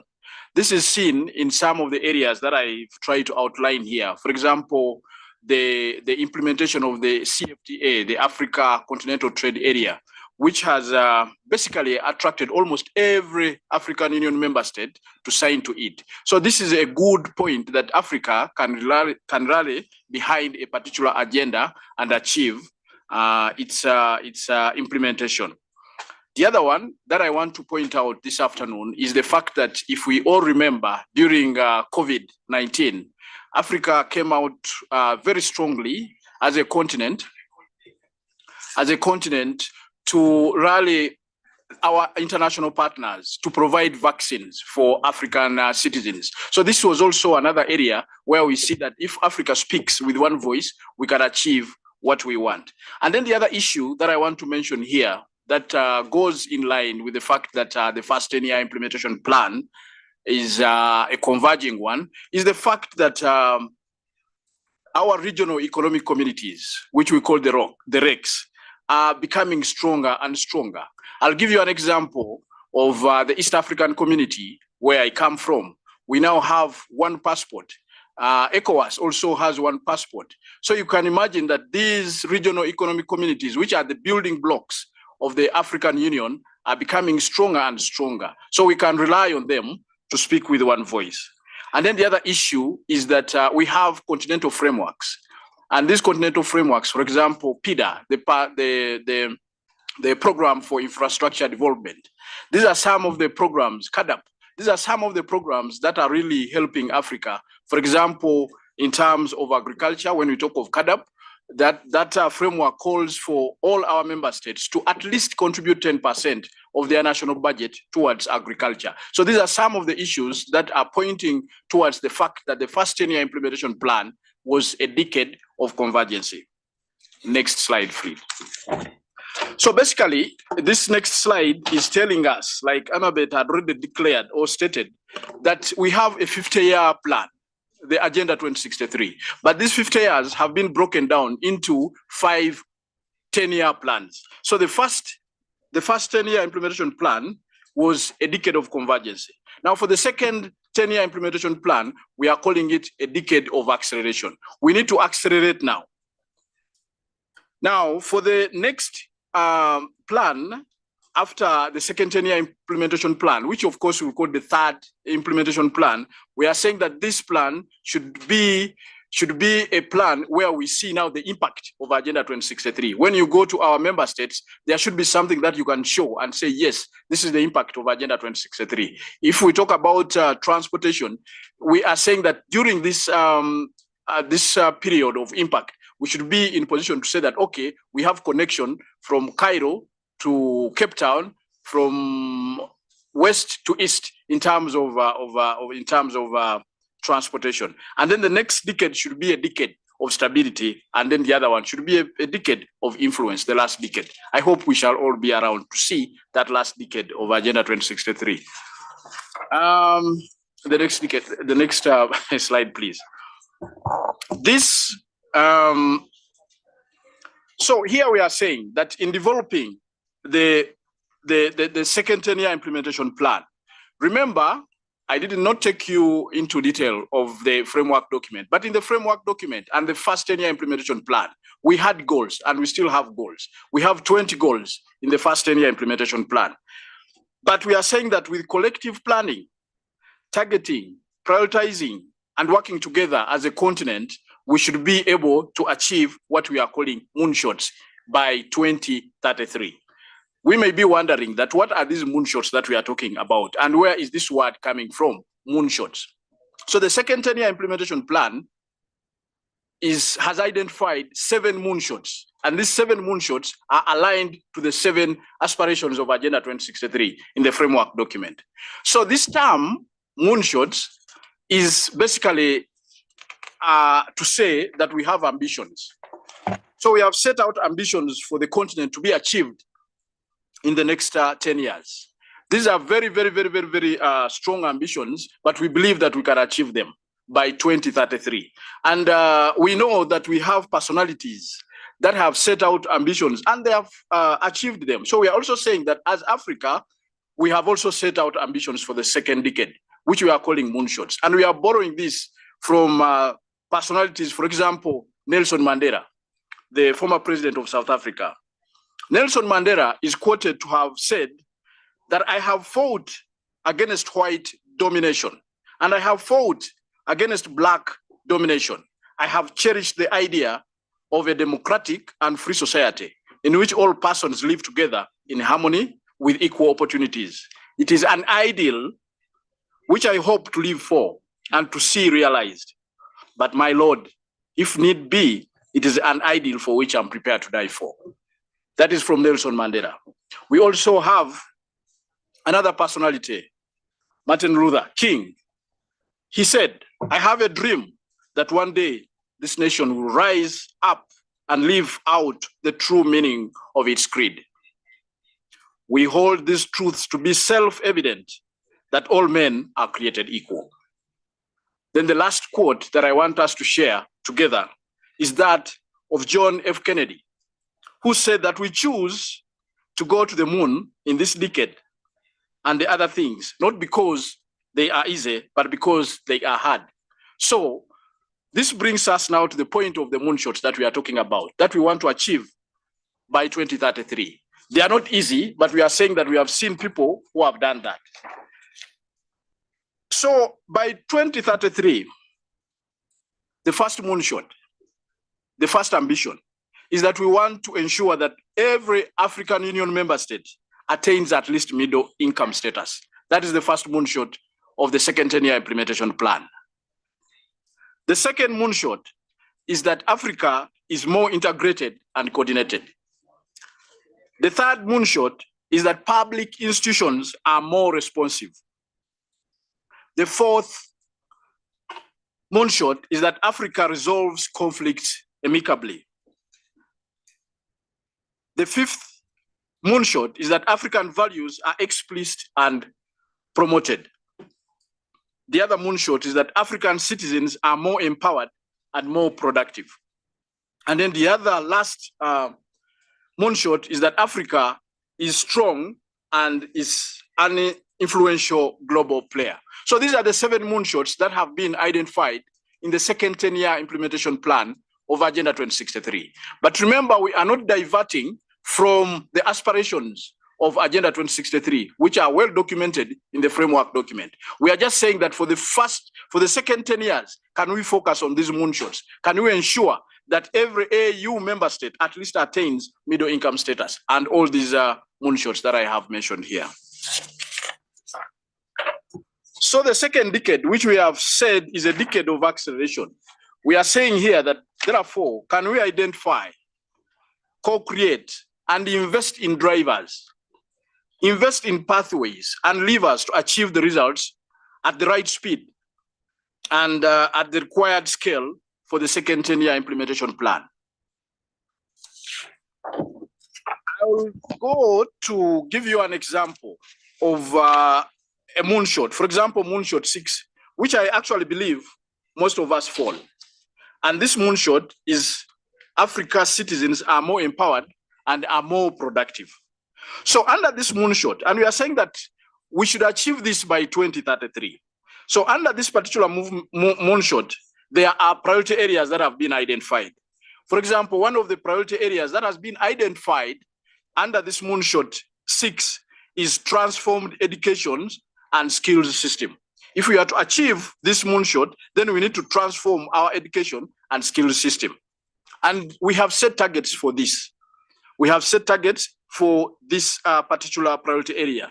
And we are saying here that by 2033, at least 80% of the children complete primary and 30% conclude secondary education with minimum requirements, proficiency level in reading, writing, and mathematics. These are very key issues that we are looking at. It's not just a matter of completing school, but you should complete school with at least the required level of reading. You should complete school when you're in position to read, when you're in position to write, and when you know mathematics. So that is one of the targets that have been set for the second 10-year implementation plan. The other target is that at least 80% enrollment rate for early childhood education is achieved. And we know that we have set ourselves very high targets. But in the beginning, I talked about moonshots, that we are trying to shoot at the moon. I know it is impossible, but together we can make it. So I'll not go all through the targets, but I just wanted to alert you of some of the targets that we have set, particularly under that particular Moonshot 6. This is just a graph. We have done some modeling as far as this Moonshot is concerned. And we are saying that if you are to look at the primary net enrollment, if we are to continue the way we are doing, then we are not going to achieve our targets. But if you look at the other line that is above, it shows that if we put in place the required necessary materials, if we do all the indicative strategies, for example, ensuring that we have teachers who are educated, teachers who are in position to teach technology and all that, and take on all that, we are in position to take that trajectory, which will ensure that at least we have 100% primary net enrollment. So this is just a graph, just to share with you. This one is about maternal mortality rate. I wish to skip that. But I also need to mention here that if we are to achieve the Moonshot 6, we need to consider the following. I have already talked about the children completing primary school, but there is also an issue here that we need to look at. Reduce youth unemployment rate to at least 14%. These are some of the things and the indicative strategies that we have put in place to help governments at least to ensure that they reduce youth unemployment to at least 14%. And then the other thing that we need to do is that at least 50% of the population living below poverty line have access to social protection and schemes. So quite goes on and on to look at some of the issues that we need to undertake to achieve this particular Moonshot. Then we also have what we have called the catalytic interventions. What then do we need to put in place for us to achieve this Moonshot? But I'll go, for example, Moonshot 1, which was talking about attaining middle income status by all AU member states. We are saying that if we are to attain this, then what do we need to do? One of the issues that we need to look at, for example, is industrialization and value add. If we are to attain that Moonshot, then we have to put a lot of efforts in ensuring that we industrialize and we add value to the products that we sell. Instead of selling raw materials to Europe and other destinations, we need to add value to our raw materials. And you know that by adding value to our raw materials, then we are also ensuring that we are creating jobs, particularly for the youth and all other people. Most of the times when we export the finished projects, not only are we exporting the unfinished products, but we are also exporting jobs. So it is important that then we look at industrialization and value add very critically. And then the other issue is agricultural productivity. We need also to up our game when it comes to agriculture, if we are to achieve that particular Moonshot. When it comes to integration, for example, we are saying the interventions that our governments need to put in place are, for example, infrastructure development and energy security, and also trade in goods and services. And then connectivity, taking into consideration, particularly internet, IT, artificial intelligence, ensuring that roads are good to facilitate trade, and then also ensuring that there is connectivity in terms of air. And this calls for ensuring that SATAM, as a flagship project of Agenda 2063, is implemented. SATAM is the single Africa air transport market. It's a flagship project of Agenda 2063. And this particular flagship project of Agenda 2063 aims at ensuring that all our airlines and airline companies work together so that people can easily move from one place to another. I know you may be aware that sometimes if you want to move within Africa, sometimes you even have to go to Europe before you can come back to Africa, just because of connection issues. So we think that if we do a very good implementation of our Agenda 2063, some of the things will be avoided. But let me take you then to the people driven, particularly Moonshot 6. Then what do we need to do if we are to achieve this particular Moonshot? We are saying here that we need to transform education and health systems. We need to nurture resourceful citizens, people who are in position to produce, people who are in position to consume. And then we also have to nurture digital citizens. And then social protection, of course, is the other issue. But in all doing this, what we plan to do, we have developed a theory of change, something we are calling theory of change. What needs to change, or what needs to be put in place to ensure that we attain the moonshots that we have talked about. So in here we have drivers. These drivers are particularly the goals that have been set in Agenda 2063. And then we have the pathways. Where do we have to pass to achieve the 7 moonshots of Agenda 2063? And in here, we are saying that some of the pathways that have been identified are, for example, flagship projects. These flagship projects are aimed at ensuring that we speed up the rate of implementing Agenda 2063. And I talked about one flagship project, which was SATAM. I need to mention another one, which is the Africa High-Speed Train Network. We know very well that if we develop that flagship project, if we are to implement that flagship project, we will therefore be in position to work, for example, in Ethiopia while we are living in Uganda. You can easily jump on a train like it is done in Europe, like it is done elsewhere. We can do it on the continent. So we are saying that this should also be a pathway to achieve Agenda 2063. And then we have another pathway called the continental frameworks. These are also very critical and very important. And then lastly, we are talking about domestication. We can do all this, but if we have not domesticated our agenda into the national development plans, then we will not be doing much. So we need to use the domestication, and we call upon the youths here, therefore, that if we all work together and we domesticate Agenda 2063 in the national development plans, then we can ensure that we will achieve our desired goals. And then we have also identified a set of enablers. What is going to enable us to achieve these aspirations that we have set? One of them, of course, is coordination. We need to coordinate very well. But above all, we need the finances. We have developed a domestic resource mobilization strategy for Agenda 2063. And we hope that our member states can implement this strategy. We know very well that if we are to rely on funding from our partners already know where they want to put their money. Probably they would wish to put their money in security issues. Probably they would wish to put their money in areas which suits them. But we are saying that as Africa, if we can have our own resources, we know our own problems, and that's where we can put our money. So this is very critical that we mobilize resources to ensure that we implement Agenda 2063. So the pathways, I've already talked, the next slide, please. The pathways, I've already talked about them. I would wish to jump that. And even the enablers, I've already talked about enablers as coordination and all that. But we are saying here in this slide that if we pull in different directions, then we cannot achieve Agenda 2063. We need to pull in one direction. We need to sit together. We need to come together and say, this is the path that we want Africa to take. Can we all pull in one direction? Because if you pull in different directions, you become a little bit, and you will not be able to attain Agenda 2063. So basically, we are saying that this is Africa's development path. If we are to push Agenda 2063, our development will be higher than compared to when we take the current path. So we need to all of us work together and ensure that we put all what we have agreed to do in reality. This is our own agenda. This is Africans' agenda. And like Emabet said and mentioned earlier, it was developed in a very consultative manner.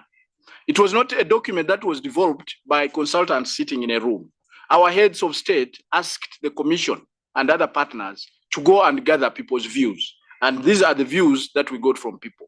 Of course, consultations were done with the youth, with the women, with the academia, with the civil society, and this is what they came up with. So this is our own document, this is our own agenda. And maybe I should add on this and say that when the Sustainable Development Goals were also being discussed, Africa went with a common position. This common position was informed by Agenda 2063. So these are not competing agendas, but they are complementary agendas. Lastly, ladies and gentlemen, having talked a lot, allow me then to mention some of the things then that I wish to bring for discussion here. What can the youth do to ensure that we attain our African Union Agenda 2063? The first point that I want to raise here is that of active participation. The youth need to actively engage and participate in Agenda 2063, particularly when it comes to planning, when it comes to implementation, and when it comes to the monitoring of Agenda 2063.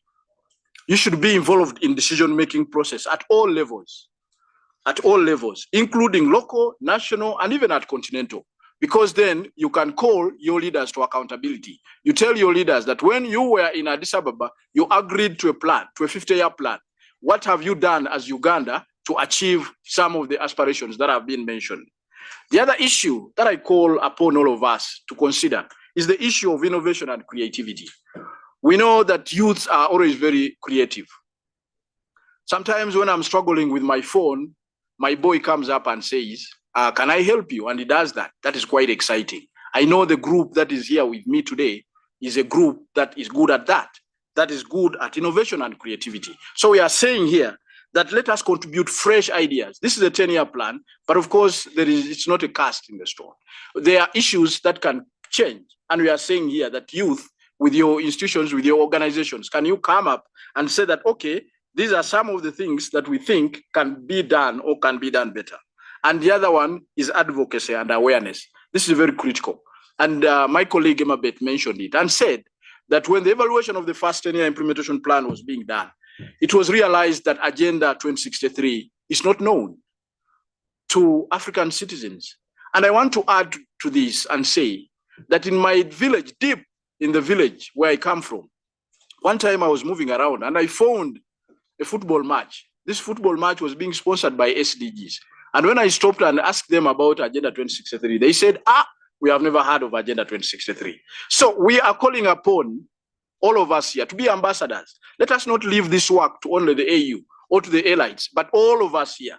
When you are with your grandmother, you are with your auntie, mention these agendas and say Africa as a continent has an agenda. Can we call our leaders to accountability and say, this is what you agreed to do, and so can we do it? So let us, all of us, leave this place when we know that we have a role to play, especially when it comes to advocacy and awareness. And then youth entrepreneurship and employment. So we also say here that promoting youth entrepreneurship and creating opportunities for decent employment are critical aspects of Agenda 2063. So African youth can drive economic growth and development through entrepreneurship, innovation, and job creation. So in my conclusion, ladies and gentlemen, I am here saying and pleading with all of us that let us put our agenda at the forefront. African youths are not just beneficiaries, but also key stakeholders in the implementation of Agenda 2063. Their active involvement, leadership, and contributions are essential for realizing the continent's vision of a prosperous, integrated, and a peaceful Africa. With that, allow me to end my presentation. Thank you so very much.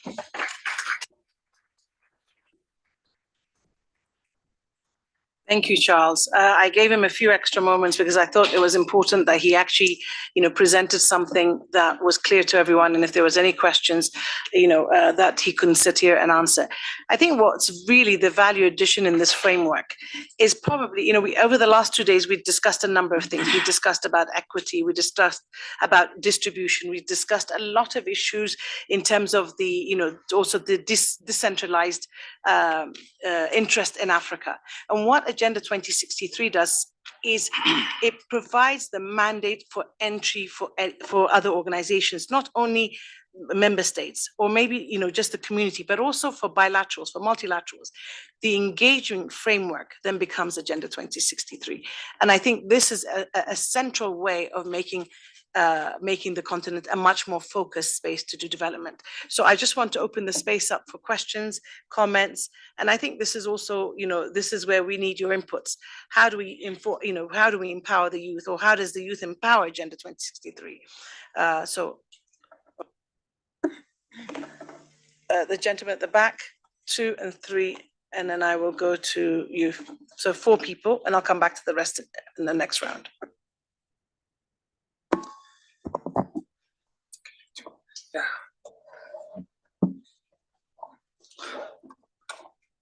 Merci beaucoup de la parole.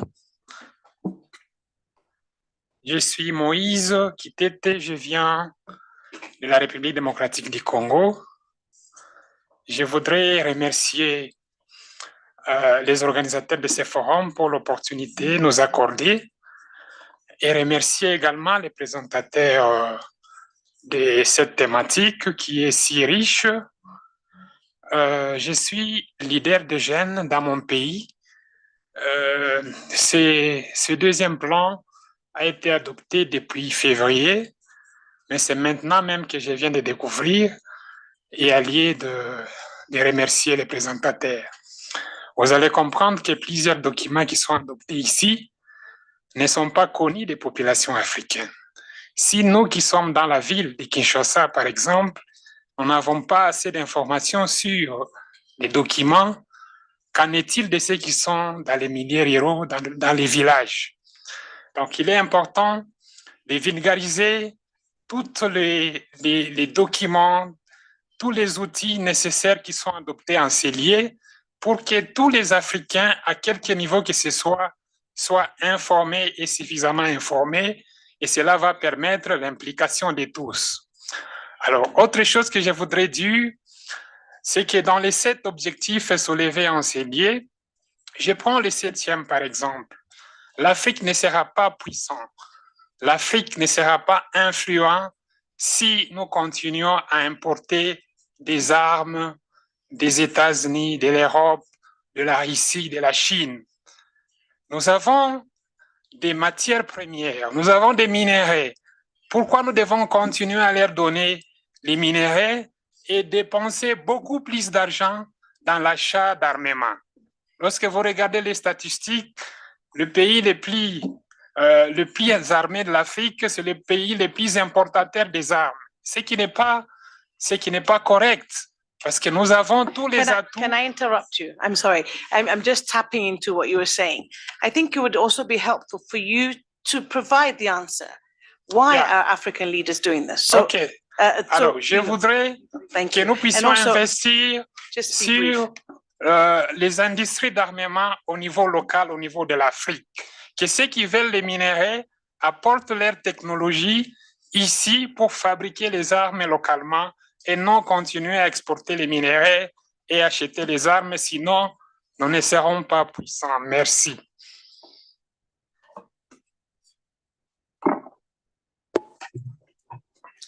Bonsoir à tous, je suis Mohamed Diarra de la délégation du Mali. Merci pour la présentation. Moi, mon intervention va s'articuler autour de 2 points essentiellement. Le premier point, c'est concernant la vulgarisation même de l'agenda 2063. Parce que quand on constate, il a dit quelque chose qui est quand même vrai, cet agenda, il n'est pas connu de la plupart des personnes. Je ne parle pas de ceux qui ont la possibilité par moment de participer à des événements, mais même en milieu scolaire et milieu universitaire, parce que j'y interviens, on se rend compte que les documents concernant l'Afrique en tant que telle, les documents qui ont été développés au niveau de l'Union africaine ou de nos organisations économiques régionales ne sont pas connus et ne sont pas exploités. Donc, il serait très important dans un premier temps qu'on commence à faire de telle sorte que ces documents soient intégrés dans le système éducatif, scolaire, universitaire, peu importe vous voudrez. Parce que si on veut réellement changer le narratif et qu'on veut permettre une vraie appropriation, il faut qu'on ait connaissance de ces documents-là. La deuxième chose que je voulais souligner, c'est concernant l'éducation, le dernier point, Youth Entrepreneurship and Employment. Quand on pense, on est en train d'essayer de reproduire le même système de développement que l'Occident et par moment, on se bute à des problèmes. Il faudrait qu'on commence à réfléchir à ce qu'on appelle le développement en fonction des ressources de la localité. Je vais prendre des exemples pour aller plus rapidement pour que vous puissiez pour qu'on puisse peut-être se comprendre. Quand vous prenez par exemple le cas du Mali, vous allez voir qu'il y a des localités où ces localités sont beaucoup plus propices peut-être au tourisme. Il y a des localités qui sont beaucoup plus propices à l'agriculture. Il y a des localités qui sont beaucoup plus propices à d'autres secteurs d'activité bien précis. Si nous, en tant qu'Africains, on veut pouvoir permettre à nos populations qui sont dans ces localités-là de pouvoir vivre bien, il faut qu'on ait l'intelligence de développer l'économie locale en fonction de ce que ces localités-là ont comme potentialité. Développer des industries, ça va nous permettre d'avoir, ajouter de la valeur, ajouter à nos différents produits et tout ce qui va dans ça, ça va nous permettre de pouvoir évoluer. évoluent. Et le dernier point que je vais souligner, vous allez me le permettre, c'est concernant encore une fois tous ces documents-là. Quand on lit, c'est vrai que ça n'a pas été question de ici, c'est le dernier document, c'est concernant la charte de la gouvernance et de la charte de la bonne gouvernance de la CEDEAO. Le nom exact est en train de m'échapper. Quand on lit, on dit, pour pouvoir parvenir à une véritable pacification des zones en Afrique, il faut éventuellement miser sur la prévention. Et on constate que très généralement, notre système éducatif ne fait pas la part belle à 2 ou 3 choses. La première chose, c'est l'éducation à la paix. Si on veut réellement pacifier nos zones, on veut vraiment permettre aux gens de pouvoir se développer, il faut qu'on aille sur ça. Merci beaucoup. Sorry, colleagues, can we also, just try to keep it within 2 minutes? I don't want to keep interrupting you because that's not very nice. So try to keep your points very sharp and pointed, and 2 minutes to each participant. I think the next one, gentlemen, and then I'm going to go over there. Yeah. Gentlemen with the Thank you glasses. very much for the 2063 aspiration. My contribution is on gender disparity on education. That's really not clearly noted, and the aspiration that we know this STEM education is lagging behind when we go to the education of girls at primary and the secondary level, and STT education at higher education institutions. So we have to work out for bridging this gap so that this kind of various innovations for education transformation has to be utilized, because usually we are telling that we are short of potentials, but we have a lot of AI generated innovations and the clouds that can be used for open education, that really can easily access all the learners, and this student-centered approach can be implemented in Africa to reach more students with innovations as my contribution. Thank you. The gentleman at the back, I think you had your hand up earlier. Yeah. Thanks so much for the chance you gave me.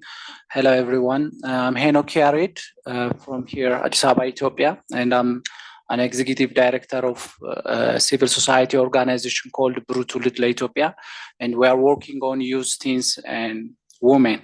I just have really thanks for the presenter. He already mentioned one thing: we have to help each other rather pulling each other in a wrong way. He said that this thing is always just call in my mind.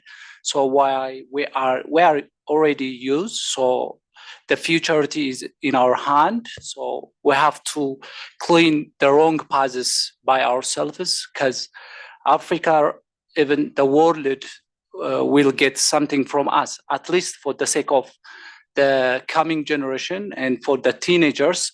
We have to clean this path. Whether we want it or not, we are pulling each other in a wrong way.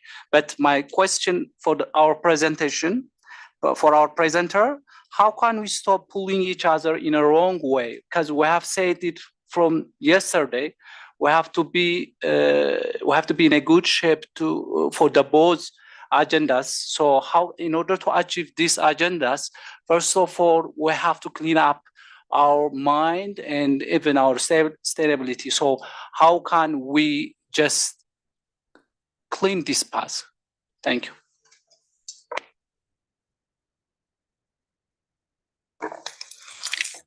Alors, merci beaucoup. Je pense que beaucoup a été dit par mes prédécesseurs, mais moi, j'irai directement à faire des propositions. La première des choses, je pense que l'autre l'a dit, c'est important qu'il y ait une appropriation déjà de l'agenda 2063, au-delà de nos États, mais par les jeunes et aussi par la population, voilà, si possible à l'intérieur du pays.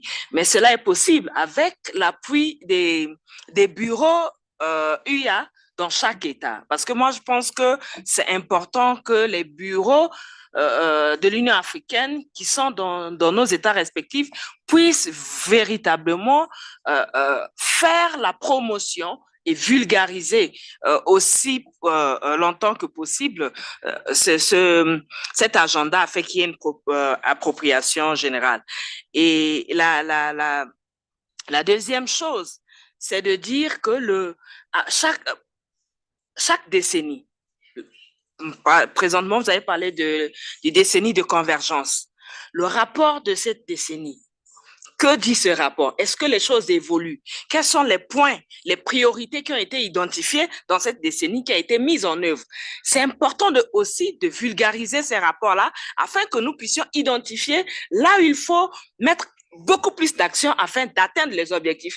Parce que même les rapports ne sont pas accessibles et ne sont pas connus. Et donc, au-delà de vulgariser l'agenda, il faut aussi vulgariser les rapports et les résultats qui ont été atteints ou pas afin que le travail puisse être fait véritablement. Donc, voilà là mes deux propositions à faire. I think maybe you can tell us the one online, and then I'm going to give the presenter an opportunity to respond. Thank you. Thank you for the presentation. This is from David Okwalinga. He says, thanks for your presentation on the role of youth in Agenda 2063. Can we institutionalize the strategies to mobilize youth to lead the way? My observation is that youth in higher institutions of learning are not interested in popularizing the Agenda 2063 until they come out of school. This is unfortunate. We would have a group of young people ready to share ideas on progress than individually writing a resume to look for jobs. So basically, he's talking about try to popularize in higher learning institutions. Thank you. Charles, over to you. I think a good number of them were actually comments, but feel free to respond. Yeah, sure. And once again, thank you so very much for your brilliant comments that you have made and recommendations for that matter. We are in this thing, all of us. It's not me, it's not the AU, but all of us are in this thing. As AU, as youths, we need to work together. One issue that is coming out is the fact that the agenda is not well known. Especially in schools, especially in our rural areas, and all over, the agenda is not known. And this is true. It's one thing that I have alluded to. And the issue of making sure that these documents are available. These documents, ladies and gentlemen, are available. If you want anything to do with Agenda 2063, all these documents are online. Right now, if you just put in Agenda 2063, you will see the framework. Agenda 2063 framework, you'll see the agenda, the second 10-year and the first 10-year plan. And maybe I wish to add one thing here, that in the first 10 years, we wrote 2 reports were produced. We call them biennial continental reports on the implementation of Agenda 2063. These reports that we produce every after 2 years, give us a situation, they identify where we lie in achieving the goals that we have set to achieve in Agenda 2063. So all these documents are also online. But of course, the AU, like you have said, needs to do more. The AU needs to do more to ensure that Agenda 2063 is popularized. Unfortunately, the AU does not have offices in every member state, just like the UN, which has got its foot in every member state. The AU does not have that. And of course, this is attributed to the fact that we are not very well resourced.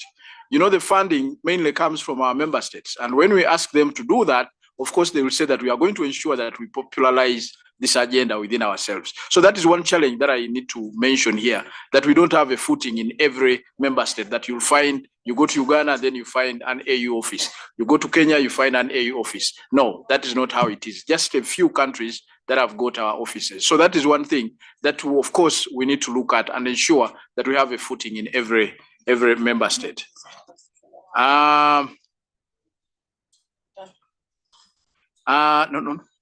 And I think, and I also very glad that you have provided the suggestions when it comes to gender disparity and all that. These are some of the things that are very important that you are raising. Thank you very much. So there is another follow-up question online. As we are rethinking and reimagining an education system for our continent and countries, it may be strategic and valuable to include continental plans such as Agenda 2063 or global goals such as SDG 2030 into our schooling curriculum. In South Africa, there is a subject called life orientation, which is compulsory from grade 7 to grade 12. Life orientation is aimed at developing and engaging learners in personal, psychological, neurocognitive, motor, physical, moral, blah, blah, blah. It's just an example, but the recommendation here is to include in the curriculum as a compulsory study. This is Ayanda Cons. Thank you. Lady in red, sorry, I think next will be you, and then the gentleman in the polka dot top.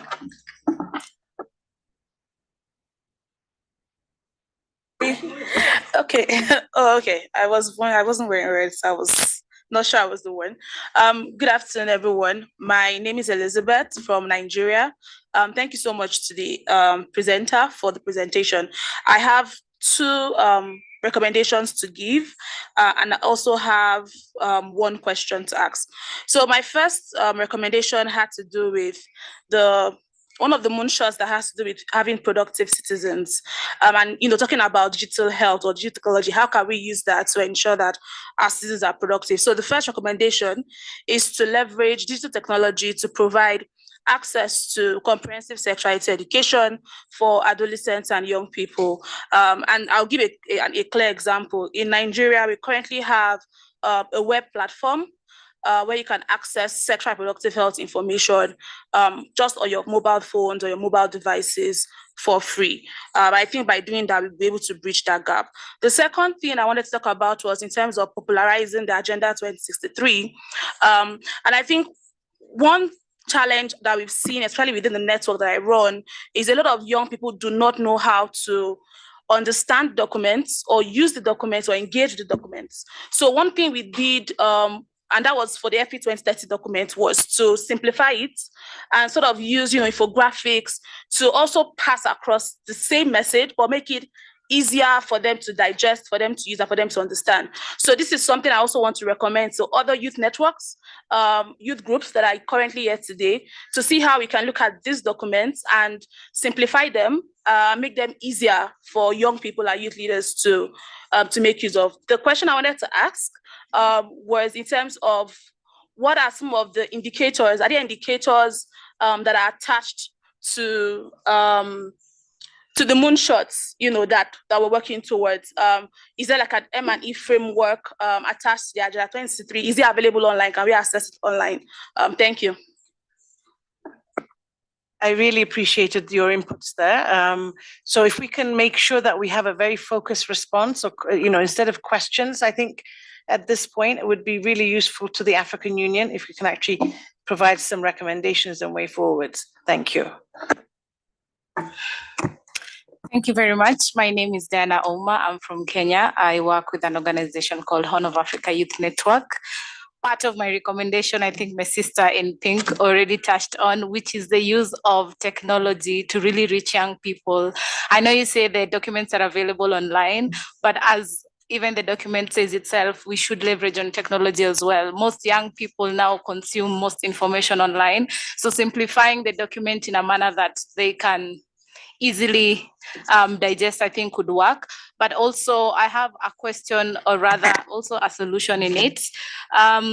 She partly mentioned how youth serving organizations and other youths can support in terms of disseminating and popularizing the Agenda 2063, which is also listed as one of the roles of young people in the document. But my question is, for a youth organization to really support the AU in popularizing the document and maybe making it both child-friendly and youth-friendly, is there like a procedure that they need to follow within the AU for us to do this? Because I know there are some AU documents that you cannot convert without reaching out to the AU first. So my question is, how is the partnership like for the realization of the Agenda 2063? How could we help the AU, and how do we approach in terms of popularizing it for every young person to really understand? Because as you said, most young people really do not know about the Agenda 2063. So how can we partner with you to popularize?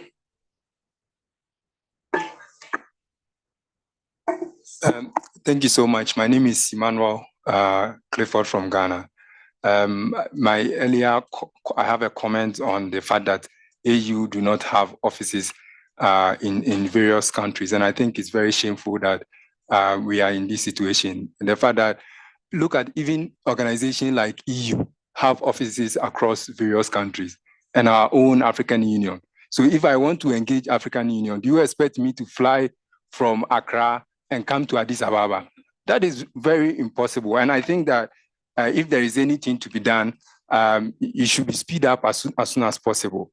The other recommendation that I have is that there is a need to recognize the connection between the Agenda 2063 and other global processes such as the ICPD, because this is very important for population development and then also reproductive health. Thank you so much. No. Oh, no. We don't exercise dictatorship in here. I'm the dictator today. Sorry. Going your head at the back. You have to raise your hand. No, I know, but you have to raise your hand and respect the. All right. Thank you very much. All right. That's me, right? All right. You and then. Okay. All right. Thank you very much. So thanks for that. Try to summarize your point. Okay, we're running against time. Presentation. First challenge in terms of making this framework an African agenda, we need to bridge and get to the African people, move beyond the political class or the elites. And for me, the biggest constituency you have are the young people. And for now, what we have is the ad hoc consultations and engagement. My recommendation is to have a permanent mechanism with young people where they can be engaged, not only on programming, but also planning and programming, but also on reporting to ensure accountability. And I think PYU will play a critical role in that and also engage in other youth civil society organizations. The second thing I also want to say is that AU is founded on values and principles, Pan-African values and principles. Any departure from that will only derail the whole process of AU's interventions and development agenda. And I think that should be an integral part of every AU process, be it our engagement, awareness raising, that each and everyone need to have the Pan-African values and spirit to ensure that we understand unity is paramount, shared prosperity is central, and we want to ensure we work together, our collective action. And that is critical to addressing or mutually resolving the teething conflicts and, in fact, violence that is happening peacefully or amicably than resulting to other means or even asking for help from outside. We need to find means of ensuring that we are able to promote those Pan-African values. Thank you. Okay, lady at the back. I think the pressure is on me to close this session. So we're going to go to you at the end, and then I'm going to try to close unless there's really burning questions. So final question over to you. Thank you very much. So acknowledging the role and responsibility by the young people and accepting all the roles, we would also, one of the recommendation is localization of Agenda 2063 into local language and also in a way that is accessible for persons with disabilities as well.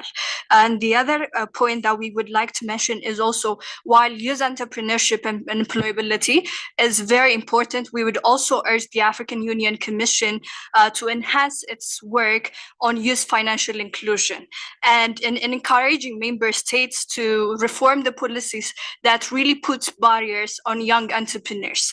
And the last one is one of the dream or one of the moonshoot's ambition is to have peace in Africa, because the young people for us, we don't know each other, but we're becoming a war tool for adults who know each other and will sit at the table on their own terms. So we really urge the African Union to strengthen its structure and its peace and security instruments in involving parties accountable and also in protecting the young people who are ending and instead of becoming part of a solution, who are becoming part of the problem.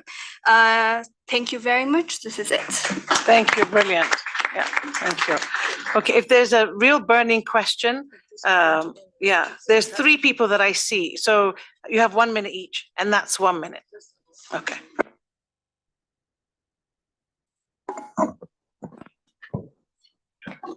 Bonsoir à tous, on m'appelle Cyril Gislet Tokwenou, je vais m'exprimer en français.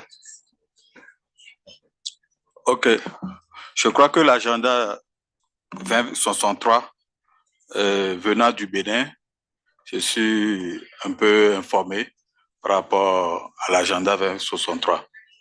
Maintenant, nous, au Bénin, on a déjà un comité de suivi national et il y a une implémentation. Il y a une implémentation qui est en cours et je voudrais savoir est-ce que c'est la même chose dans tous les pays parce que je découvre ici que des jeunes frères des autres pays, frères et sœurs des autres pays ne sont pas informés de cet agenda.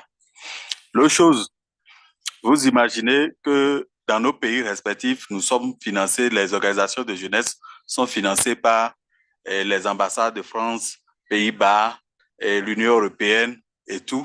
Et pourtant, l'Afrique à laquelle nous appartenons tous, on n'arrive pas à avoir même un franc de financement pour les organisations de jeunesse. Et c'est vraiment dommage. Il faut y penser.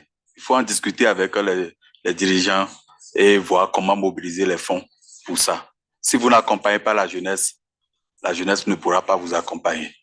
Merci.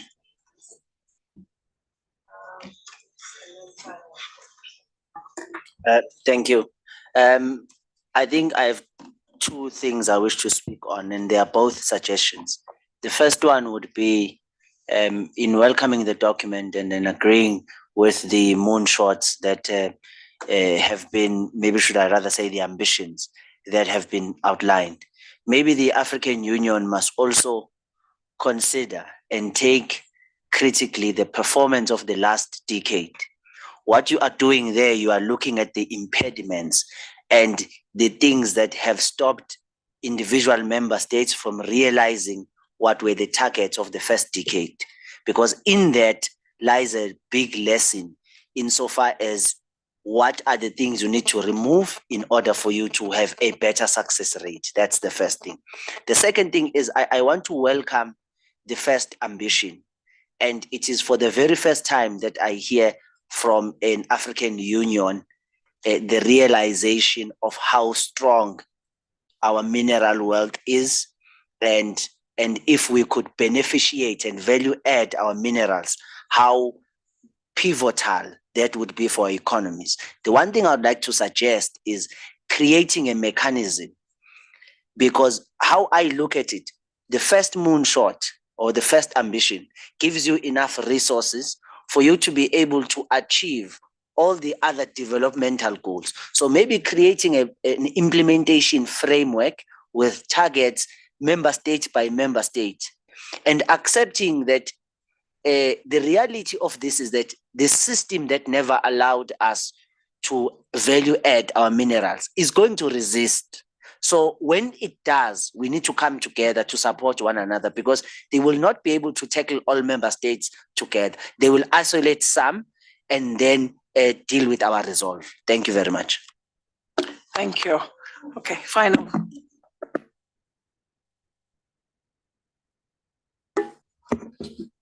My name is Usman Sakaleb from Ghana.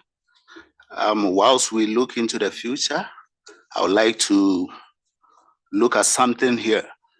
I suggest there should be an educational reform in our African setting, because I agree with Paulo Ferry that our education system is suffering from narrative sickness. Whilst we only use the banking approach in education, it is in Africa where you come to Ghana and you find graduates forming an association, unemployed graduates association, and they are chasing the government and the private sectors for them to be employed in their various sectors. People who have gone to the university 4 years to acquire knowledge, they only come to form an association. So I think our education system is suffering from a narrative sickness.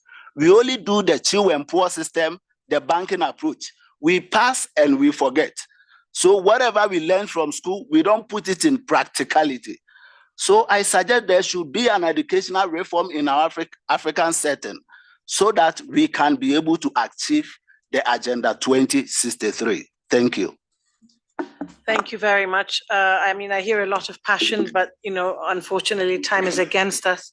And you see, I think we still have another session. So I'm afraid this is also a very passionate topic. We've worked on this extensively. The ECA is represented on the technical working group along with UNICEF, UNDP, African Development Bank. So this is a very widely, underdone, work that has been developed. So I'm going to hand it over to Charles to do some good deeds to the questions and the comments from the floor. Thank you very much, Emma Bett. And thank you once again, colleagues, for your contributions and recommendations. We take them, and I have taken note of all the recommendations. And maybe just to mention the issue of the M&E framework. Yes, we have an M&E framework, and we also have an indicator handbook. And some of us who say that countries have not taken this agenda seriously, the biannual reports that we receive from our member states are above 45. That means that almost our member states, all of them are reporting on their performance on Agenda 2063 biannually. So I call all of us to look at these documents. They're online. We have the M&E and we have all those documents. The other issue is that is there a procedure where we can partner with the AU? Yes, we have the youth division, and all these divisions that are available, we can always get in touch and partner with the AU. I always believe that where there is a will, there is a way. If you really want to get in touch with the AU, you can always get in touch. You don't have to travel from Ghana or Mali, wherever you are, to come and get in touch with the AU. There are other ways that we can do to get in touch with the AU. And like I said, this is our agenda. This is our own thing. If you are a parent and your child is not performing well, do you go and then pay school fees for your neighbor's child and leave your own? No. So let us all work together and ensure that our own agenda is very, very successful. Then the other issue, of course, that you raise is that we need to look at our curriculum. Yes, all these are embedded in the second 10-year plan, so that then we train citizens who are productive, who are not job seekers. So with that, I once again want to say that thank you very much for your contributions, and we look forward to working with you. Be very productive youths, look out to this agenda and support all of us. Thank you so very much. Maybe just a round of applause. Just to conclude, I think what we have discovered in this meeting is that certainly that there is need to deepen awareness on the Agenda 2063. That is clear, and that was the finding. It's very much in line with the finding of the first 10-year implementation plan. I think the role for the first 10-year implementation plan fell on the African Union to do this, but it really was the role of everybody else at every different level. And so I think when you look at the SDGs and how they were able to create awareness from all the way to the top, there was massive investments done. The UN has a lot of assets on the ground. And I think one of the successes, the recent successes with the Deputy Secretary General and the Deputy Chairperson of the UN is that now the UN has vowed to support the Agenda 2063 as the framework, which is obviously aligned to the SDGs, to support the African agency through the African Union. I think the next second 10-year implementation plan will be far more achievable in every sense, from domestication all the way to implementation, and then obviously being able to achieve the acceleration that we have talked about. So I think this is all I would like to say at this point. Thank you very much for your attention, and I'm sorry we couldn't go on any further. So over to the next session. Thank you, colleagues. Yeah, another round of applause to our moderator and presenter. Thank you very much, Charles. Appreciate it. So the rapporteurs for the declaration, they need another 60 minutes. So since we skipped one session, the youth conversation, we are going to have that. It will be 45 minutes. And then we'll have a quick coffee, tea, and then we come back for the presentation and the closing. Okay, may I request Roy to come and moderate? And here we have Queens, I don't know how to pronounce this name, I'm sorry, Kamisoko, and Pamela. Pamela was supposed to be one of the panelists for the intergenerational discussion. We may consider, yeah. Mel, I don't know if you want it to be a gender or it's up to, yeah.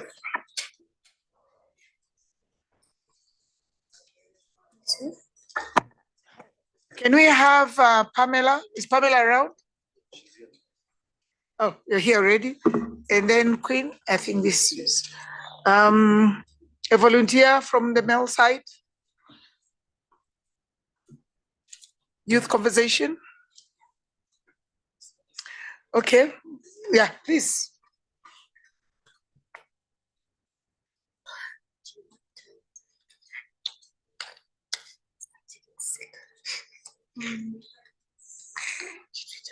To come back. So when we have finished this to present the recommendations. So we have this session, then coffee. Rapporteurs. Malang? Who is Malang? He's not here? You took notes for the last one? Yes. Okay. Do we have volunteers, please? Can you take the name? Kiki, can you get the name of the rapporteur? Another volunteer? Can you give your name to Kiki? Thank you very much. Over to you, Roy. Thank you so much, Josephine.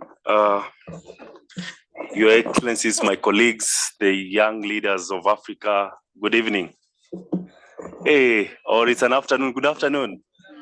Okay, I think we are still early for the evening. Thank you so much, and I like the energy in the room.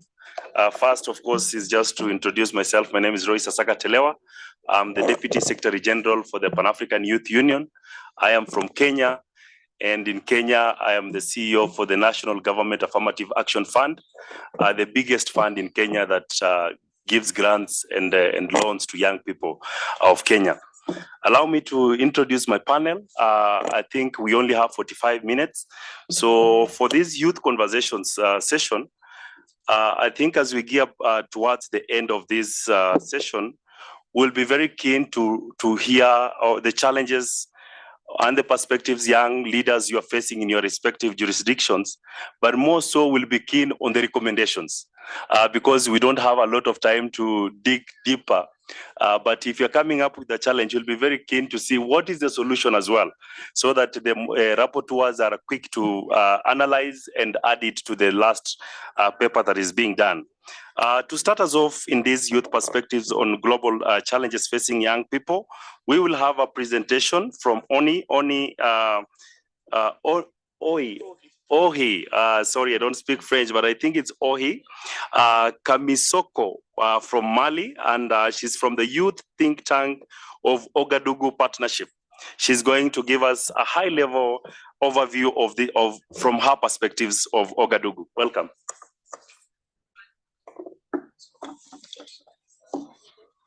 Merci beaucoup. Donc, je vais parler en français. Je vous remercie en fait pour l'opportunité qui m'est donnée de porter la voix des jeunes du Mali et par extension ceux de l'Afrique de l'Ouest. Déjà, ce qu'il faut savoir, c'est que cette région qui, malgré en fait sa diversité en fait culturelle et ses ressources abondantes, est confrontée à des défis qui sont multiples et surtout interconnectés, qui affectent le quotidien et l'avenir des jeunes. Pour comprendre le contexte de cette région, il faut impérativement le faire en fait à travers trois phases. Tout d'abord, le contexte socio-économique. L'Afrique de l'Ouest et le Sahel en particulier sont des régions dotées d'un potentiel économique considérable et d'une jeunesse dynamique.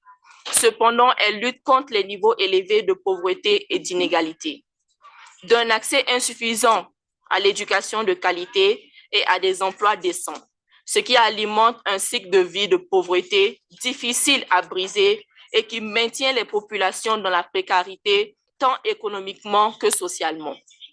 Ensuite, sur le plan politique, on observe une instabilité dans plusieurs pays de l'Afrique de l'Ouest. Cette instabilité entrave le développement économique et social et limite la capacité des gouvernements à répondre efficacement aux besoins des citoyens, en particulier de la jeunesse. Enfin, le contexte sécuritaire dans le Sahel, qui est particulièrement préoccupant. La région est confrontée à des défis qui sont majeurs, tels que l'extrémisme violent, le terrorisme, qui non seulement menace la sécurité et la stabilité régionale, mais aussi favorise le déplacement massif de la population et a un impact considérable sur les ressources qui sont déjà rares et aussi fragilise le tissu social et les communautés hautes et les déplacés. Au Mali, au sein du think tank jaune du partenariat de Ouagadougou, nous avons décidé d'intervenir sur 4 principales thématiques et tentons de proposer des solutions. Et ces 4 champs d'action sont l'extrémisme violent, les violences basées sur le genre, la corruption et la promotion de la bonne gouvernance, le civisme et la citoyenneté. Et pour, en fait, le futur que nous voulons, il est primordial que le potentiel de la jeunesse soit reconnu et mis en valeur. Nous pensons que pour y arriver, il faut la paix et la sécurité. Il faudrait élaborer des programmes de paix et de sécurité qui restent primordiaux aujourd'hui. Nous devons non seulement éduquer, mais aussi impliquer activement les jeunes dans la médiation et la consolidation de la paix à l'échelle communautaire et régionale. Nous devons renforcer les jeunes, tant civiquement que citoyennement, aussi dans la citoyenneté. Il est important de renforcer les capacités civiques des jeunes. Cela passe par la création et le soutien de plateformes et de programmes qui encouragent les jeunes à comprendre et à s'engager dans les processus législatifs et de gouvernance à tous les niveaux. Ces plateformes doivent permettre aux jeunes d'influencer les lois, d'influencer les politiques publiques, mais aussi les programmes qui les touchent. Nous devons assurer que les jeunes aient une voix dans la gouvernance mondiale.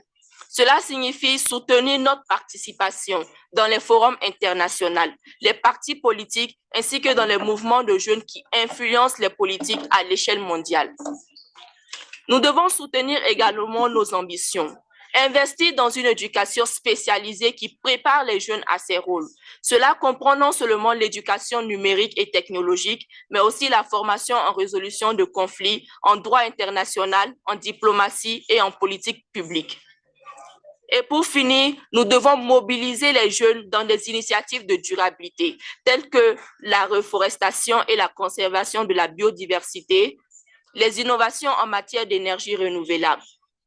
Et pour garantir en fait la réussite de ces initiatives, il est important que le gouvernement africain, l'Union africaine et aussi les partenaires internationaux se donnent la main pour pouvoir atteindre les objectifs de développement durable. L'Afrique de l'Ouest possède tout le potentiel nécessaire pour offrir aux jeunes une vie digne, stable et prospère. Cela requiert que nous nous engageons indéfectiblement envers une gouvernance qui est saine, qui est transparente et surtout qui est inclusive. Et permettez-moi de conclure avec cette citation inspirante de Jack Ma qui dit « Aidez les jeunes, parce que les petits vont devenir grands. Les jeunes auront les graines que vous aurez déposées dans leurs esprits. Et quand ils grandiront, ils changeront le monde. » C'est sur ces mots que nous devons aujourd'hui garantir notre mission, que les jeunes, en fait, nourrissent nos efforts. Ils forgent l'avenir et surtout, nous devons garantir que personne n'est laissé de côté. Merci beaucoup pour votre attention et je reste disponible si vous avez des questions. Can we appreciate Kamisoku? Thank you so much. Merci, Madame Kamisoku. Madame Kamisoku has reiterated and emphasized the need for young people to be involved, to be listened to be build capacity, and also just to ensure that young people are engaged, both at the national and international level. And that is very, very critical, and that is why we're here. And we applaud the governments of Africa that are engaging young people in leadership roles as well. As we proceed on, we'll be taking an interactive session, some reactions from the floor as well. So before I come to the next presenter, if you are ready, just raise up your hand. I'll give you 1 minute to intervene, and then we proceed with looking at the perspective in this youth conversation. Anyone who is ready to go? Yes, please, the gentleman, and tell us the region where you come from.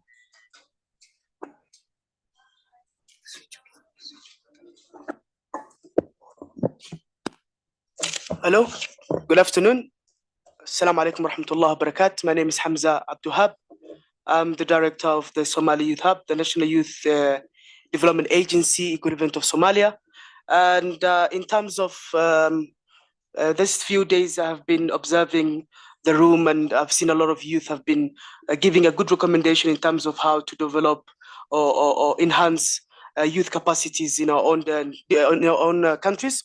In terms of Somalia, and I know everyone is aware of the stages that we have been, and I think Roy, our moderator, as our neighbor in Kenya, he knows the stages that Somalia has been for the past 40 years. And the National Youth Development Agency, Somali Youth Hub, has actually been developed last year in December. And also last year, we have worked on passing the Somalia National Youth Policy, 2023-2030. It was a very hard initiative for us to take, but and thank God this current government has actually appointed a youth minister who's actually less than 30 years old, which actually gave us to explore more on what we can do. So after establishment of the National Youth Development Agency, now is the question on how we can establish National Youth Council to give youth in the domestic area and to have their own ideas. We have come up with a lot of ideas, and we have been looking on how national other youth councils have been forming in our region in East Africa. Looking at Ethiopia has actually formed last year their National Youth Council, and how they came up in forming in terms of bills, in terms of what kind of constitution or draft or laws that this National Youth Council will be operating on. For us, we are exploring that, and we came up on the National Youth Council should be elected by one man, one vote. And we have actually have this system established, and hopefully it will be passed by September in the parliament.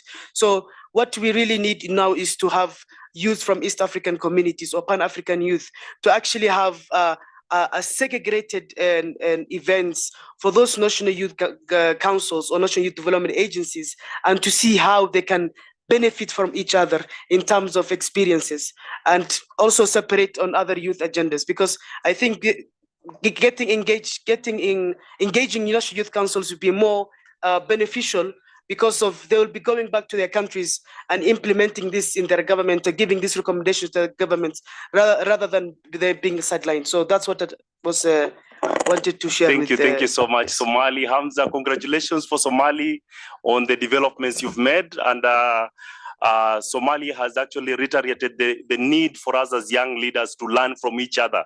So peer review mechanisms, and I think the challenge also goes to Pan-African Youth Union in the room. I am a member, but can we create those safe spaces for young leaders in Africa to learn from each other? Thank you so much for that intervention. We will proceed to the next panelist. My next panelist is Pamela Derom. Pamela Derom is the Vice President of the Pan-African Youth Union. In her country, she's actually the chairperson of the National Youth Council for the Central Republic. For this how do we Central Africa Republic. Welcome. Merci. Ok, merci. Je pense que nous ne cessons de le dire. Dans chaque coin du monde, les jeunes sont des moteurs du développement et du changement. Déjà de par leur énergie, de par leur engagement.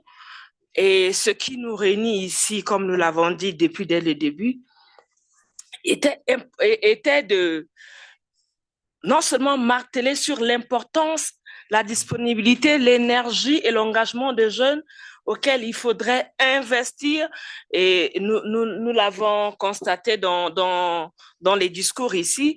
En ce qui me concerne, que ce soit dans mon pays ou encore dans la sous-région de l'Afrique centrale, j'aimerais dire ici que les jeunes sont très, très actifs et les jeunes contribuent.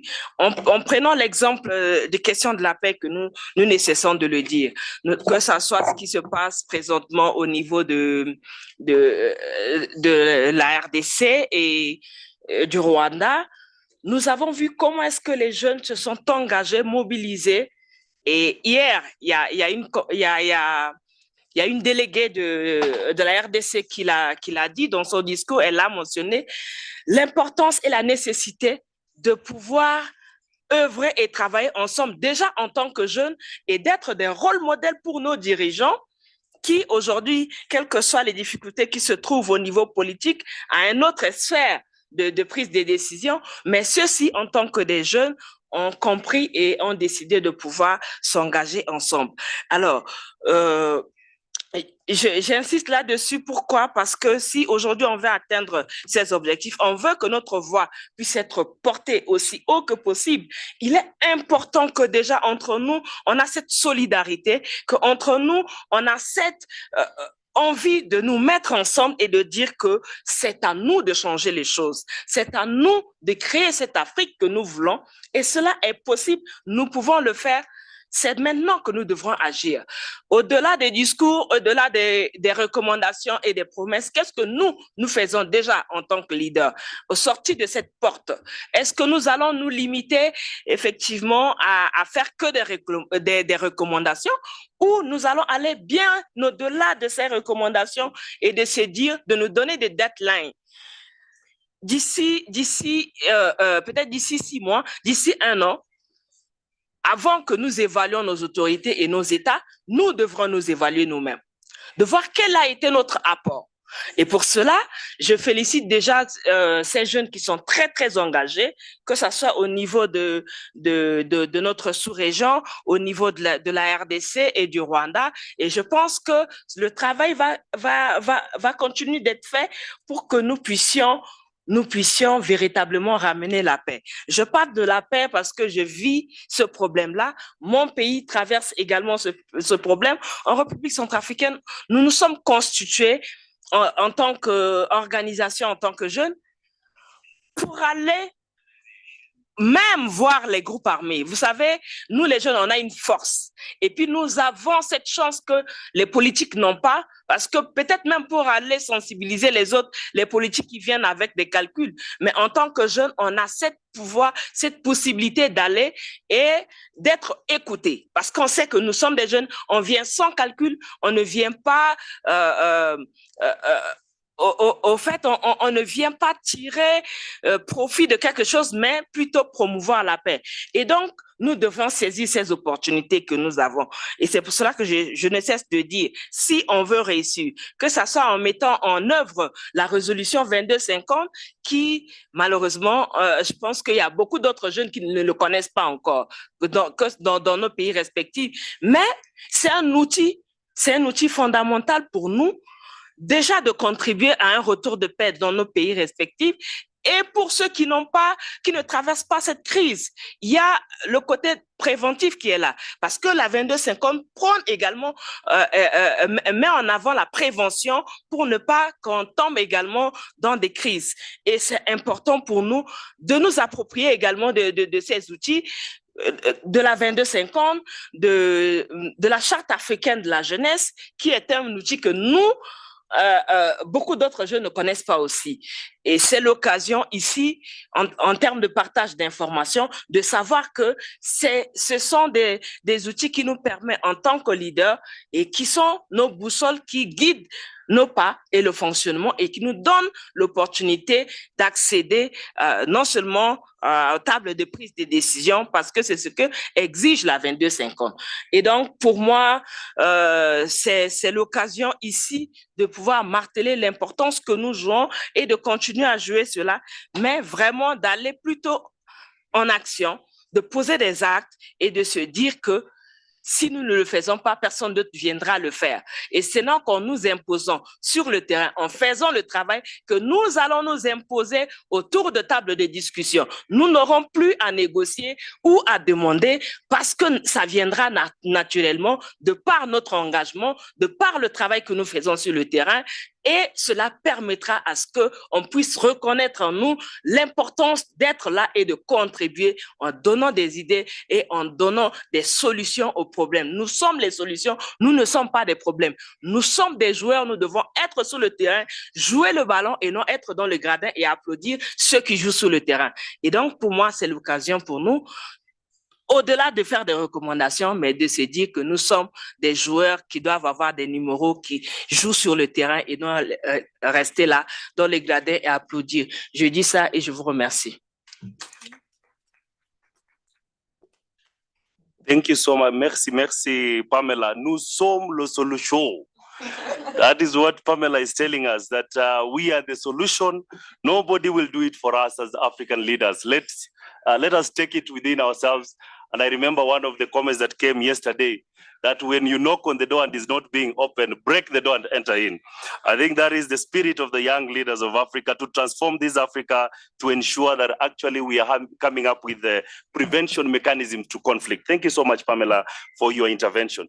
I see no excellencies has raised their hand. So I'll proceed with my next panelist. You know, when excellencies are not raising up their hands, you have to respect that. So, okay, there is one hand, we can proceed. We will take one hand from the floor and then we come back to my brother from Benin. I think we can go farthest there. Yes, the lady was first to raise their hand. Yes, please.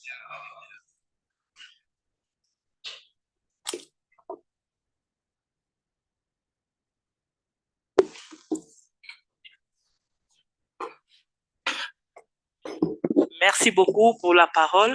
Je vais encore me représenter. Je suis Koni Mayuba. Je viens de la République démocratique du Congo.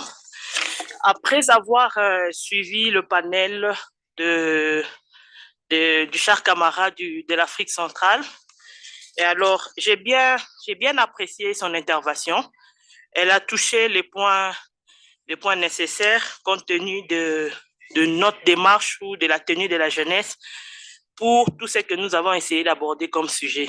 Alors, ce que j'allais dire de tout ce que nous sommes en train de faire ici, comme démarche ou tout ce que nous sommes en train de faire comme proposition, moi, je pense que le véhicule, les véhicules que nous pouvons utiliser, qui a beaucoup de force, c'est la jeunesse. Mais quelle jeunesse, au fait? Aujourd'hui, nous avons plusieurs structures de jeunes au niveau régional ainsi qu'international. Nous avons l'UPJ, l'Union panafricaine de la jeunesse. Nous avons même les Youth Connect, qui n'est pas cité ici. Nous avons les conseils nationaux de la jeunesse, ainsi de suite. Mais le problème est que ils sont ici parmi nous, certains présidents, certains délégués. Lorsqu'ils viennent dans de telles réunions, et tout en sachant voilà les objectifs et la mission qui sont les leurs, mais arriver au niveau local, toutes ces structures, selon mon observation, sont influencées par la politique. Ils deviennent plus politiques, je vous jure. Et cela ne leur permet même plus de faire la vraie mission qui leur a été accordée. C'est-à-dire, ils sont ici, nous sommes là, nous recevons la mission et nous devons normalement propager au fait l'information, mais arriver au niveau local, et vous allez voir que l'impact sur ces structures-là est beaucoup plus. Les structures sont devenues politisées. Alors, du moment où ces structures sont politisées, ils ne seront plus à accomplir la mission, faire la mission telle qu'attendue, et les résultats seront toujours négatifs. Alors, c'est que moi, je voulais faire comme une recommandation. Je ne sais pas s'il y a une commission, un comité ou une commission de suivi lorsque les gens deviennent leaders ou présidents des structures de jeunes dans des pays. Est-ce que vous arrivez à suivre même la tenue, les actions que ces gens-là, nous, les jeunes que vous choisissez, menons sur le terrain?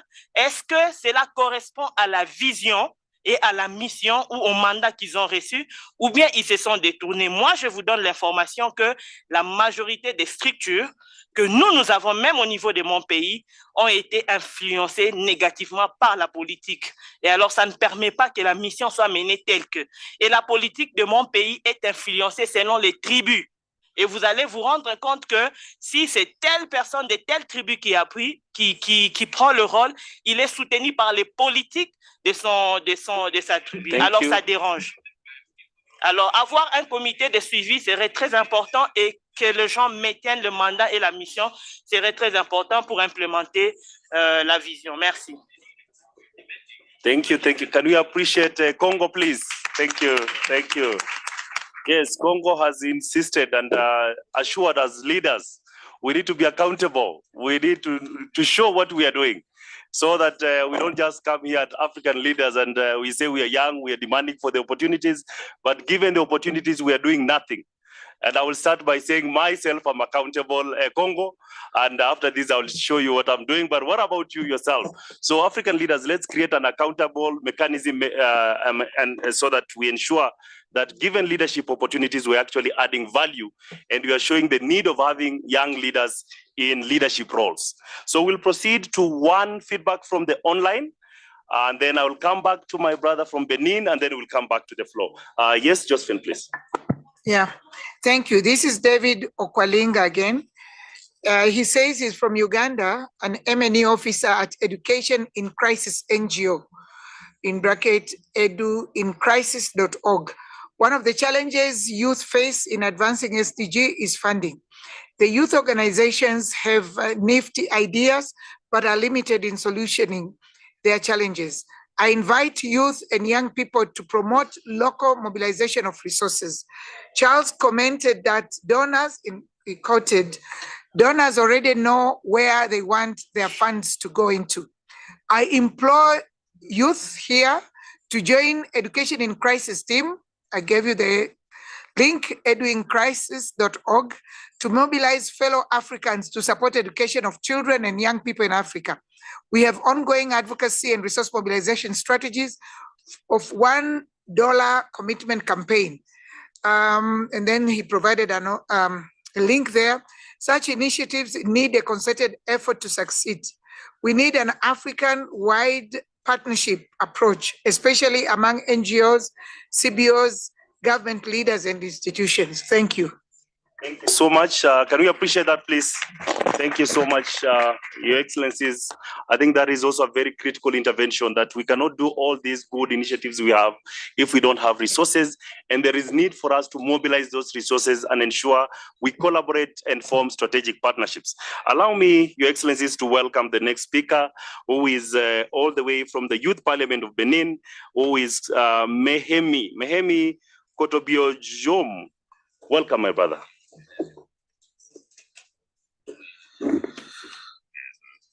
Ok, bonsoir chers tous. C'est un plaisir pour moi d'être au milieu de mes pairs et je voudrais partager avec vous quelques points. Ok. Je voudrais partager avec vous quelques points, quelques défis que nous pensons être très importants pour nous jeunes Africains. Et premièrement, j'entends souvent dire que nous jeunes, nous sommes l'avenir de l'Afrique.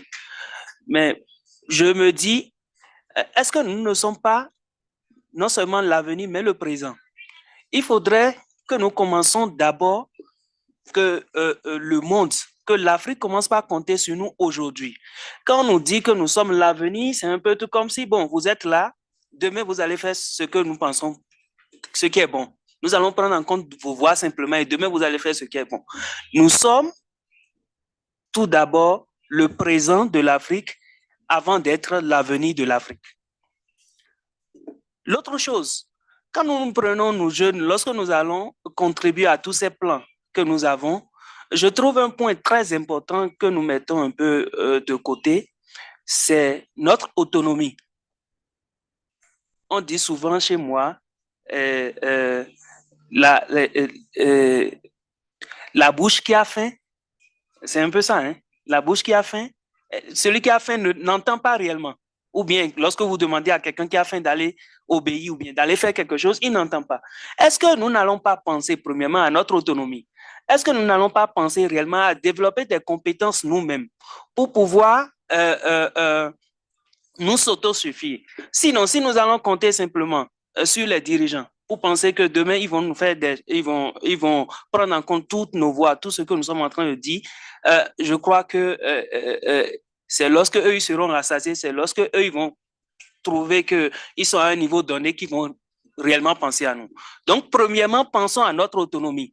Pensons à comment nous-mêmes, nous allons créer des emplois pour nous-mêmes pour être beaucoup plus autonomes. Et là, nous allons contribuer davantage à tous ces plans-là qui sont écrits. Des fois, nous contribuons, mais ce n'est pas ce que nous disons réellement qui est traduit de l'autre côté. Donc, premièrement, essayons d'avoir des compétences et aussi essayons de créer de l'emploi nous-mêmes. Ça, c'est très, très important. L'autre chose, quand nous prenons un peu la situation du terrorisme, je prends un peu l'exemple de mon pays, où au nord, déjà, je peux dire, les deux départements, il y a 2 départements au nord chez moi, où le terrorisme sévit énormément. Vous voyez un jeune, vous prenez un jeune par exemple, à qui on donne 5 000, or lui-même, il n'arrive pas à manger. Imaginez un peu, il n'arrive pas à manger, mais on lui dit, tu amènes juste 1 litre d'essence ou bien 5 litres d'essence, on te donne 5 000. Quelle sera sa réaction? Je trouve qu'il y a ces questions-là qu'il faut répondre. Il faut répondre réellement à ces questions-là pour permettre, en fait, pour lutter réellement contre la question du terrorisme qui se pose. Le vivre ensemble, on parle de vivre ensemble, on est là, on parle de vivre ensemble, mais il n'y a pas réellement des actions concrètes, il n'y a pas la sensibilisation qui devrait accompagner réellement sur le terrain. Chaque communauté vit à part. Par exemple, chez moi, on peut dire il y a telle communauté, il y a les Peuls. Eux, lorsqu'on veut prendre certaines décisions, on va peut-être les exclure. Ils ne sont pas pris en compte dans la prise de décision. Et lorsque vous allez même dans ces zones, vous voyez déjà que l'État n'est pas présent. Lorsque l'État n'est pas présent, la population elle est ouverte à tous les discours qui lui viennent. Vous prenez par exemple, avant de faire un passeport dans mon pays, si vous êtes au nord, vous allez faire près de 700 km. Il y a des services, lorsque vous avez besoin de ces services-là, vous faites 700 km d'abord avant de venir à ces endroits-là. Donc, je trouve qu'il y a ces questions-là au niveau de l'infrastructure également qu'il faut voir. L'engagement des jeunes, surtout sur le changement climatique. Quand nous prenons la question du changement climatique, il y a des solutions. Mais je trouve que nous avons aussi des solutions endogènes et des connaissances que nos arrière-grands-pères, avant qu'on ne parle de changement climatique, il y avait l'agriculture en Afrique. Et c'est avec la révolution verte, avec tout ce que nous avons apporté comme la mécanisation, l'utilisation des intrants et tout ça, c'est tout ça là qui a amené aujourd'hui à ce que au niveau de la production agricole, nous avons des soucis. Nous utilisons tellement d'intrants chimiques que ce que nous mangeons même n'est plus de bonne qualité. Je trouve que nous devons nous devons prendre en compte des solutions endogènes qui sont de notre communauté. Nous, jeunes, nous devons aller encore à la source. Nous devons nous rapprocher encore des personnes plus âgées pour prendre en compte leur manière de faire, les stratégies qu'eux, ils développaient en fait, par exemple au niveau de l'agriculture. Nous allons dire qu'il y a des semences améliorées qui sont apportées pour pouvoir faire beaucoup de choses, mais je trouve que ces semences améliorées, il vaut mieux, ces semences ne sont pas forcément adaptées à ce que nous vivons. Donc, il vaut mieux explorer des solutions endogènes pour pouvoir lutter réellement contre les questions de changement climatique, pour pouvoir nous autosuffire. Donc, je vois c'est les points sur lesquels je voudrais réellement mettre l'accent. Il faudrait que nous commençons réellement par compter sur nous-mêmes et que nous prenons notre avenir en main en pensant que nous sommes non seulement le présent nous sommes non seulement le futur, mais nous sommes aussi le présent de l'Afrique. Je vous remercie. Thank you so much. Thank you so much. Can we appreciate it more, please? Yes, that is Mehemi from the Youth Parliament of Benin, and he has actually emphasized the need for us to create local solution, ensure that we get those skills as young people in terms of self-branding, and create our empowerment as we push for the empowerment of the continent. And I think that is very good. I'm being reminded that we only have 15 minutes to finish our session. So if we are given an opportunity, please take less than a minute so that we get as more solution as much as possible. I'm also being reminded that we are supposed to get perspective from all the regions. And I believe that we've gotten solutions from Central Africa. We've gotten from Central Africa, West Africa, and now we are looking at East Africa, North Africa, please. So I will expect East Africa. So we can start with East Africa. That is, Seychelles is Southern Africa. That is good. So East Africa, South Africa. That is which region? Which region? East Africa. East Africa already. We want a region that has not spoken yet. No. East Africa is going to speak, yes? Okay, let's take the two as we come. North Africa? Okay, let's take those. Please be brief. Be brief. We will take the next round. Be brief and precise, and I will give you exactly 1 minute. Start. All right. Thank you, Roy. And now it's been clear that if young people are not on the decision-making table, then you break that table.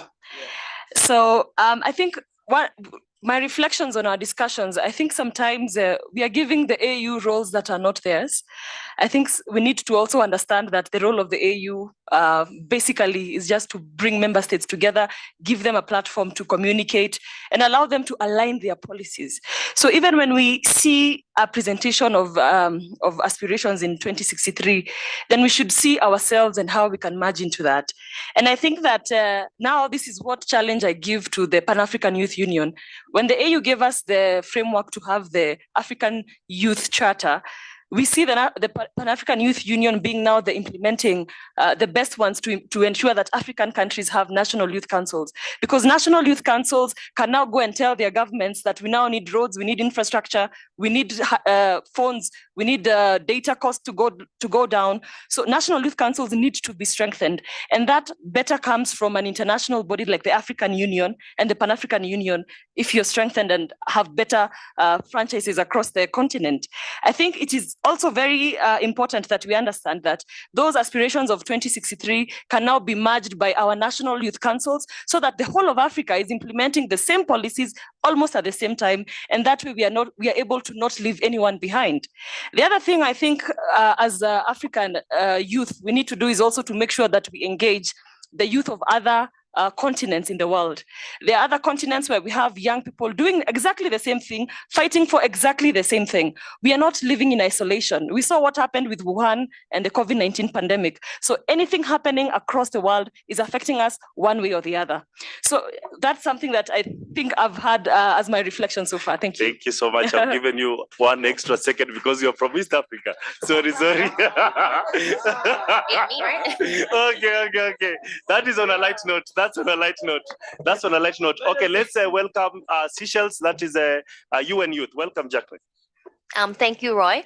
I think it just follows on from what has been said, but I'd like to present the other perspective. So we have National Youth Council, who are meant to be bridging that gap and making youth know about these incredible organizations that exist in Africa.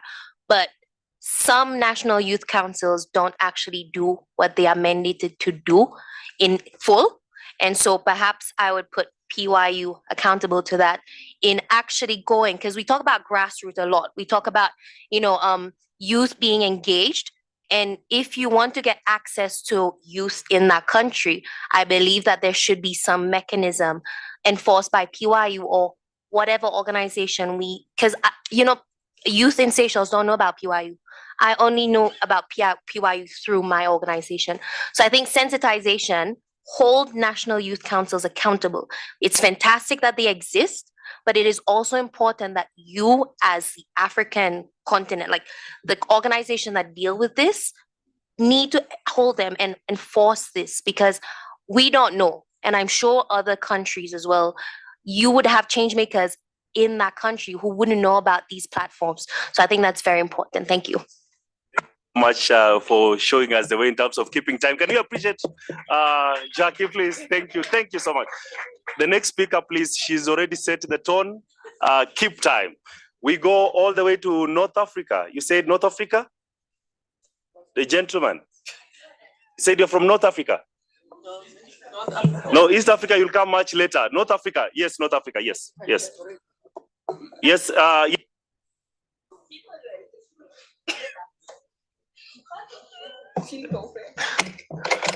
Merci, monsieur le modérateur. Thank you so much. Thank you. Thank you.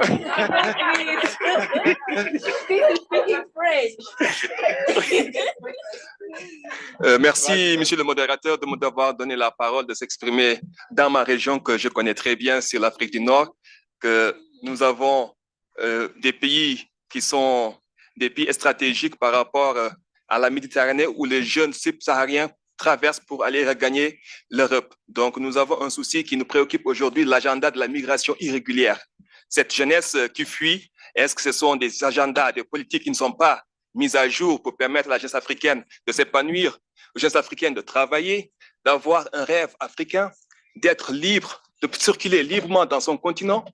Et aujourd'hui, nous voyons que des jeunes, milliers de jeunes Africains venant du Mali, du Sénégal, de la Gambie, du Burkina, de Côte d'Ivoire, qui passent par la Mauritanie, le Maroc, la Libye, pour regagner l'Europe à travers un rêve. Si aujourd'hui l'Afrique que nous voulons, une Afrique de paix, une Afrique où tout jeune bénéficie de l'employabilité, où tout jeune peut circuler librement dans son pays, dans les régions différentes, les politiques appliquées à travers les États donnent la chance à la jeunesse africaine de travailler, de s'épanouir et de mettre fin à la pauvreté.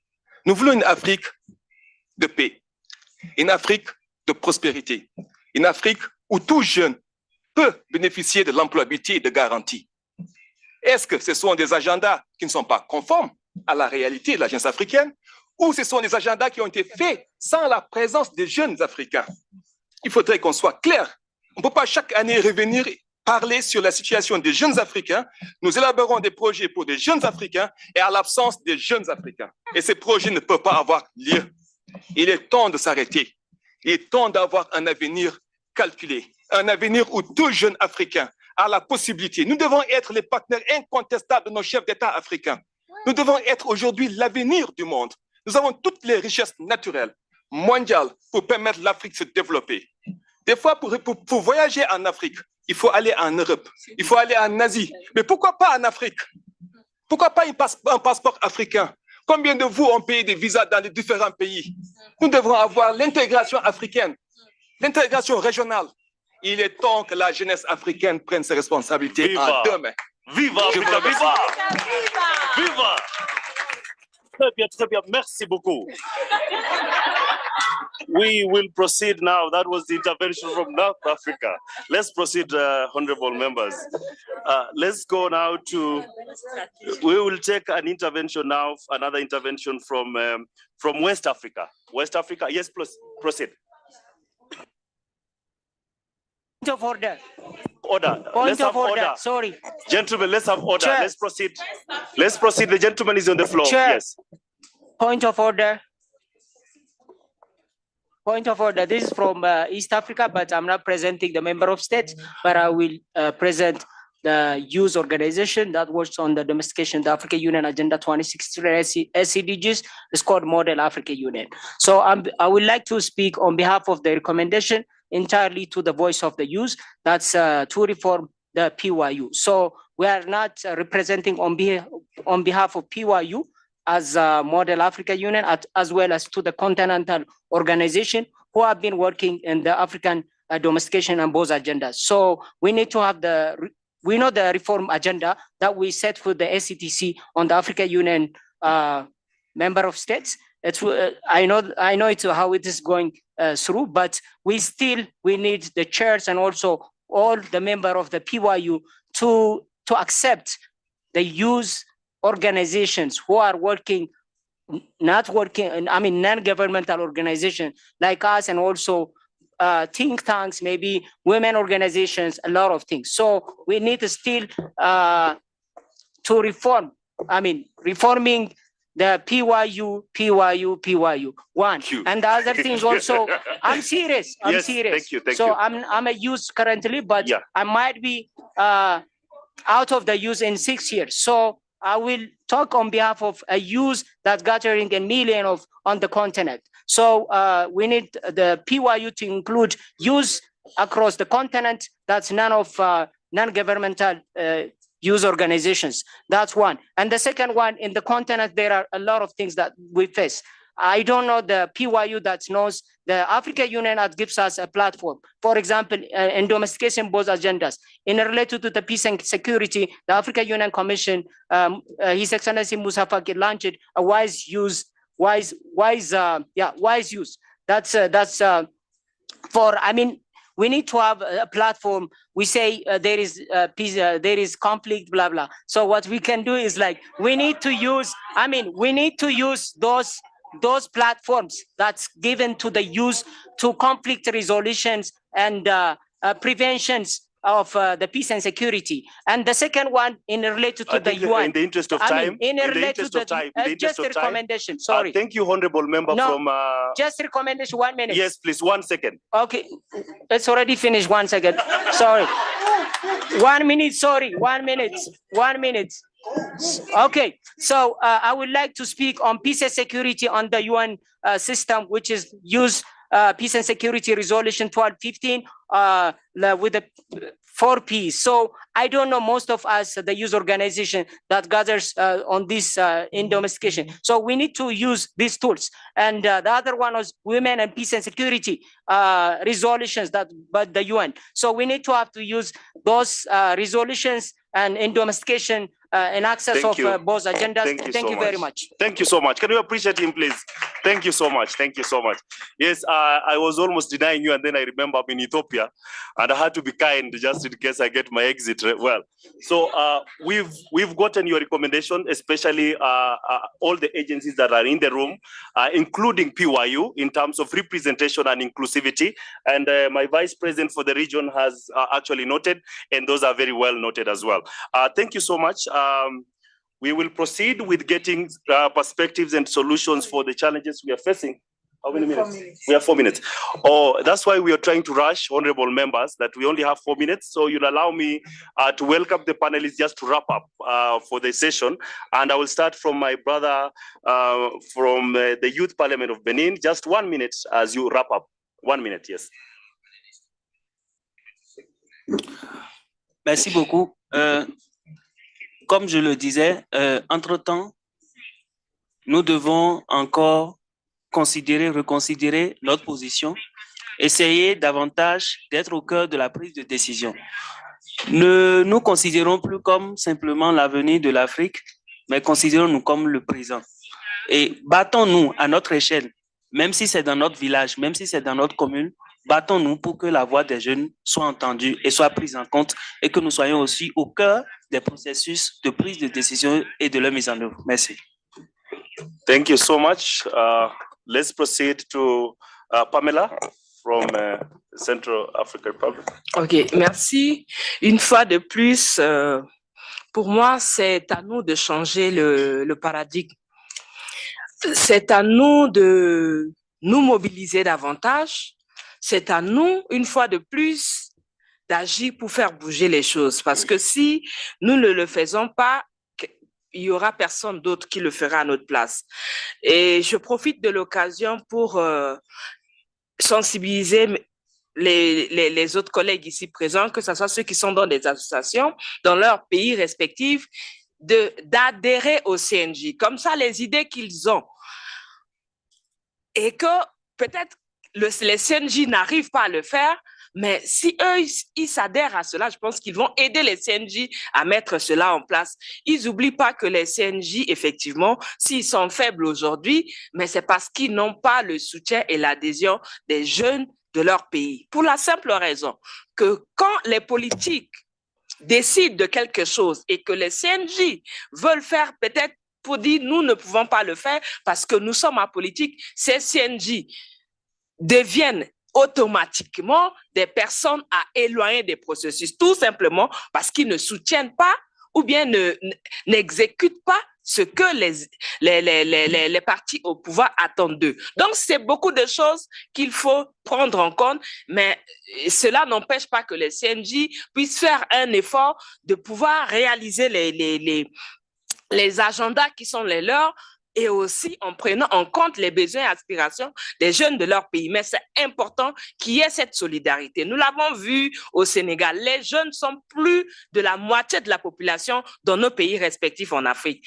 Et donc, si les jeunes sont unis et solidaires, je pense qu'ils peuvent atteindre les objectifs. C'est la solidarité qui nous manque et de fois, cela entraîne à ce que nous ne pouvons pas atteindre les objectifs que nous voulons. Donc, voilà ce que je peux dire en termes de contribution et aussi mobiliser les autres jeunes vraiment à s'adhérer au CNJ et par ricochet à l'Union panafricaine de la jeunesse qui sont leurs organes qui les représentent. Je vous remercie. Thank you so much, Pamela. We will go to Kamisoko from Mali to conclude on her remarks. Merci beaucoup pour toutes les contributions qui sont faites. Moi, j'aimerais conclure en disant que ces dernières années, on a vu pas mal de citations qui se sont vues en fait dans nos différents pays. La première citation, c'est que tout ce que vous faites pour moi, sans moi, vous le faites contre moi. Au sein des Nations Unies, nous avons également vu beaucoup le put young people first en avant. Aujourd'hui, en tant que jeune, moi, ce que j'aimerais dire surtout, c'est que il est important de ne pas abandonner. Il est important de poursuivre nos rêves. Il est important de pouvoir mobiliser les autres jeunes autour de notre vision. Aujourd'hui, nous avons la chance d'être dans de grands forums internationaux. Nous avons la chance de représenter les jeunes de nos pays à l'international, au niveau aussi régional. Qu'est-ce que nous faisons lorsque nous rentrons après ces forums? Est-ce qu'il y a une redevabilité qui est là auprès de nos différentes organisations? Est-ce qu'il y a une redevabilité auprès des jeunes? Et surtout, je veux insister sur les jeunes qui vivent au niveau rural. Ces jeunes qui n'ont pas les opportunités d'aller à l'école. Ces jeunes qui n'ont pas les mêmes opportunités que nous d'avoir accès à un emploi décent, qui sont enrôlés dans l'extrémisme violent, qui sont enrôlés dans le terrorisme. Il faudrait qu'on pense également à eux. Il faudrait qu'on puisse en fait ne pas rester toujours dans ce petit truc de c'est tout le temps moi au devant de la scène. Partageons également les opportunités avec d'autres jeunes.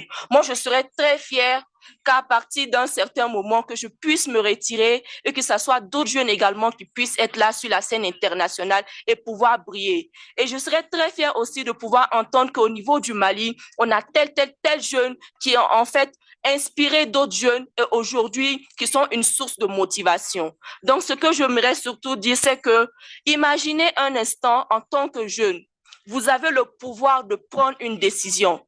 Qu'est-ce que vous ferez en réalité? Et je voudrais terminer sur ceci. Merci beaucoup. Thank you so much. That was very powerful to finish us on a very high note. This is our takeaway as young people, that young people are resilient. We need to knock on those doors and we need to make sure we break those doors. And that means we need to enter into those leadership. Having entered into leadership leads us to our second resolution, that we need to be accountable to the leadership roles that we've been given. And we need to have a monitoring and evaluation mechanism of the kind of decisions we are making and the impact that we are creating to other young people. We've also discussed on the issue of resource mobilization, that the activities we are doing need funding, and therefore we need to encourage and ensure partnerships and synergies in terms of resource mobilization. Another perspective that has come into these discussions of ours today is that there is need for us to coordinate and to have one voice as African youth. And we've challenged the Pan-African Youth Union to take its role as our convening body and wake up from the sleep and do action. I think my VP has heard what they have said. Those are not my words, Madam VP. And then, of course, in terms of security issues, the young people of Africa have reiterated the need to involve young people in conflict resolution and building their capacity as well as we do that. And finally, we've also talked about an empowered African youth. Let's ensure that we build our skills for the youth, and also we ensure that they have access to initiatives that will empower them. Those are some of the highlights that have come through our session today. Your Excellencies, I want to thank you so much. I know it has been a long day, but you've braved, you've been resilient, and we've made this session very insightful. Thank you so much, and may you have a great evening. Thank you. A big round of applause to our moderator and panelists, please. Thank you very much, Roy. So, colleagues, we are almost there. We are going to take a break. Please come back after 15 minutes. So when you come back, now we'll go through the Addis Ababa Declaration by the Youth of Africa. Yeah, that's one outcome from this meeting. And then the same group will now unpack the declaration into common African position, youth position. So make sure you come back to make, to ensure that the declaration includes your voice. So you should not be called, just present yourself here. Thank you. We will proceed without you. I also need the mental. No, I checked on them before I came. No, I need a mental fit. I'm also ready.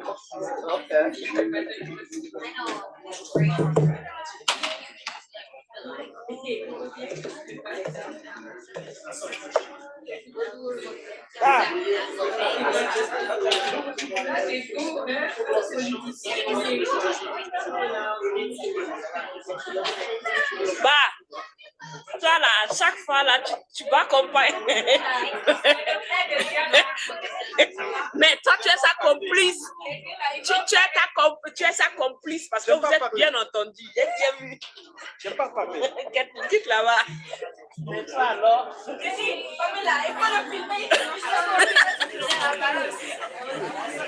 Non, mais vraiment, vous êtes grave. Hein. C'est quel complot comme ça? Hey, hey.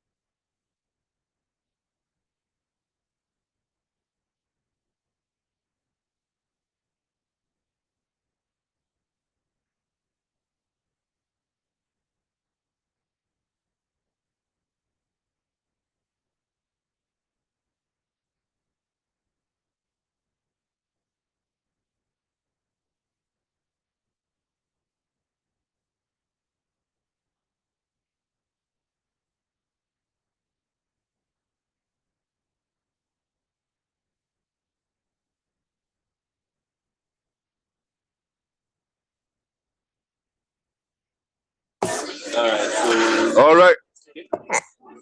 Good afternoon, everyone. Good afternoon, everyone. Are we tired? Sound like, yeah, a little bit, huh? African youth, are you tired? All right. So thank you for being with us the last 2 days, and for other people for longer than that.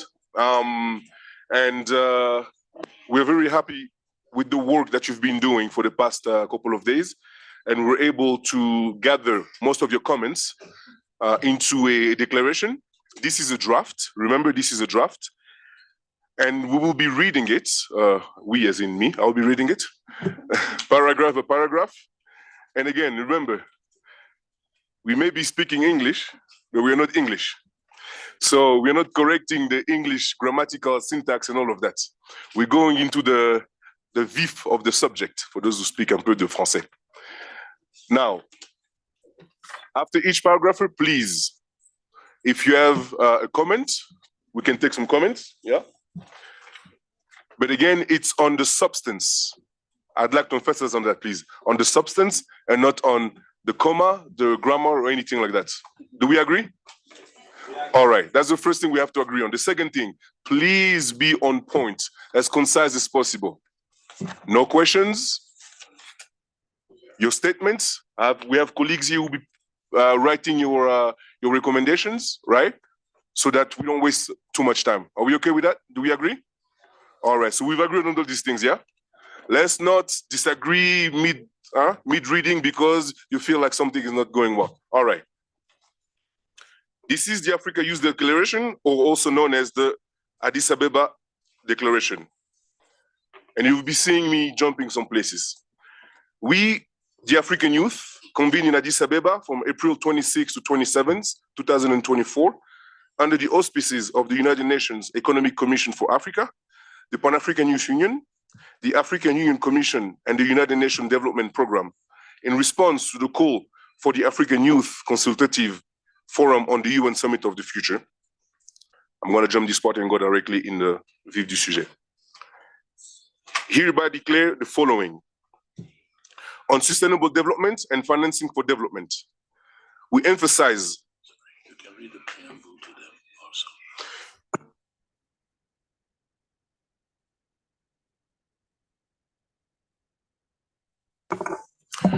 on sustainable development and financing for development. We emphasize the need for increased financial and technical investment in localizing sustainable development and youth-led initiative, particularly in education, agriculture, health and well-being, peace and security, and climate action. 1 minute.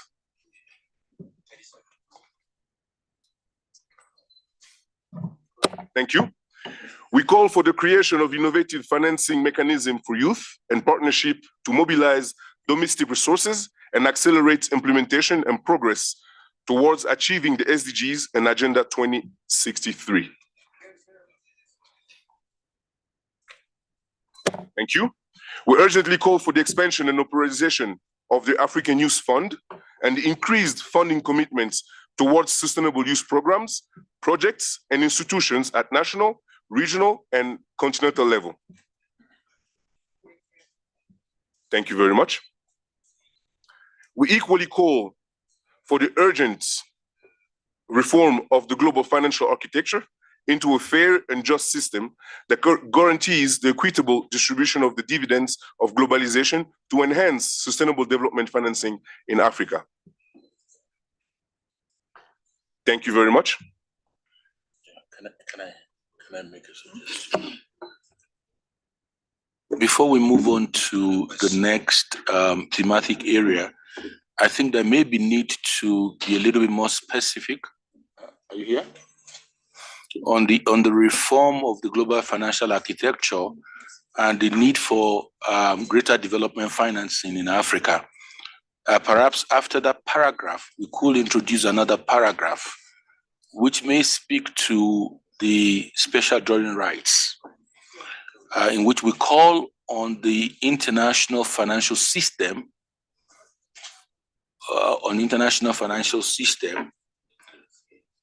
to provide more resources to Africa through the special drawing rights, the IMF special drawing rights, in ensuring that the resources not utilized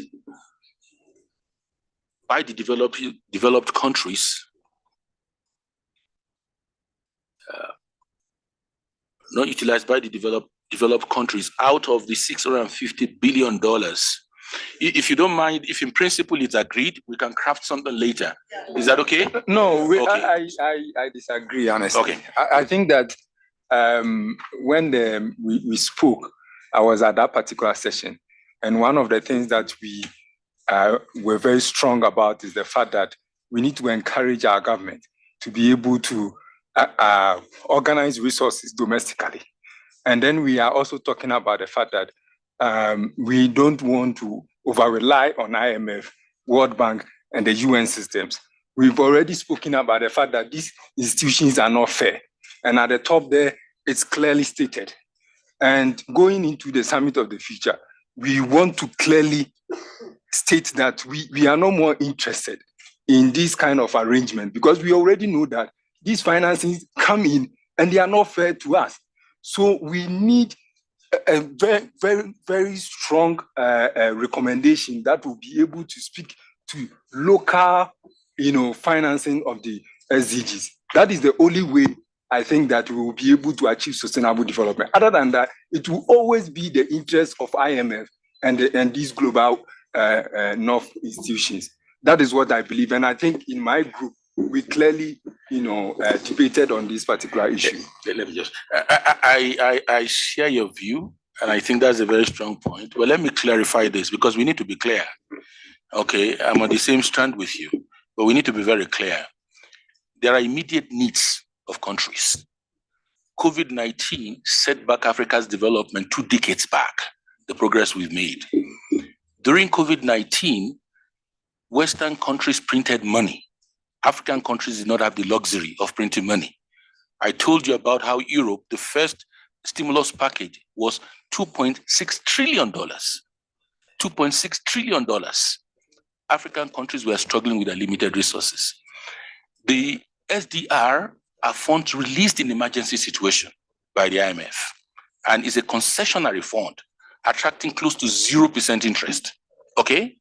So when it was released, $650 billion, Africa only got 33 or 34. The United States alone got $100 billion. It doesn't need it because they are printing money. So the money is there and Africa has an immediate need. The call, which is very consistent with what African ministers of finance are saying, is that release this money for the African Development Bank. So the pool of resources to the African Development Bank can increase. So it's not going to be funds coming from IMF now to African countries. It will be funds that they will release from the IMF to the African Development Bank. And African Development Bank will administer it, how it supports African governments in the priority areas of African governments, and will also use that to leverage more resources to be able to support African. I thought that clarification is, because you see, there are things that are ideological. At an ideological level, I support you.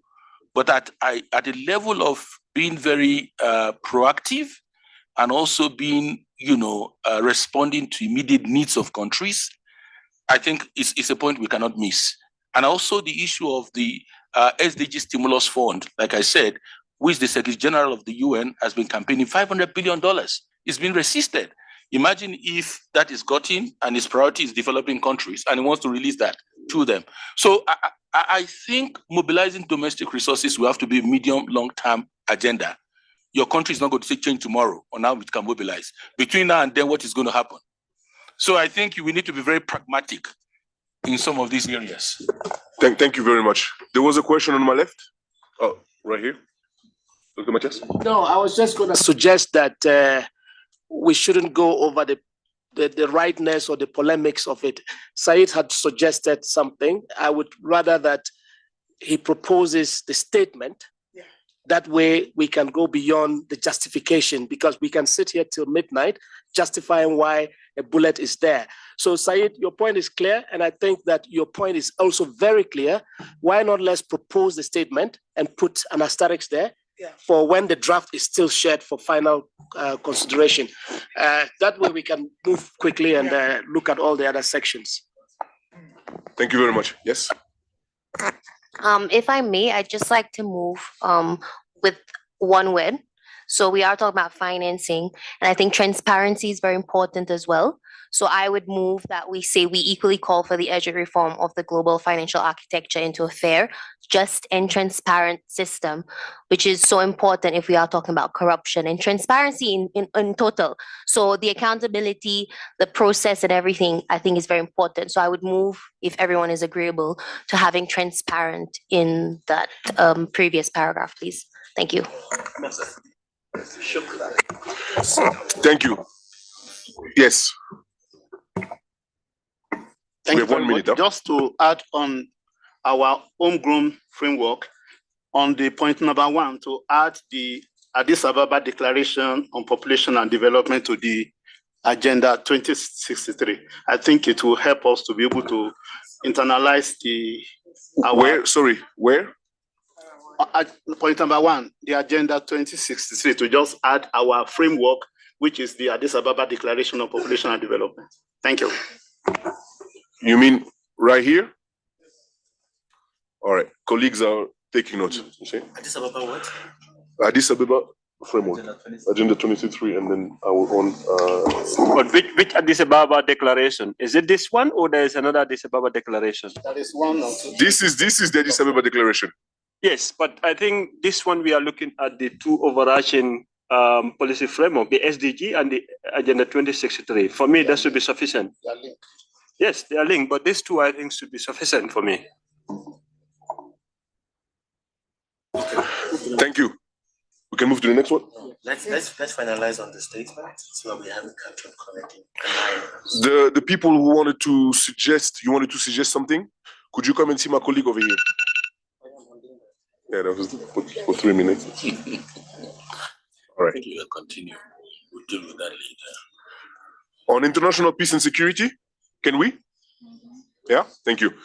We affirm the importance of promoting peace, stability, and conflict prevention and resolution effort in Africa and beyond. It's better if I do this, huh? People listen better. We call for the reform of the United Nations Security Council, particularly for Africa to have permanent seats, at the UN Security Council to reflect the priorities and the changing dynamics of the continent. The continent or the Thank world. you. Sorry? Continent. And the world. There is a... Don't worry, continue. Yeah, you continue. Yeah, doing that. Yeah. We urge for increased technical and financial support for local peace-building initiatives, conflict prevention strategies, and the empowerment of youth as agent of peace and reconciliation. Thank you. We call for the strengthening multi-regionalism within the multilateral space as a sustainable approach to mitigate and prevent conflicts, foster quick response mechanism to conflicts, disaster and calamities, insecurities, changing climates, and related issues affecting Africa. So all of you understood this sentence. Thank you. There's a comment? Yeah. No. We further reiterate the prioritization, thank you, prioritization of marginalized youth, particularly those affected by conflicts as active actors of change and key stakeholders in peace-building efforts, post-conflict reconstruction and transitional justice processes against an existing narrative of tokenism.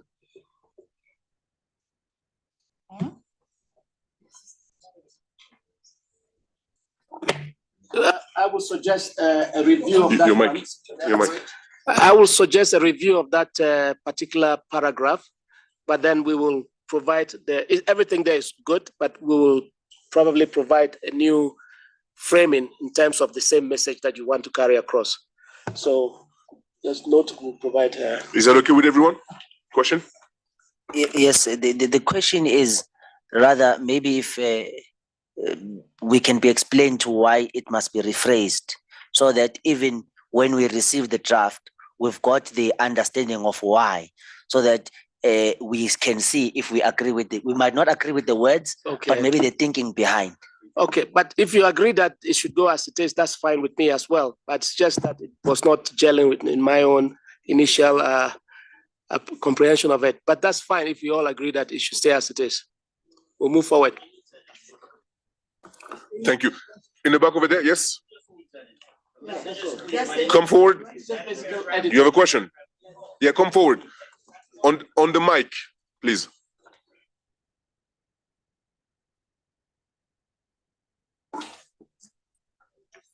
On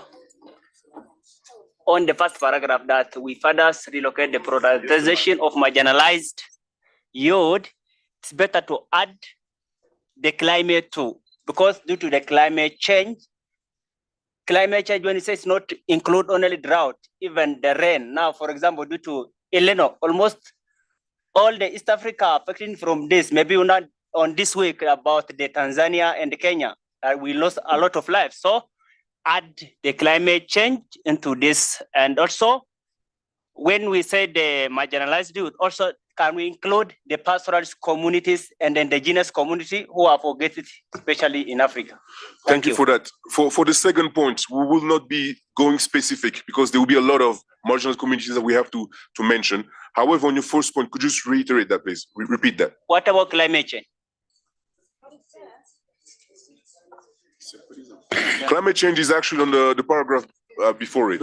Yeah, but if you want, but we can put climate change, those affected by conflict and climate change. Perfect, that's fine.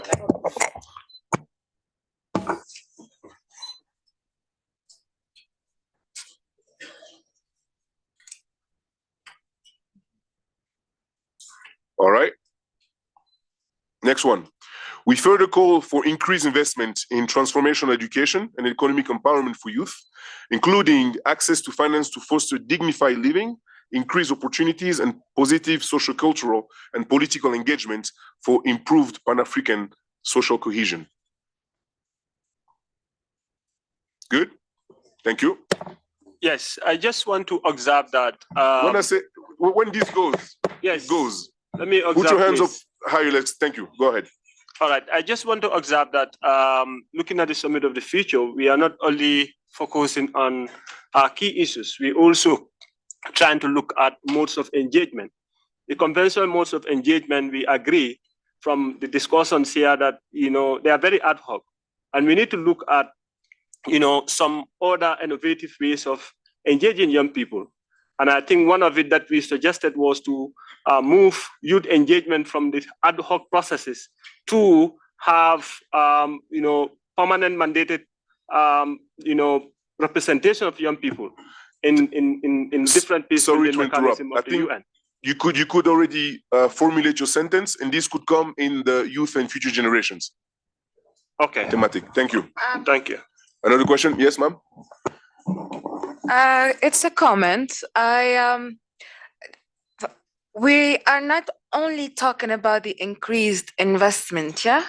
We are also suggesting some consideration to educational reforms from governments, yeah?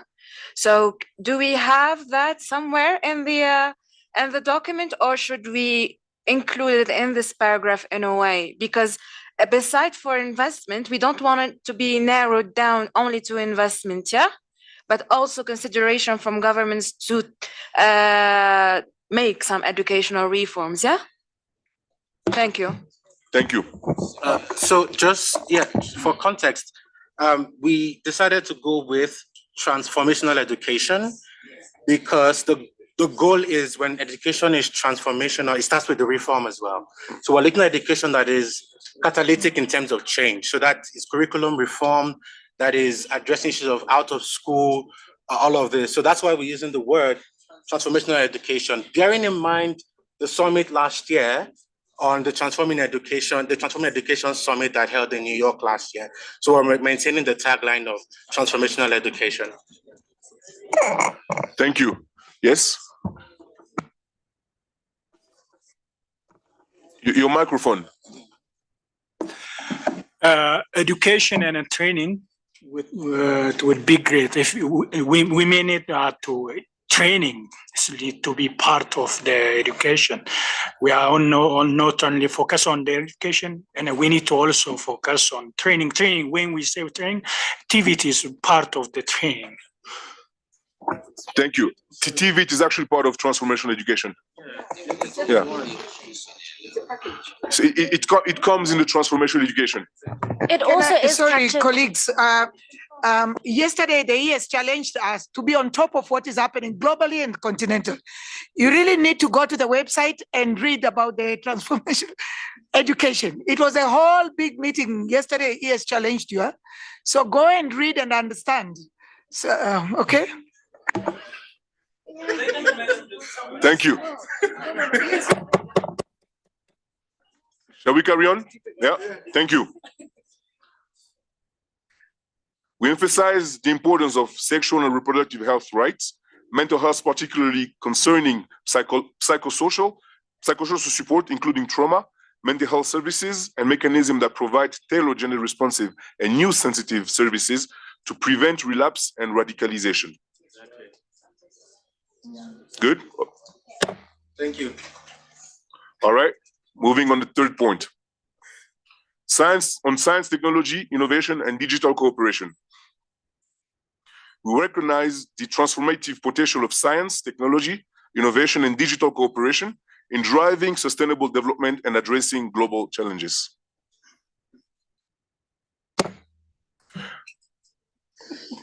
Please go ahead.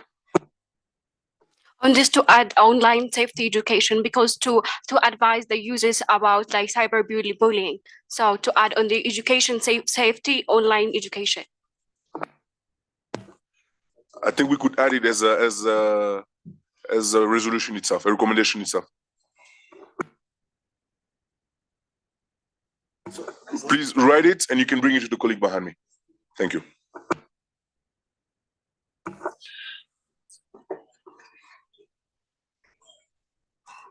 We advocate for bridging the digital divide, strengthening digital ecosystem for collaboration, greater investment in research and development, digital infrastructures, and capacity building initiatives to harness the benefit of technological advancement for the benefit of all.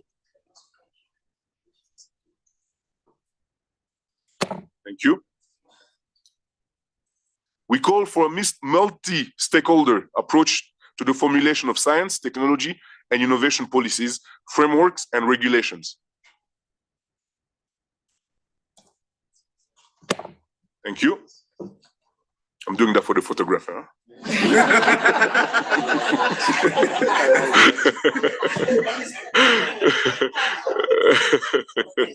I gotta send this to my mama.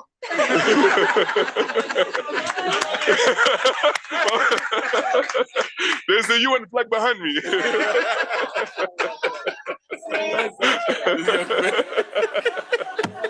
All right. Let's go. We recommend the urgent ratification and implementation of you guys, you see what? We recommend the urgent ratification and implementation of continental frameworks that promote digital transformation, like the Malabo Convention, Africa Digital Transformation Strategy, and the Science, Technology, and Innovation Strategy for Africa, AU Digital Education Strategy, and Africa Continental Framework on AI, harmonizing trans-border policies such as data protection. And I think this actually covers what the Digital Global Compact? Yes. Who are the Digital Global Compact? Question? Thank you. We call for increased interoperability and portability of telecommunication services on the continent to give African youth a larger choice of providers to choose from, while at the same time encouraging healthy competition between the providers. Yes. Thank you. Thank you. Maktar, the IT chief of technology in ECA, had proposed also the costs and challenged Africans to come up with our own devices. So I don't know where will it fit, applications, and so I don't know where will it fit. But just take a note and we'll work on it. Yes, I think this could be a recommendation as well, Yeah. because here we're talking mostly about infrastructures and connection. Yeah. Thank you.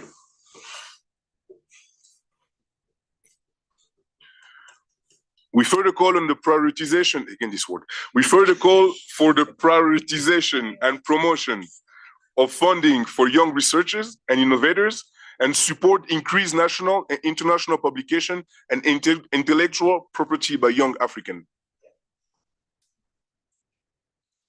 Yeah? This will be French, I think. Désolée, mais peut-être je vais retourner un peu en arrière par rapport à la technologie et à la science. C'est par rapport aux autorités qui ne permettent pas qu'il y ait... Est-ce que nous avons pensé à ça?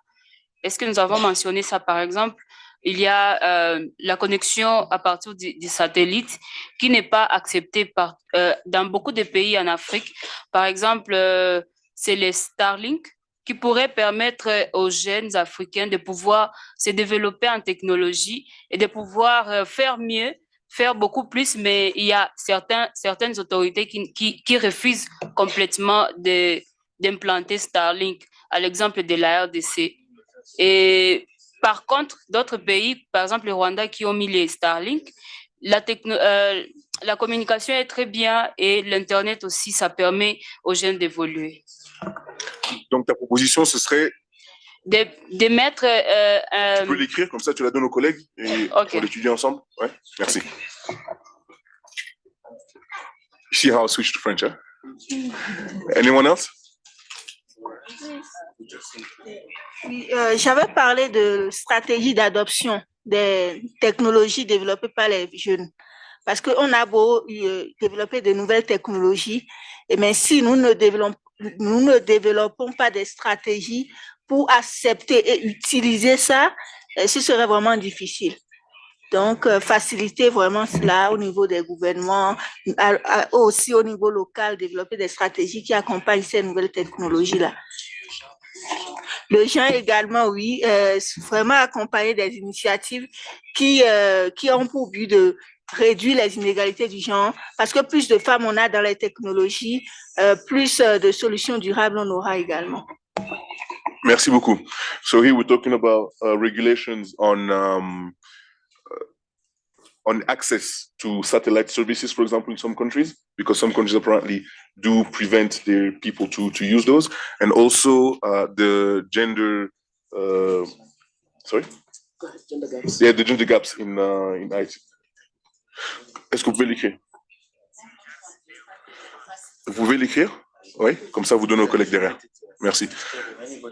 Oui, là-bas, et puis ici. So only 3, yeah? 1, 2, and 3. Allez-y.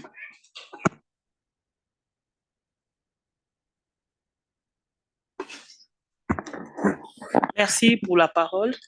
Si je dois contribuer en ce qui concerne la technologie, moi je pense que pour les côtés, bon, en fait, pour les secteurs économiques, si nos gouvernements puissent mettre, nos gouvernements peuvent mettre le numérique au centre de l'inclusion économique comme catalyseur. On a besoin d'une recommandation. Oui, c'est ça. Vous pouvez l'écrire? Hein? Vous pouvez l'écrire? Oui, mais je peux parler aussi, non? Non, j'entends, oui, c'est vrai, je sais. Mais en fait, si vous l'écrivez, comme ça, le collègue, vous nous donnez l'idée, puis vous l'écrivez pour le collègue. Oui, d'accord. Donc, mettre la technologie comme catalyseur de l'inclusion financière, mais en termes de modèle et de l'exemple, regardez le modèle de la Chine. Au-delà de tout ce qu'ils ont comme communication, comme technologie, mais ils ont une seule application qui coordonne toutes les autres applications qu'on appelle WeChat. Alors, nous avons des monnaies électroniques ou des échanges électroniques qui arrivent dans notre pays, mais s'il n'y a pas moyen de contrôler ces monnaies, moi, je pense qu'il y aura fuite d'informations. Alors, pour catalyser tout cela, et du secteur formel et un secteur informel, on peut créer une monnaie électronique qui a l'identité de pays qui va commencer à recevoir et les informations locales ainsi que les formations internationales. Donc, comme le numérique, c'est-à-dire que le numérique catalyseur de l'inclusion financière, de l'inclusion économique et financière. Merci. Veuillez écrire votre recommandation, la donner directement aux collègues, Quand on aura terminé, on pourra retourner sur ce qui a été proposé pour que tous les collègues puissent valider. So please do write your recommendation to my colleagues behind me. So when we're done with the whole document, we can come back on those that you suggested and see if everybody agrees them. Yeah, thank you. My brother, yeah. Moi, juste, je voulais rajouter une idée. C'était juste, faut pas qu'on oublie l'éthique là. L'éthique, c'est un outil au service de la construction sociale des jeunes. D'accord. Vous savez écrire une recommandation pour ça? Oui, oui, oui. Merci. Il y avait... Oui, allez-y.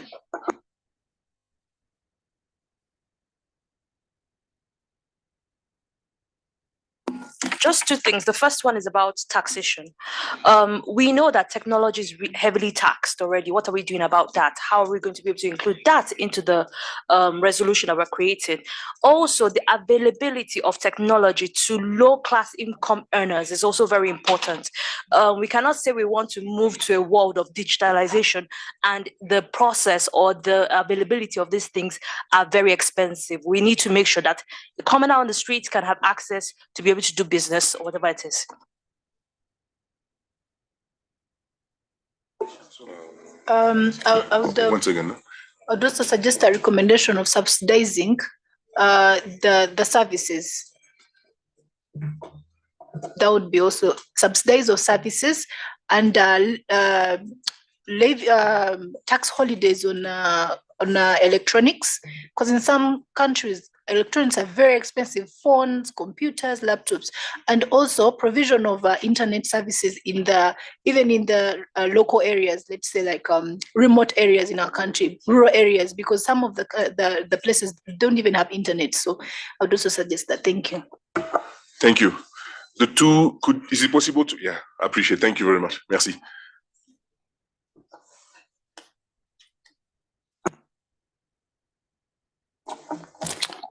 Très rapidement, en termes d'acquisition peut-être de tout ce qui est outils ou matériel informatique, c'est d'encourager également le partenariat public-privé pour financer en fait peut-être l'accès au numérique. Merci. Recommandation? Oui, quelle recommandation pour le collègue derrière? Lisible, hein? Please write so that they can read. Thank you.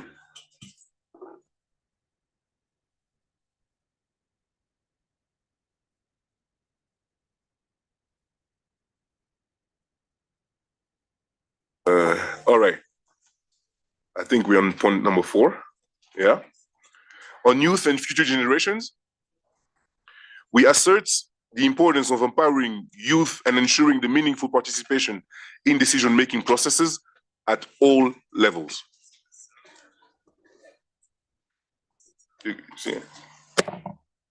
We call for the creation of Africa-wide statutory mechanism and convening for intergenerational dialogue and cooperation, where youth voices are heard, valued, and integrated into policy formulation and implementation.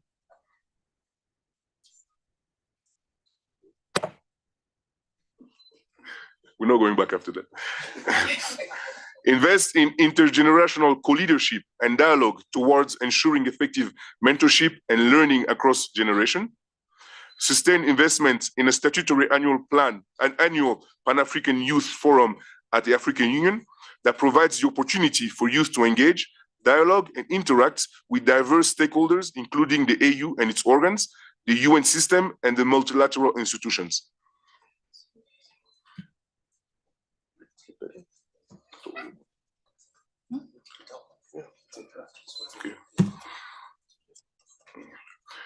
We advocate for the rethinking and reimagining of the education system for our continent and countries, calling for the inclusion of continental plans such as Agenda 2063 and global goals such as the SDGs 2030 into schooling curriculum on the continent. Yeah. Sorry, there is a question here. Can you go back? Does this, the paragraph on PYU include strengthening PYU? Yes. Sorry. Sustain investment in statutory annual plan. Does it include strengthening PYU? Okay. Okay. Yeah. Because it was very strong here. Reforms, strengthen, yeah. Yeah.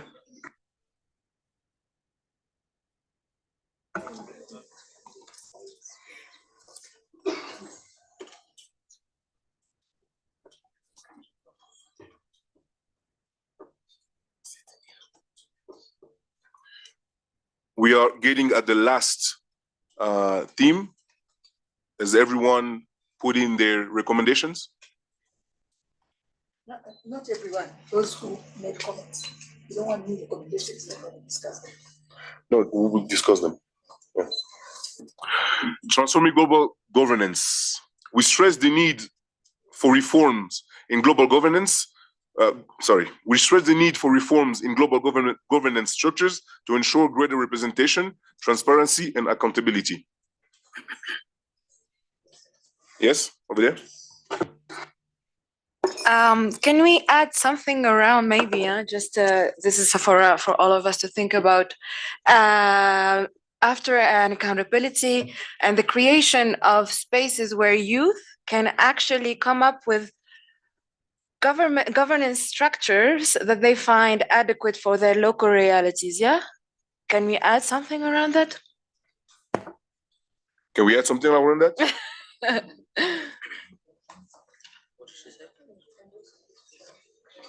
Any objection? Yes.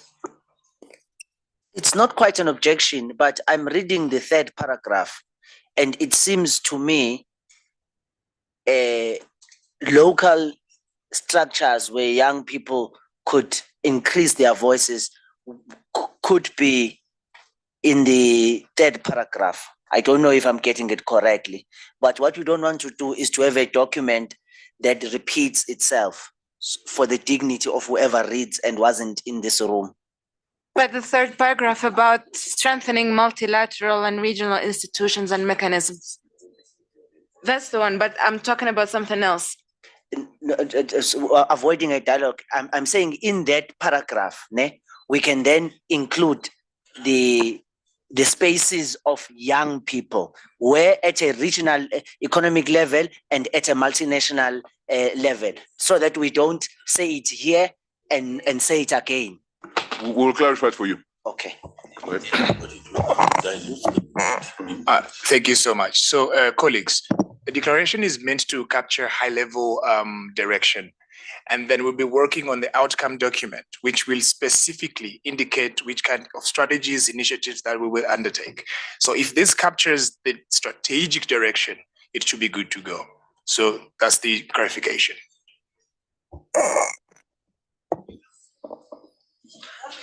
That works for you? Just hit the thing. Yes. Yes, so I just want to observe again in terms of involvement of citizens, the wider population, the global governance structures as they stand now, they are more lean towards the governments, which of course we know represent everyone, but the masses that are in the civil societies are missing in most of the conversations and processes. So I'm thinking on that transforming global governance, we need to find a way to bring the issue of civil society so that the concerns we raise in terms of shrinking civic spaces could also be covered. I think that would be critical in terms of the future that we are envisioning, that we did not continue to sustain the existing structures of only intergovernmental engagement and leaving the greater population of civil society and citizens out. Yeah. Thank you. I think that would be a good recommendation if everybody agrees, that we can suggest here and then go back to it and see how you've written it and agree or disagree. Yeah? Oh. I've been told here that my mama is watching, so I have to go on the next one. On this one, I would please request that we see the wording. That's exactly what I just said. Because I'm very worried about these masses who are not organized by their own governments. Yes. I wonder where they stay. That's the aim. He will write a recommendation and we'll put it in the back. Thank you. We call for the firm commitments to the values and principle of multilateralism that reflect the aspiration of all African states. Yes? I think quite a number of times the meeting brought up the issue of dignity. Maybe if you can insert it somewhere in there. So you would like you to say we call for the firm commitment to the values, dignities, and principle? Whichever way it comes out right, but dignity. It's noted. Thank you. Is the room agrees? Yeah. Thank you.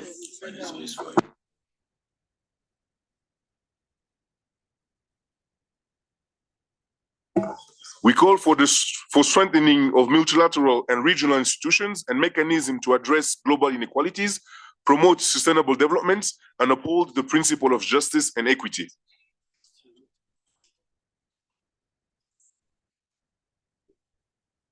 Okay.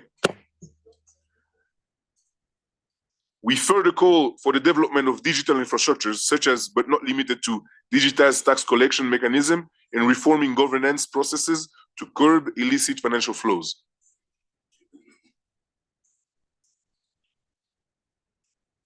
I'm waiting for the French to get it on. Yeah. Don't only curb, also recover.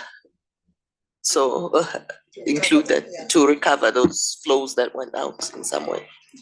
To curb and recover illicit financial flows. Noted? Curb and recover. Thank you.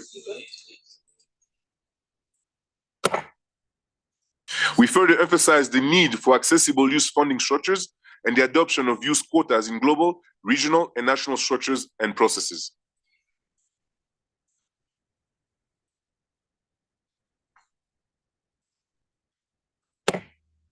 We reiterate that global governance starts from the grassroots and calls for robust integration of young people from the grassroots into the policy process, which ensures that every voice is heard, valued, and integrated into policy decisions.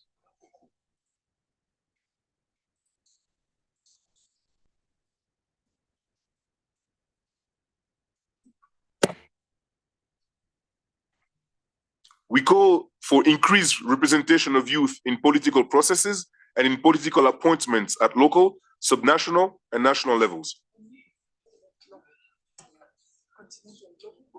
And maybe this is the place we Sir, could please ask for the, yeah. My mama is watching. No, I just have a question. How about at continental and global levels? Thank you, it's been noted. Sir, yeah. Yes, I was going to observe we add that, but I was also suggesting maybe this is the right place to also suggest for permanent representation of young people in peace building and peace and security mechanisms. That's a good point. Yeah. I think we should write it down for our colleagues in the back. Yes? Short and sweet. Political and democratic processes as well, please. We will need that in a sentence. Yeah. Thank So you. If you could write it, yeah. There was somebody in the back over there. No? Moi, je voulais suggérer renforcement des partenariats entre les organisations internationales, le gouvernement et la société civile pour le développement, pour la gouvernance aux affaires de la jeunesse. D'accord, mais là, on est d'abord sur cette phrase-là. Là, c'est notre proposition que vous faites. Ce qu'on voudrait faire d'abord, c'est valider cette recommandation ou pas, et puis peut-être en proposer une autre, si vous en avez une autre. Merci.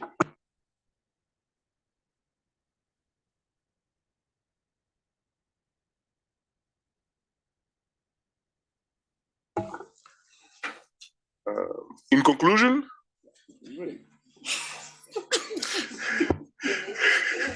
it's the first time I make it to a conclusion when we have this type of debate. Yeah, it's, people leave and. Sorry, Chair. There's a comment online? There's a comment online. A comment from Ahmed. He said, we call for AI regulation and operationalization that protect the fragility and economic vulnerability in developing countries, bearing in mind the element of youth unemployment. Yeah, we take it. The English is playing to the Thank you for that, thank you. Ahmed. Is there any other comment online? We welcome you to share. All right, thank you so much.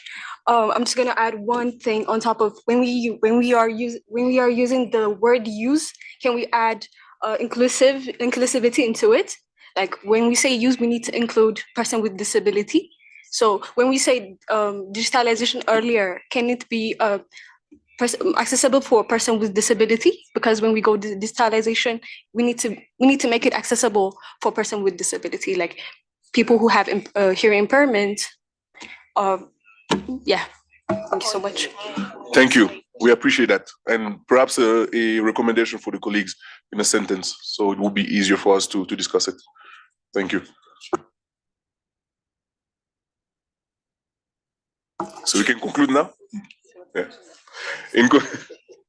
The thing that I want to stay forever. In conclusion, we, the African youth, stand united in our commitment to working towards a brighter and more sustainable future for our continent and the world. We call upon governments, regional organizations, international organizations, civil society, and all stakeholders to join hands with us in advancing the agenda of the Summit of the Future and realizing the aspiration of the African Union Agenda 2063 and the United Nations Agenda 2030. You don't want the conclusion? Go ahead. Yeah. Sorry, just to mention and above, just go up, down, sorry. John, sorry. We didn't mention somewhere else like a youth lead organization, because civil societies and youth lead organization very different. It might be, some of them, they might be civil society, the youth lead organization, and the others might be also a youth lead organization. So if we add somewhere else, it'd be good. Thank you. But it's us, the youth, calling them. Or did I misunderstand the English? You have good. That's correct, sir. Please, It's us please, calling them. That's please, correct. please. Yeah. Your hand was up? Sorry, I didn't see it. Go ahead. I think your English is okay, but I agree with Melaku. I want to assume what he means is, as much as we as African youth are standing united and calling on these other stakeholders, we should also call upon fellow youth to join us. So I think that's what he means. We have to bring out a point of other youth and youth-led organizations. So are they, excuse me, sorry. No, but that's... So are they not a part of we African youth? The idea of this recommendation is that everyone who reads it, they can appropriate it to themselves. They can own it. But there's a place for signature for youth representatives down there, right? Who represent? Yeah, youth representative representing the youth not present today. I don't agree, No? but okay. Chair, point of order. 1 second. Maybe this document written by other youth. So how we can, maybe this document, the declaration written by other youth fellows. So it might be working for that. Sorry, aren't you representing them? No? Clarification. They are representing them. For vote Chair, for. do we have vote? illegitimate youth leaders here?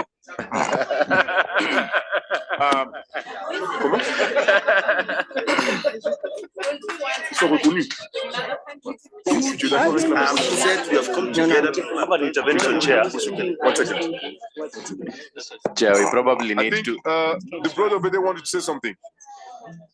Yes, go ahead. No, I just wanted to perhaps, before we take up the declaration, yeah, perhaps we need to identify, Chair, if we have illegitimate youth leaders here. If we have, sorry. Of course, it was on a light note. I think Thank you very much. Thank you very much. Yes, 1 second. Yes. So the cases,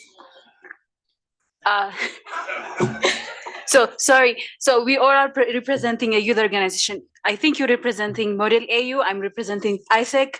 So we're representing a group of youth organization or youths that are under a youth organization. So we're bringing their voice. So every youth in this continent is represented by us, maybe in country, organization, non-profit organization. So I think we're representing the youth as a whole. Yeah, I think so. Thank you.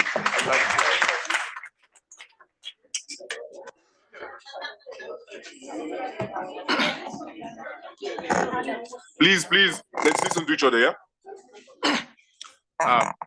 Dear colleagues, I think I just want to take a minute to remind us a bit about the framework of the organization.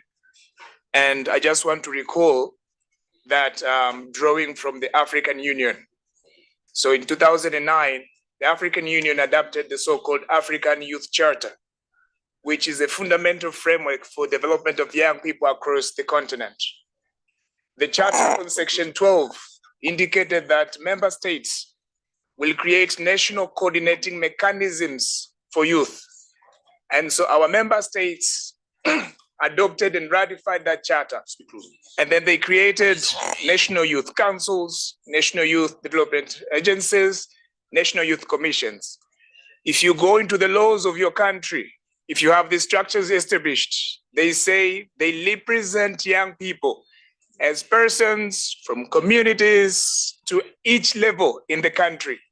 And so this structure is recognized by your country, by law, and then by this charter as a representation. And so when we say we the youth, because the convening capacity of this forum is from this union, which is a federation of these structures, we mean by so means that we represent every young person. So that is the kind of understanding. So I'm aware that maybe we may mean, of course, in a good way, that we will represent everyone and other CSOs. But when we say we the youth, it means everyone. And so, like a colleague mentioned, we are representing. I don't think it's possible to have the whole of Africa on this room. So that is a bit of clarification. So we are standing on these frameworks. Thank you so much.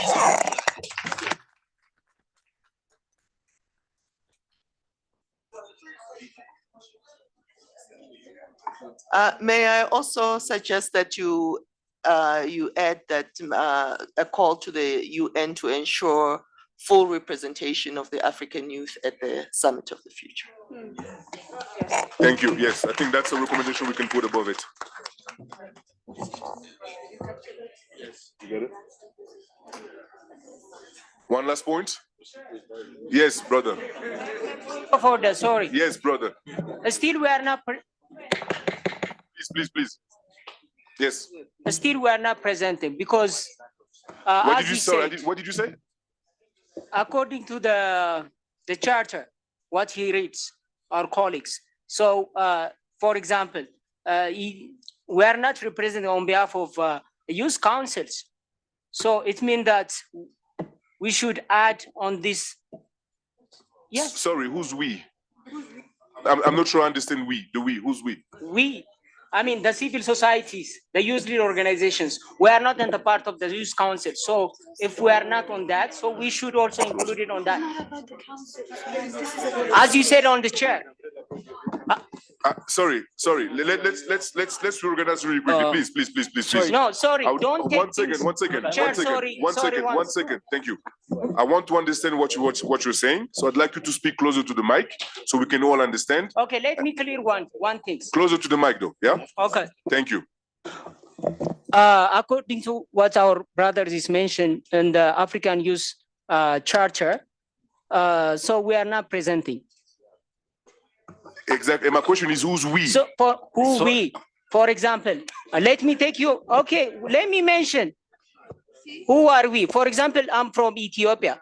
So the youth council, the National Youth Council, doesn't include the youth across on the mention of the articles that he mentioned. So it means like the youth council should be include all the youth who are working like government, civil society, whatever. So there are a lot of things, right? So on the things we are not mentioned, we are not included, how we can be a part of the National Youth Council on the voice of the youth. So we should be a youth lead organizations or others will be mentioned on that. Are you National Youth Council? I'm not. Okay, what are you? That was the we I was asking. Sorry? Civil society. Civil society. Civil society. But we call the civil society. Youth lead organization. Can I respond? Okay. I'd like to hear from the Ethiopian Youth Council and then Roy, our friend from the Gambia, and then our friend from Nigeria there. Yes. Thank you. No. I'm One here second. representing the Oh, Ethiopian yes, sorry. Youth Go- Council. So in regards to the idea raised by Malaku, we are here representing the Ethiopian Youth Council, which in regards represents youth-led organizations, youth structures in the country, and also youth-focused organizations. In regards to the signing of the charter, we believe that the National Youth Council will officially represent Ethiopia in signing the charter, because the mandate given by the National Youth Policy of the country also gives the mandate to the National Youth Council of Ethiopia. With that regard,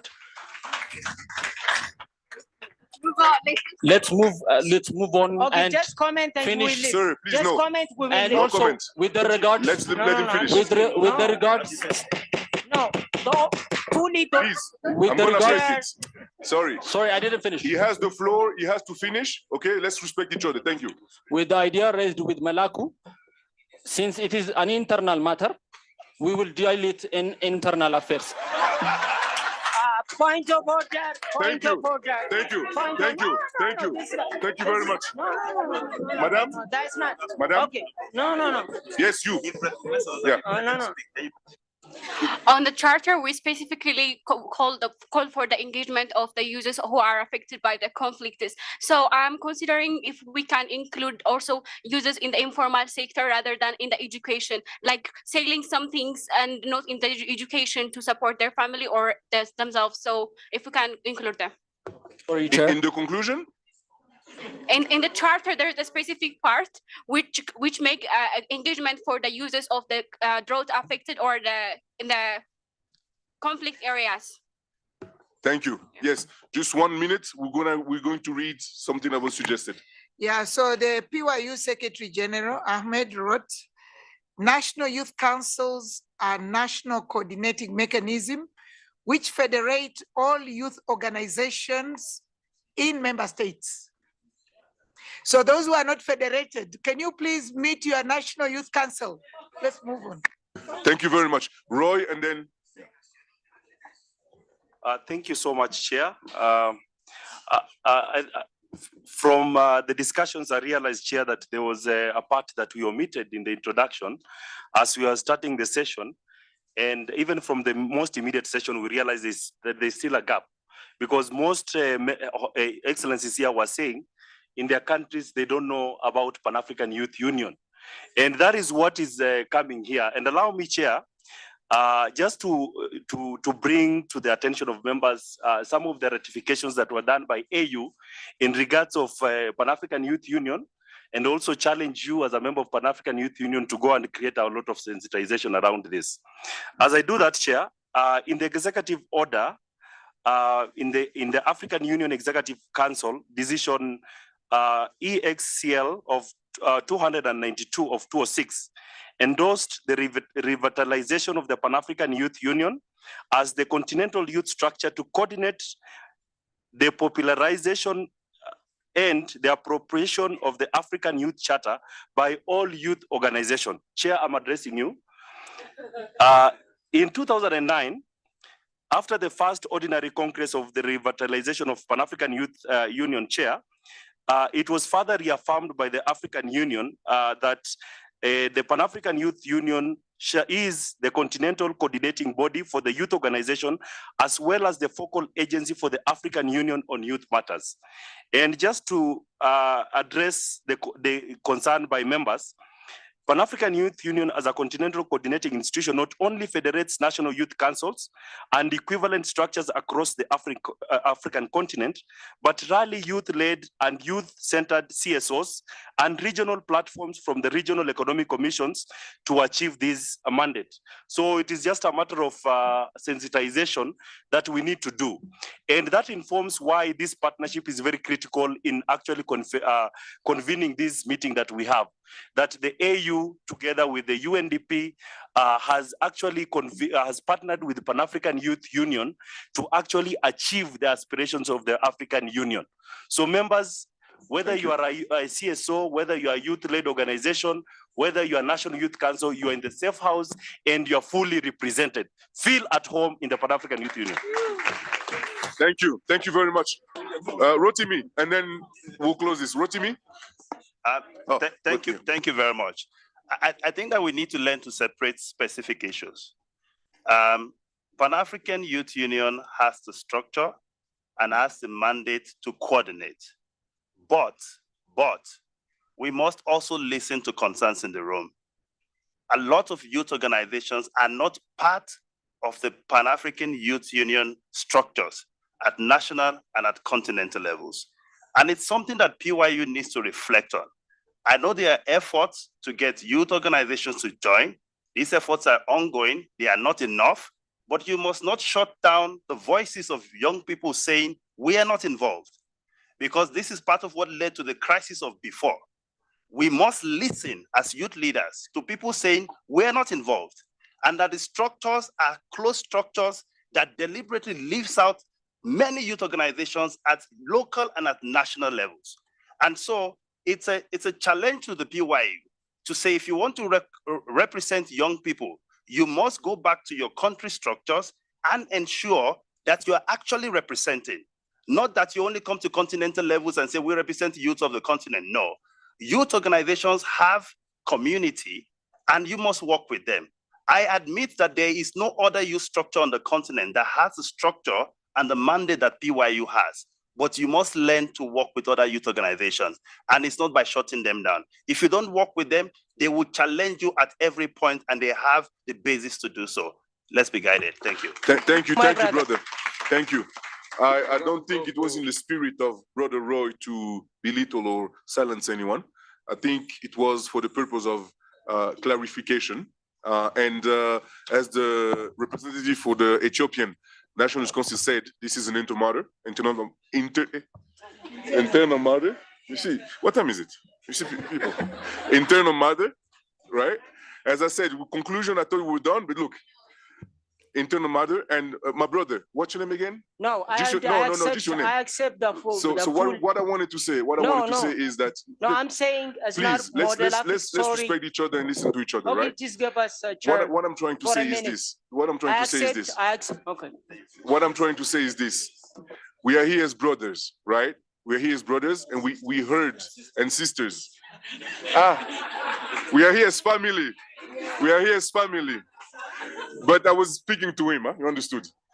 We are here as family, and I understood what you said. This is why I was giving you the floor many times, to make sure that everybody could understand what you're saying. We also gave the floor to your representative that's right there. And if you have one last thing to say, and if everybody wants to hear the last thing, please. Thank you very much. It's not about Model Africa or Melaku is presenting. As I'm speaking on behalf of all what my friend has said here. So PYU should include, and also looking himself and to include all the youth. So it's not about Melaku or Model Africa will present any continent where he can involve in any of the place. So I'm speaking on behalf of, I know most of you that you came on behalf of PYU, but it's not about PYU that I'm speaking, you guys. So I'm speaking on behalf of many of the youth who are presenting a civil society. So the chair from our National Youth Council is, I don't have any doubts. So I present, or I Model Africa would present anywhere in the conference, anywhere. But I'm speaking on behalf of the millions of youth who are on the continent and diaspora. So I will accept, I will recommend just the PYU to look and to get down and to discuss themselves. And I know what is going, the reform agenda. I was in the AUC with the ACTC and the reform agenda of the PYU. I was observing what the minister is saying on behalf of observing the youth at the African Union Commission. So I don't have any doubt, just PYU to list themselves and to include all the youth. Thank you very much. Thank you very much. We acknowledge your input, and we really appreciate it. Thank you so much. Okay, so just to help us with the sentence. So it's going to read, in conclusion, we, the youth, the African youth, stand united in our commitment to working towards a brighter and more sustainable future for our continent and the world. We call upon young people, youth-led CSOs, governments, regional institutions, international organizations, civil society, and all stakeholders to join hands with us in advancing the agenda of the Summit of the Future and realizing the aspirations of the African Union's Agenda 2063 and United Nations Agenda 2030. Does that? One last thing. Thank you. The private sector, the private sector. One the second, private sorry. sector. Yes, over there. Yeah. All right, thank you very much. I want to suggest that based on what is initially presented, where we mentioned civil society, I think is a representation of what has been discussed. The fact is that the state, we just digress, but the statement is not talking about us, it's talking about civil society space. It's a call that we are making in this statement, if you read it again. About us, which brought about the conversation about on who we are, it's not only about PYU, it's about all of us who are here. And I think because this is our decision, these are our agreement, we must not see this as only PYU. We must see this as people, us here, who have discussed, taking our time in this last 1 day or 2 days to discuss and agree on some of these things that have been highlighted here. So the us fairly represent us as PYU, all the other youth organizations who are here, whether they identify with PYU or they do not identify with PYU, so long they are in this room and they are part of this conversation. The concerns around PYU's inclusion agenda is a valid concern. Those of us who are, I've served the National Youth Council for 6 years, and I have been part of the PYU, and I've also worked outside PYU in the youth civil society space.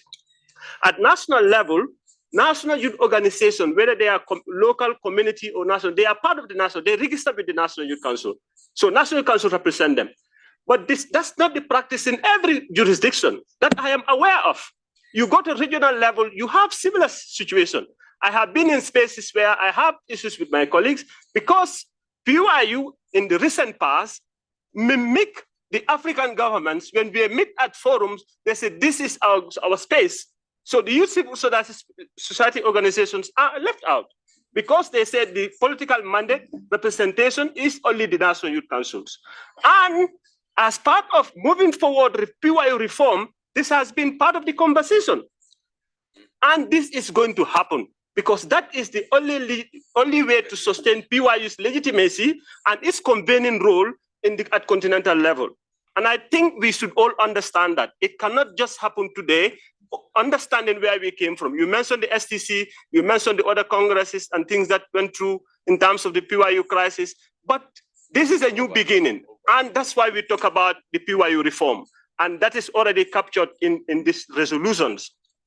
The other thing I want to highlight, if we agree with what is already stated here, is a suggestion made by one of the delegates on UN ensuring that full participation of African young people in the Summit of the Future. We have acknowledged, we have realized in the previous summit, when there are allocation of resources, African young people are not adequately catered for in terms of attending some of those summits to bring about the voices of African young people.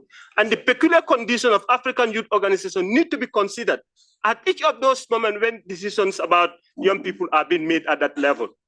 And further to that, as part of the discussions we made yesterday, there were issues when we talk about international financing, issues when we talk about peace and security, that the root cause of this is dealing more with corruption.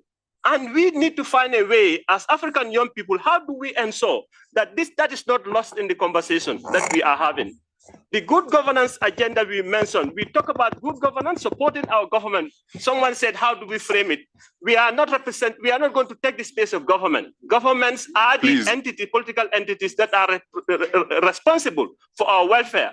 And thus, we are saying we should support, we should engage government to ensure there is good governance and accountability, and that the civic space is also expanded than the way we are already Brother, experiencing it been shrinking I think in you're our making different spaces. recommendations that you could write and share with our colleagues in the back. So we need to definitely, I strongly believe that we need to have that as one of the recommendations. recommendation. Thank you. And that all of us here, as we said, our fundamental role as young people Thank must you. include accountability, Thank you. advocacy, and we need to take responsibility by taking the right actions that we are calling the leaders to do. Thank you. We ourselves. appreciate your recommendation. Thank you very much.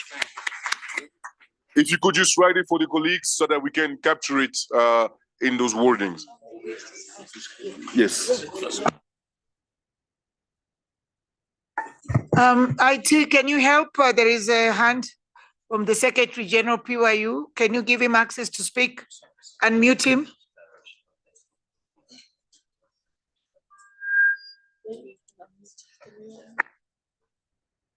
Here.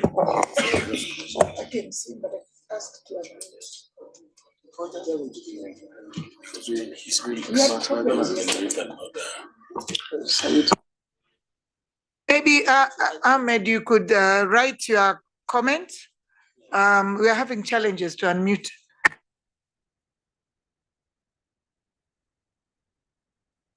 Yeah, I don't see SG. Okay, colleagues, I think we understand where the problem is. And the problem is at the end of the document, it says signed, name and signatures of youth representatives. And that's where the question around who is signing, that's where the problem is. Hold on, no, I'm coming, let me finish. So what we could potentially do is this, right? To sort of wrap up the last part. It's not a problem. We can remove that line. Point one. This is not a problem. So it's okay.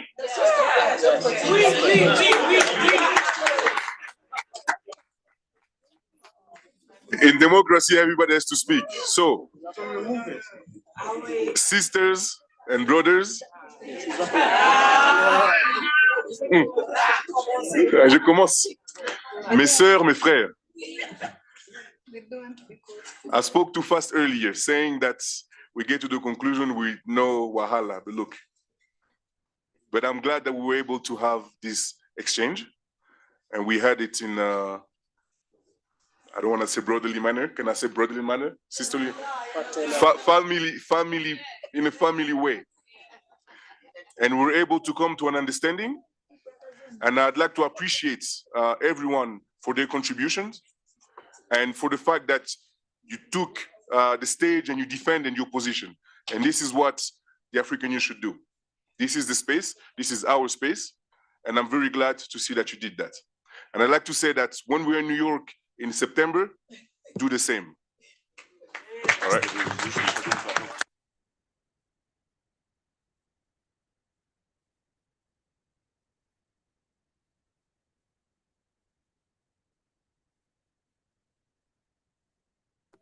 All right. Thank you very much again. I would like for someone in the room to ask a motion for adoption. Seychelles. There was somebody in the back, yeah? Oh, wait, Seychelles, yeah? I, Angelique Juliette from Seychelles, would like to move for the adoption of the declaration. We need somebody to actually Can second it. like Yes, I, Tuli Sandlela from South Africa, would like to second the declaration on behalf of the delegation. Thank you. Thank you very much.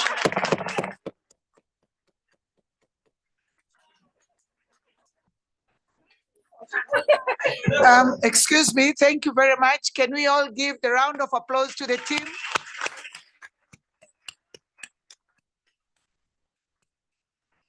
Thank you very much. Bora, I believe your mother saw you. Can we now move to the next, the last agenda?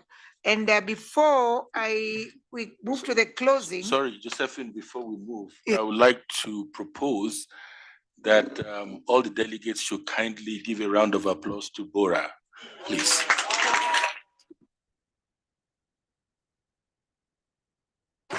I will not cry. My country people are seeing, are watching me. You can do the last. Thank you.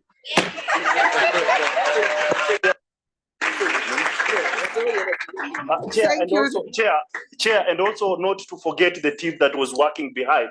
The Just to do this rapporteurs. work, Chair. We need to applaud them, But I Chair. said- Yes. So I would like to say, you see some of them behind me. There was one of them among you, Rotimi, and he had said if something goes wrong, he's not part of it. Thank you so much, and thank you to the team. Thank you. Thank you very much. Before we go to the closing, I want to invite Taimo, UNFPA Ethiopia Deputy Representative, to say, Taimo, you here? 1 minute. Okay, thank you so much. Sorry, Taiwo. Okay, can I go ahead? Your Excellencies, you're not responding.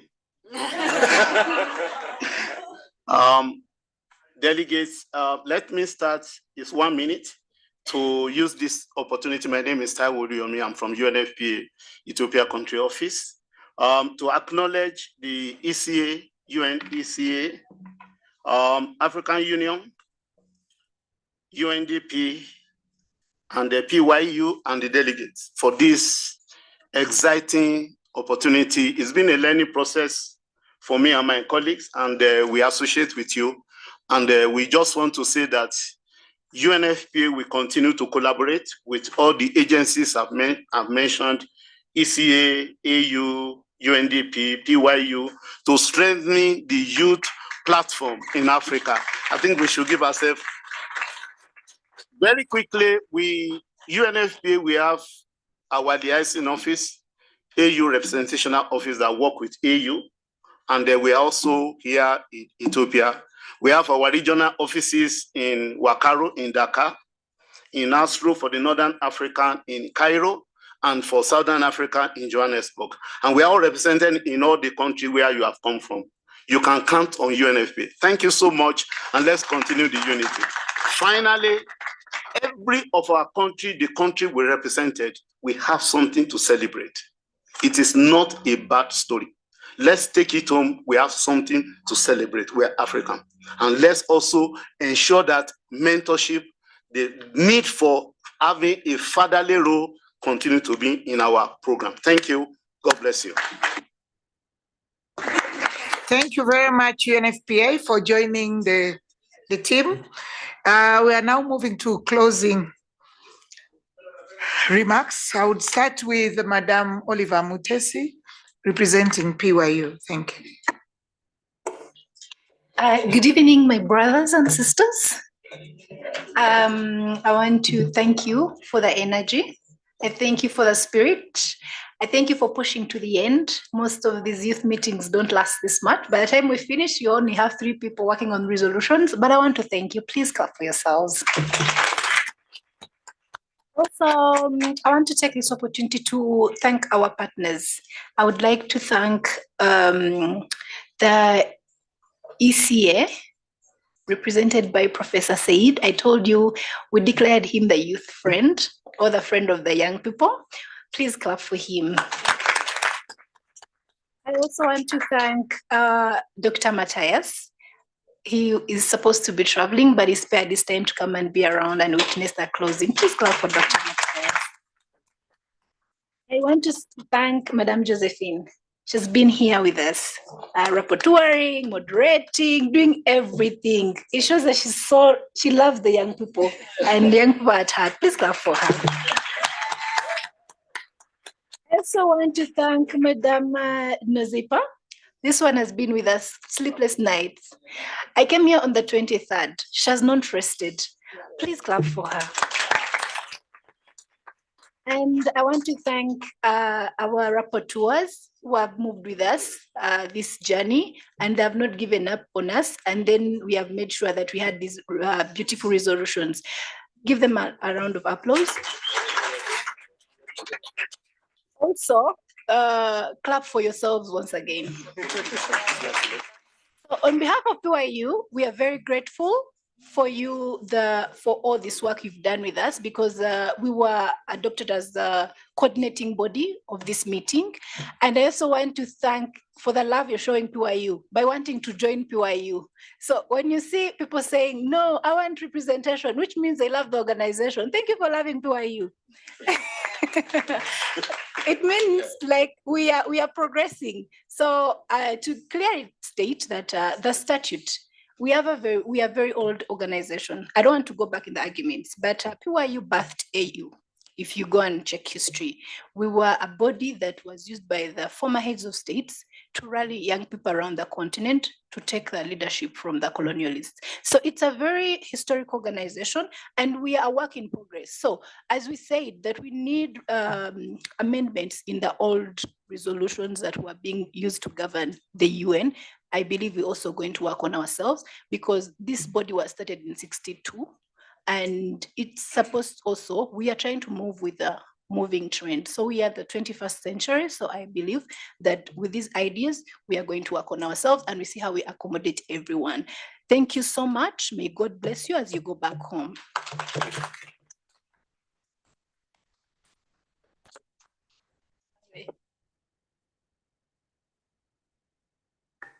On behalf of PYU, I declare this meeting closed.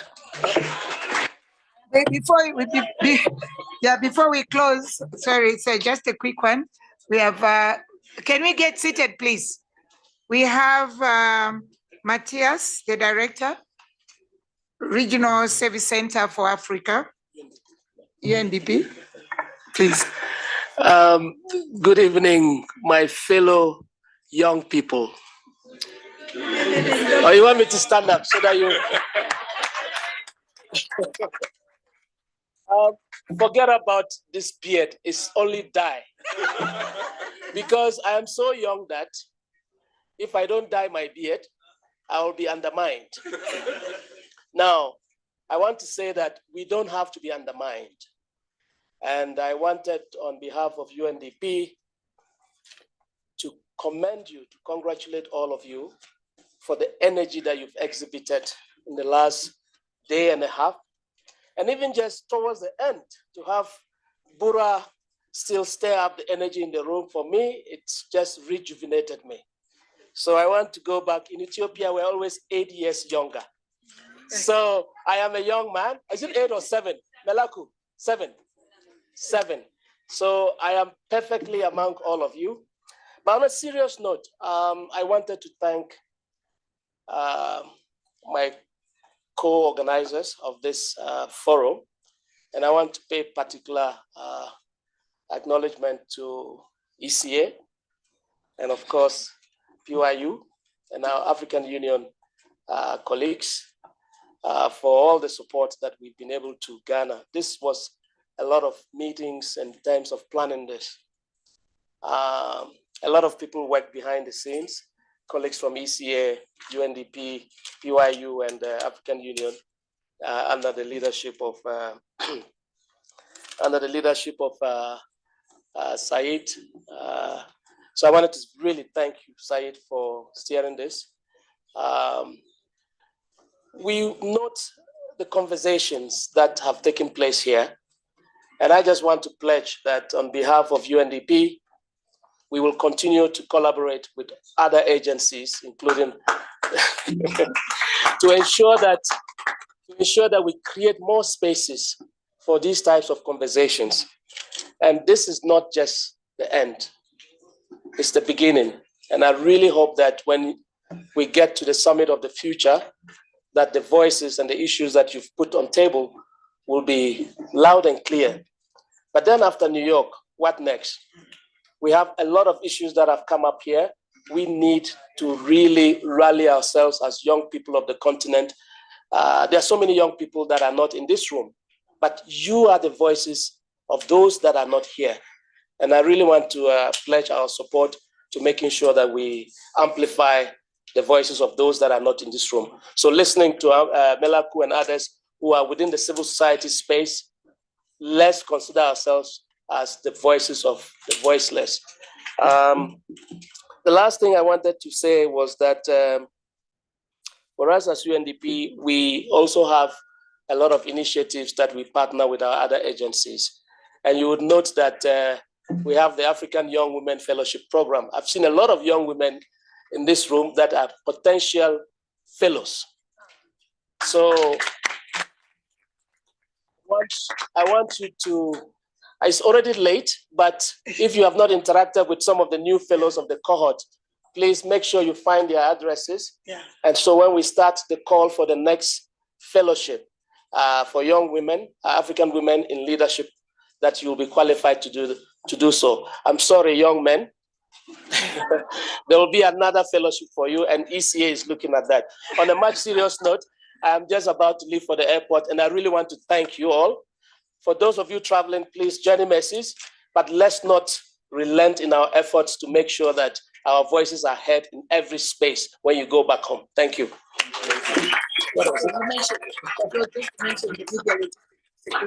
Oh, listen, I will say it. Listen, there were so many people behind the scenes, the facilitators, the volunteers, the media. You see? The media. And also the security. You notice that we are all here, but we are under watch because they want to ensure. Our interpreters, please, thank you so much.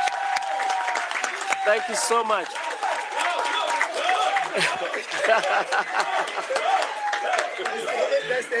And then for those of our colleagues who are connected online, they have been with us since yesterday to date. So also congratulations as well. Thank you. And for those who fed us, don't forget them. So the last speaker will be Said. Please, most welcome. Yeah, thank you very much. I think before I go into my remarks to close this meeting, let me first of all say that we probably have to mobilize resources for Bora to go into parliament. I think it's used to, and that's done in the parliament. So we have to get him to become a speaker of parliament in the DRC. So when you are being asked to support, you have to come to the table. So Bora, I agree. On the way to the parliament. Thank you very much. Yeah, so first of all, I would like to thank you very much, all of you. It's been wonderful.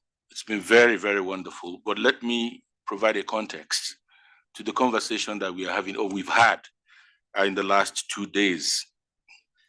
When the UN decided that there should be a summit of the future, the regional economic commissions were given the mandate to lead the regional conversation. There are 5 regional economic commissions in the world, of which the United Nations Economic Commission for Africa represents the continent. So when that mandate was given to the commission, my division was given the responsibility to organize for that conversation on the continent, and that responsibility fell on me to lead it. I spent some time thinking, how do we go about this? And what is it that we needed to do? Do we do regional consultation? Do we engage? What constituency do we engage? I was guided by 3 major elements.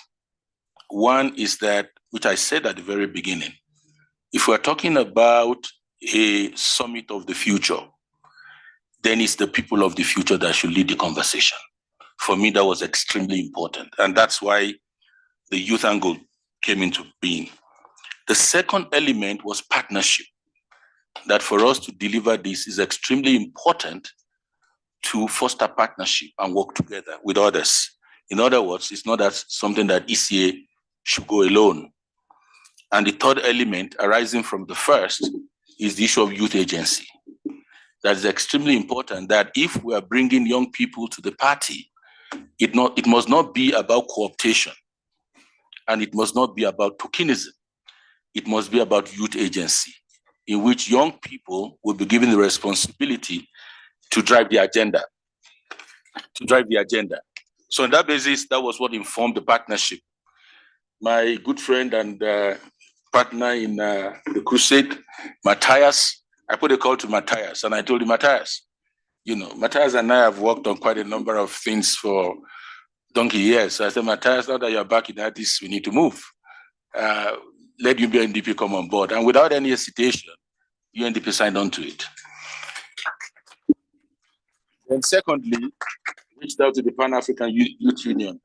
I don't know whether I'm not a member of that union. As somebody who, participated in those days also very actively in youth movements, they were a natural call. And like they've said, in spite of all the imperfections, the PYU still represents the coordinating umbrella body for youth organizations on the continent. We had a lot of what you are talking about. We had a lot of conversation, even in the planning team, that while you are the coordinating body, there are people outside your scope as well. And that's why youth organizations are here. That's why you are here. We had that conversation, very lengthy conversation. And also individuals who are not even part of any organization at all. Some of them are here.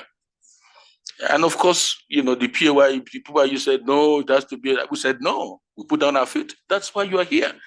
And I think we need to continue in that trend. The PYU also, they were very enthusiastic. They came on board. And of course, the last plank was the African Union.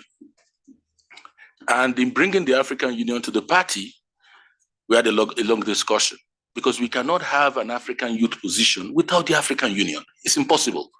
The African Union has the political legitimacy of leading this continent. If we are to have this meeting without the African Union, then it's incomplete. Absolutely incomplete. So on that basis, we engaged the African Union. And of course, the African Union was also very pleased to come on board. And then we had a full team. And I think with that, we thought we could run with this very powerful team that we have. Let me tell you this, the executive secretary is very excited, is very happy, very, very happy. Just a few minutes ago, he gave me a call and said, I'd like to talk to you. So I told him I'm still at the meeting. He said, yeah, you're still at the meeting? These young people are still there? I said, we are still here. We are still here. We are not done yet. We are still having this conversation. He's absolutely impressed with you. And I'm sure after this meeting and also in consultation with other partners, we'll see how we begin to engage you more in the structures of not only ECA, but also UNDP and all the other organizations. So I think we are on the right course. I've enjoyed every bit of the conversation we've had. I've enjoyed the disagreements, the tension, it's part of it. It's part of the democratic culture. We must disagree fundamentally. If you have a friend who says yes to you all the time, that's not your friend, that's your enemy. A friend should disagree with you so that it opens your path, alternative paths for you to look at. So I think it's been very wonderful. It's a democratic culture. What we have practiced here in the last 2 days has been extremely wonderful. I think I will not do justice without acknowledging people specifically. I think that's extremely important. Let me start with ECA, my constituency. First, I would like to acknowledge Josephine. Although Josephine came on board with us on May 1st, and I told Josephine, you have to hit the ground running from day one. April 1st.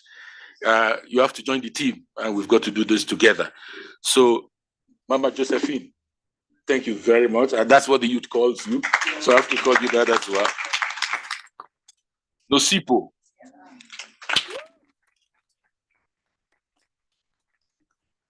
I gave Nosipo the responsibility of being the focal person. And each time Nosipo is always knocking my office. Sometimes I tell Nosipo, you are disturbing me too much. Please leave me alone. Nosipo has been very wonderful. You've played a major role in this. We really thank you. Sophia, is she here? She's probably gone. I'm sure we all know her. She's been fully part of this. Probably she's left. Aster, can you stand up? That's Aster. Peter.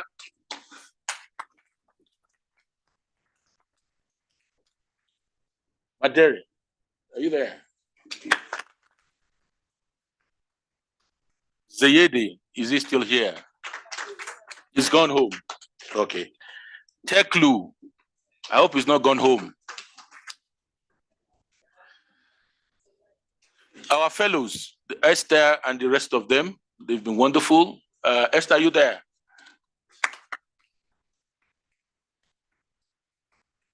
She's our fellow. She's one of our chief economists here.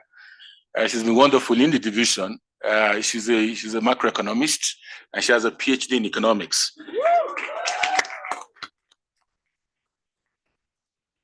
So all our fellows have been wonderful in terms of their contribution. There are other colleagues who are here as well, Lashia, Emebet, who have also been part of this. I can really not go through everybody.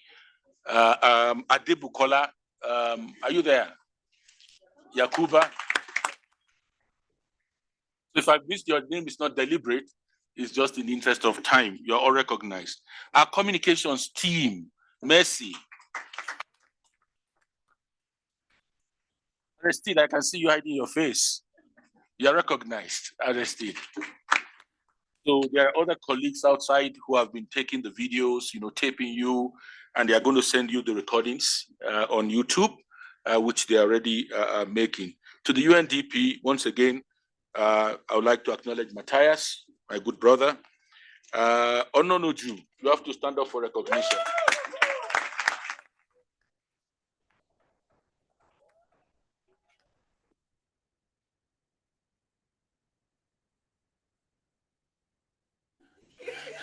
Sometimes Ononoju writes me an email and I say, what is he talking about? I look at the email, it's always about how do we fund people and all that. I said, no, I'm not going to reply you. I'm going to discuss with Matthias. But I said, you can bring this money to the table. You've got to bring more money. And we had a lot of back and forth, and ultimately we were able to get, a sizable number of young people here. Ononoju, you've been wonderful, and we acknowledge you. I think you're a youth. Huh? Yeah. At least in Ethiopia. He's a youth in Ethiopia. PAYU, Ray, first of all, although it's not the Secretary General, but I would like to single him out. Ray.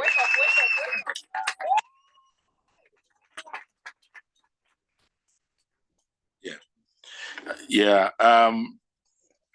Hamed is not here, and I've decided not to mention him first because he's not here. He's the Secretary General of the Pan-African Union, and I think we are going to penalize him for that, for not being here. He's going to pay fines for not being. He's supposed to be here. This is his event as the Secretary General of the Pan-African Youth Movement. Pan-African, it's not enough. He has to be here, and he knows I wouldn't take that from him. He has to be here, so he has fines to pay. And I'm sure, the team will convey that to him. It's online, okay. So Ahmed, you are fine to pay. Motesi, thank you very much. Sarah, the legal advisor. There are other members of the PAYU the secretariat who are not here, who also participated in the organizing process of this meeting.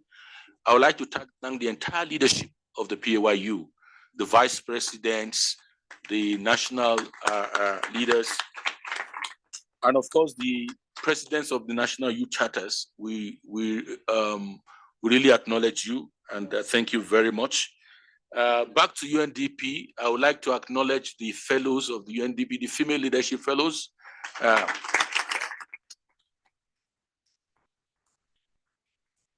But you've been working from the UNDP office. You have to come to ECA to work. So except that, we will not be able to give you full thanks. But thank you very much. AU, it's been very wonderful. Joshua, you've been wonderful. Gideon, it's been amazing. Where's Gideon? Yeah, okay. Daniel has been wonderful. Pempo and Alex. If you are here, thank you very, very much. We really acknowledge you for your contributions. The interpreters, although Matthias has acknowledged you, but we cannot thank you enough. We cannot thank you enough. You've been very, very wonderful. Were you to be UN interpreters, the UN interpreters have a very time range. Probably they will have closed this place by now to say, no, we've worked beyond our time limit. But you've gone beyond the call of duty. Thank you very much, and God bless you. The IT colleagues who have worked behind the scene, making sure that we are connected. We are indeed very grateful to you for the work you've done. The conference services, some people are maintaining this conference that we are in, and our caterers who provided us food. We shouldn't forget them. Food was provided by Hyatt Regency Hotel. That's the hotel that provided the food. So when you were eating that delicious food, I'm sure you are wondering who provided this. It was provided by Hyatt Regency. So, and finally, is to thank each and every one of you for being here to be part of the conversation. I think our engagement should go beyond this meeting. It should be the start of a process in terms of how we begin the process of Africa's political and economic renewal. Our continent is faced with a mammoth of challenges. Some 20 years ago classified this continent as a hopeless continent. Some said it's a heart of darkness. In the early 21st century, the late 20th and early 21st century, we made some advances, whether in terms of democratization or economic growth. But of course, as we began the 21st century, those hopes began to dwindle once again. I think the future of the continent lies with you. And like I was telling one of the youth leaders, we should not be satisfied with only sloganeering. We should immerse ourselves in deep intellectual thinking. You cannot change society without profound knowledge of change. Like Fanon says, people cannot be free until they are conscious. And consciousness comes from deep intellectual thinking. You have to confront the problems this continent is faced with hard data, deep analysis, evidence-based knowledge and research is extremely important. That's why when you come to these meetings, you must come informed and with data. For you to make change happen, for Africa to compete with others, knowledge is power. Knowledge is power. They will only respect you globally when you confront them with the superior knowledge. So it's not enough for us to tweet. It's not enough for us to write a few things on Facebook. We must immerse ourselves in deep knowledge, deep thinking in whatever sector we are in. And that's the only way we can make change happen. If you look at the first generation of African leaders, they were deep thinkers.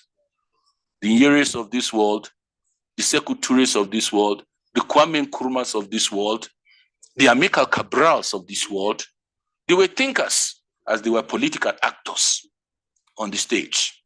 And that's why the first 10 years of Africa's political independence from the 60s were years of considerable social transformation.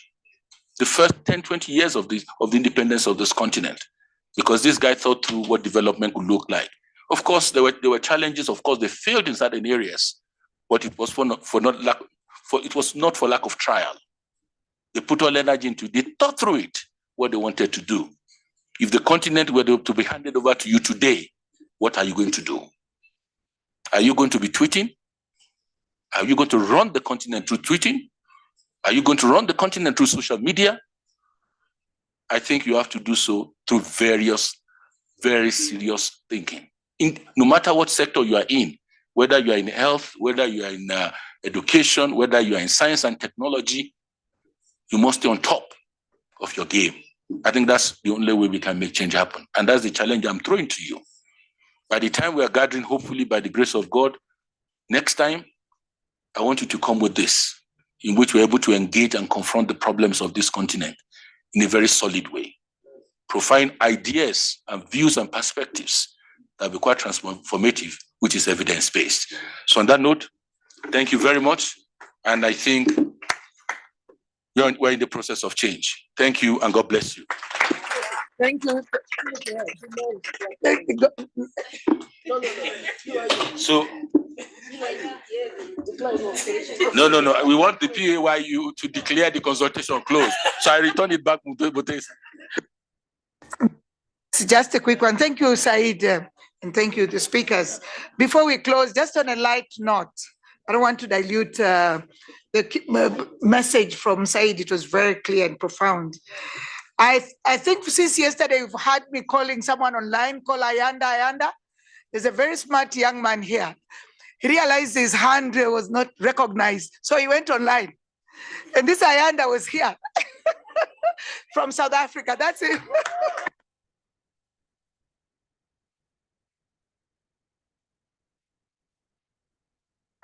So PYU, please. On behalf of PYU and all the partners, I declare this meeting closed.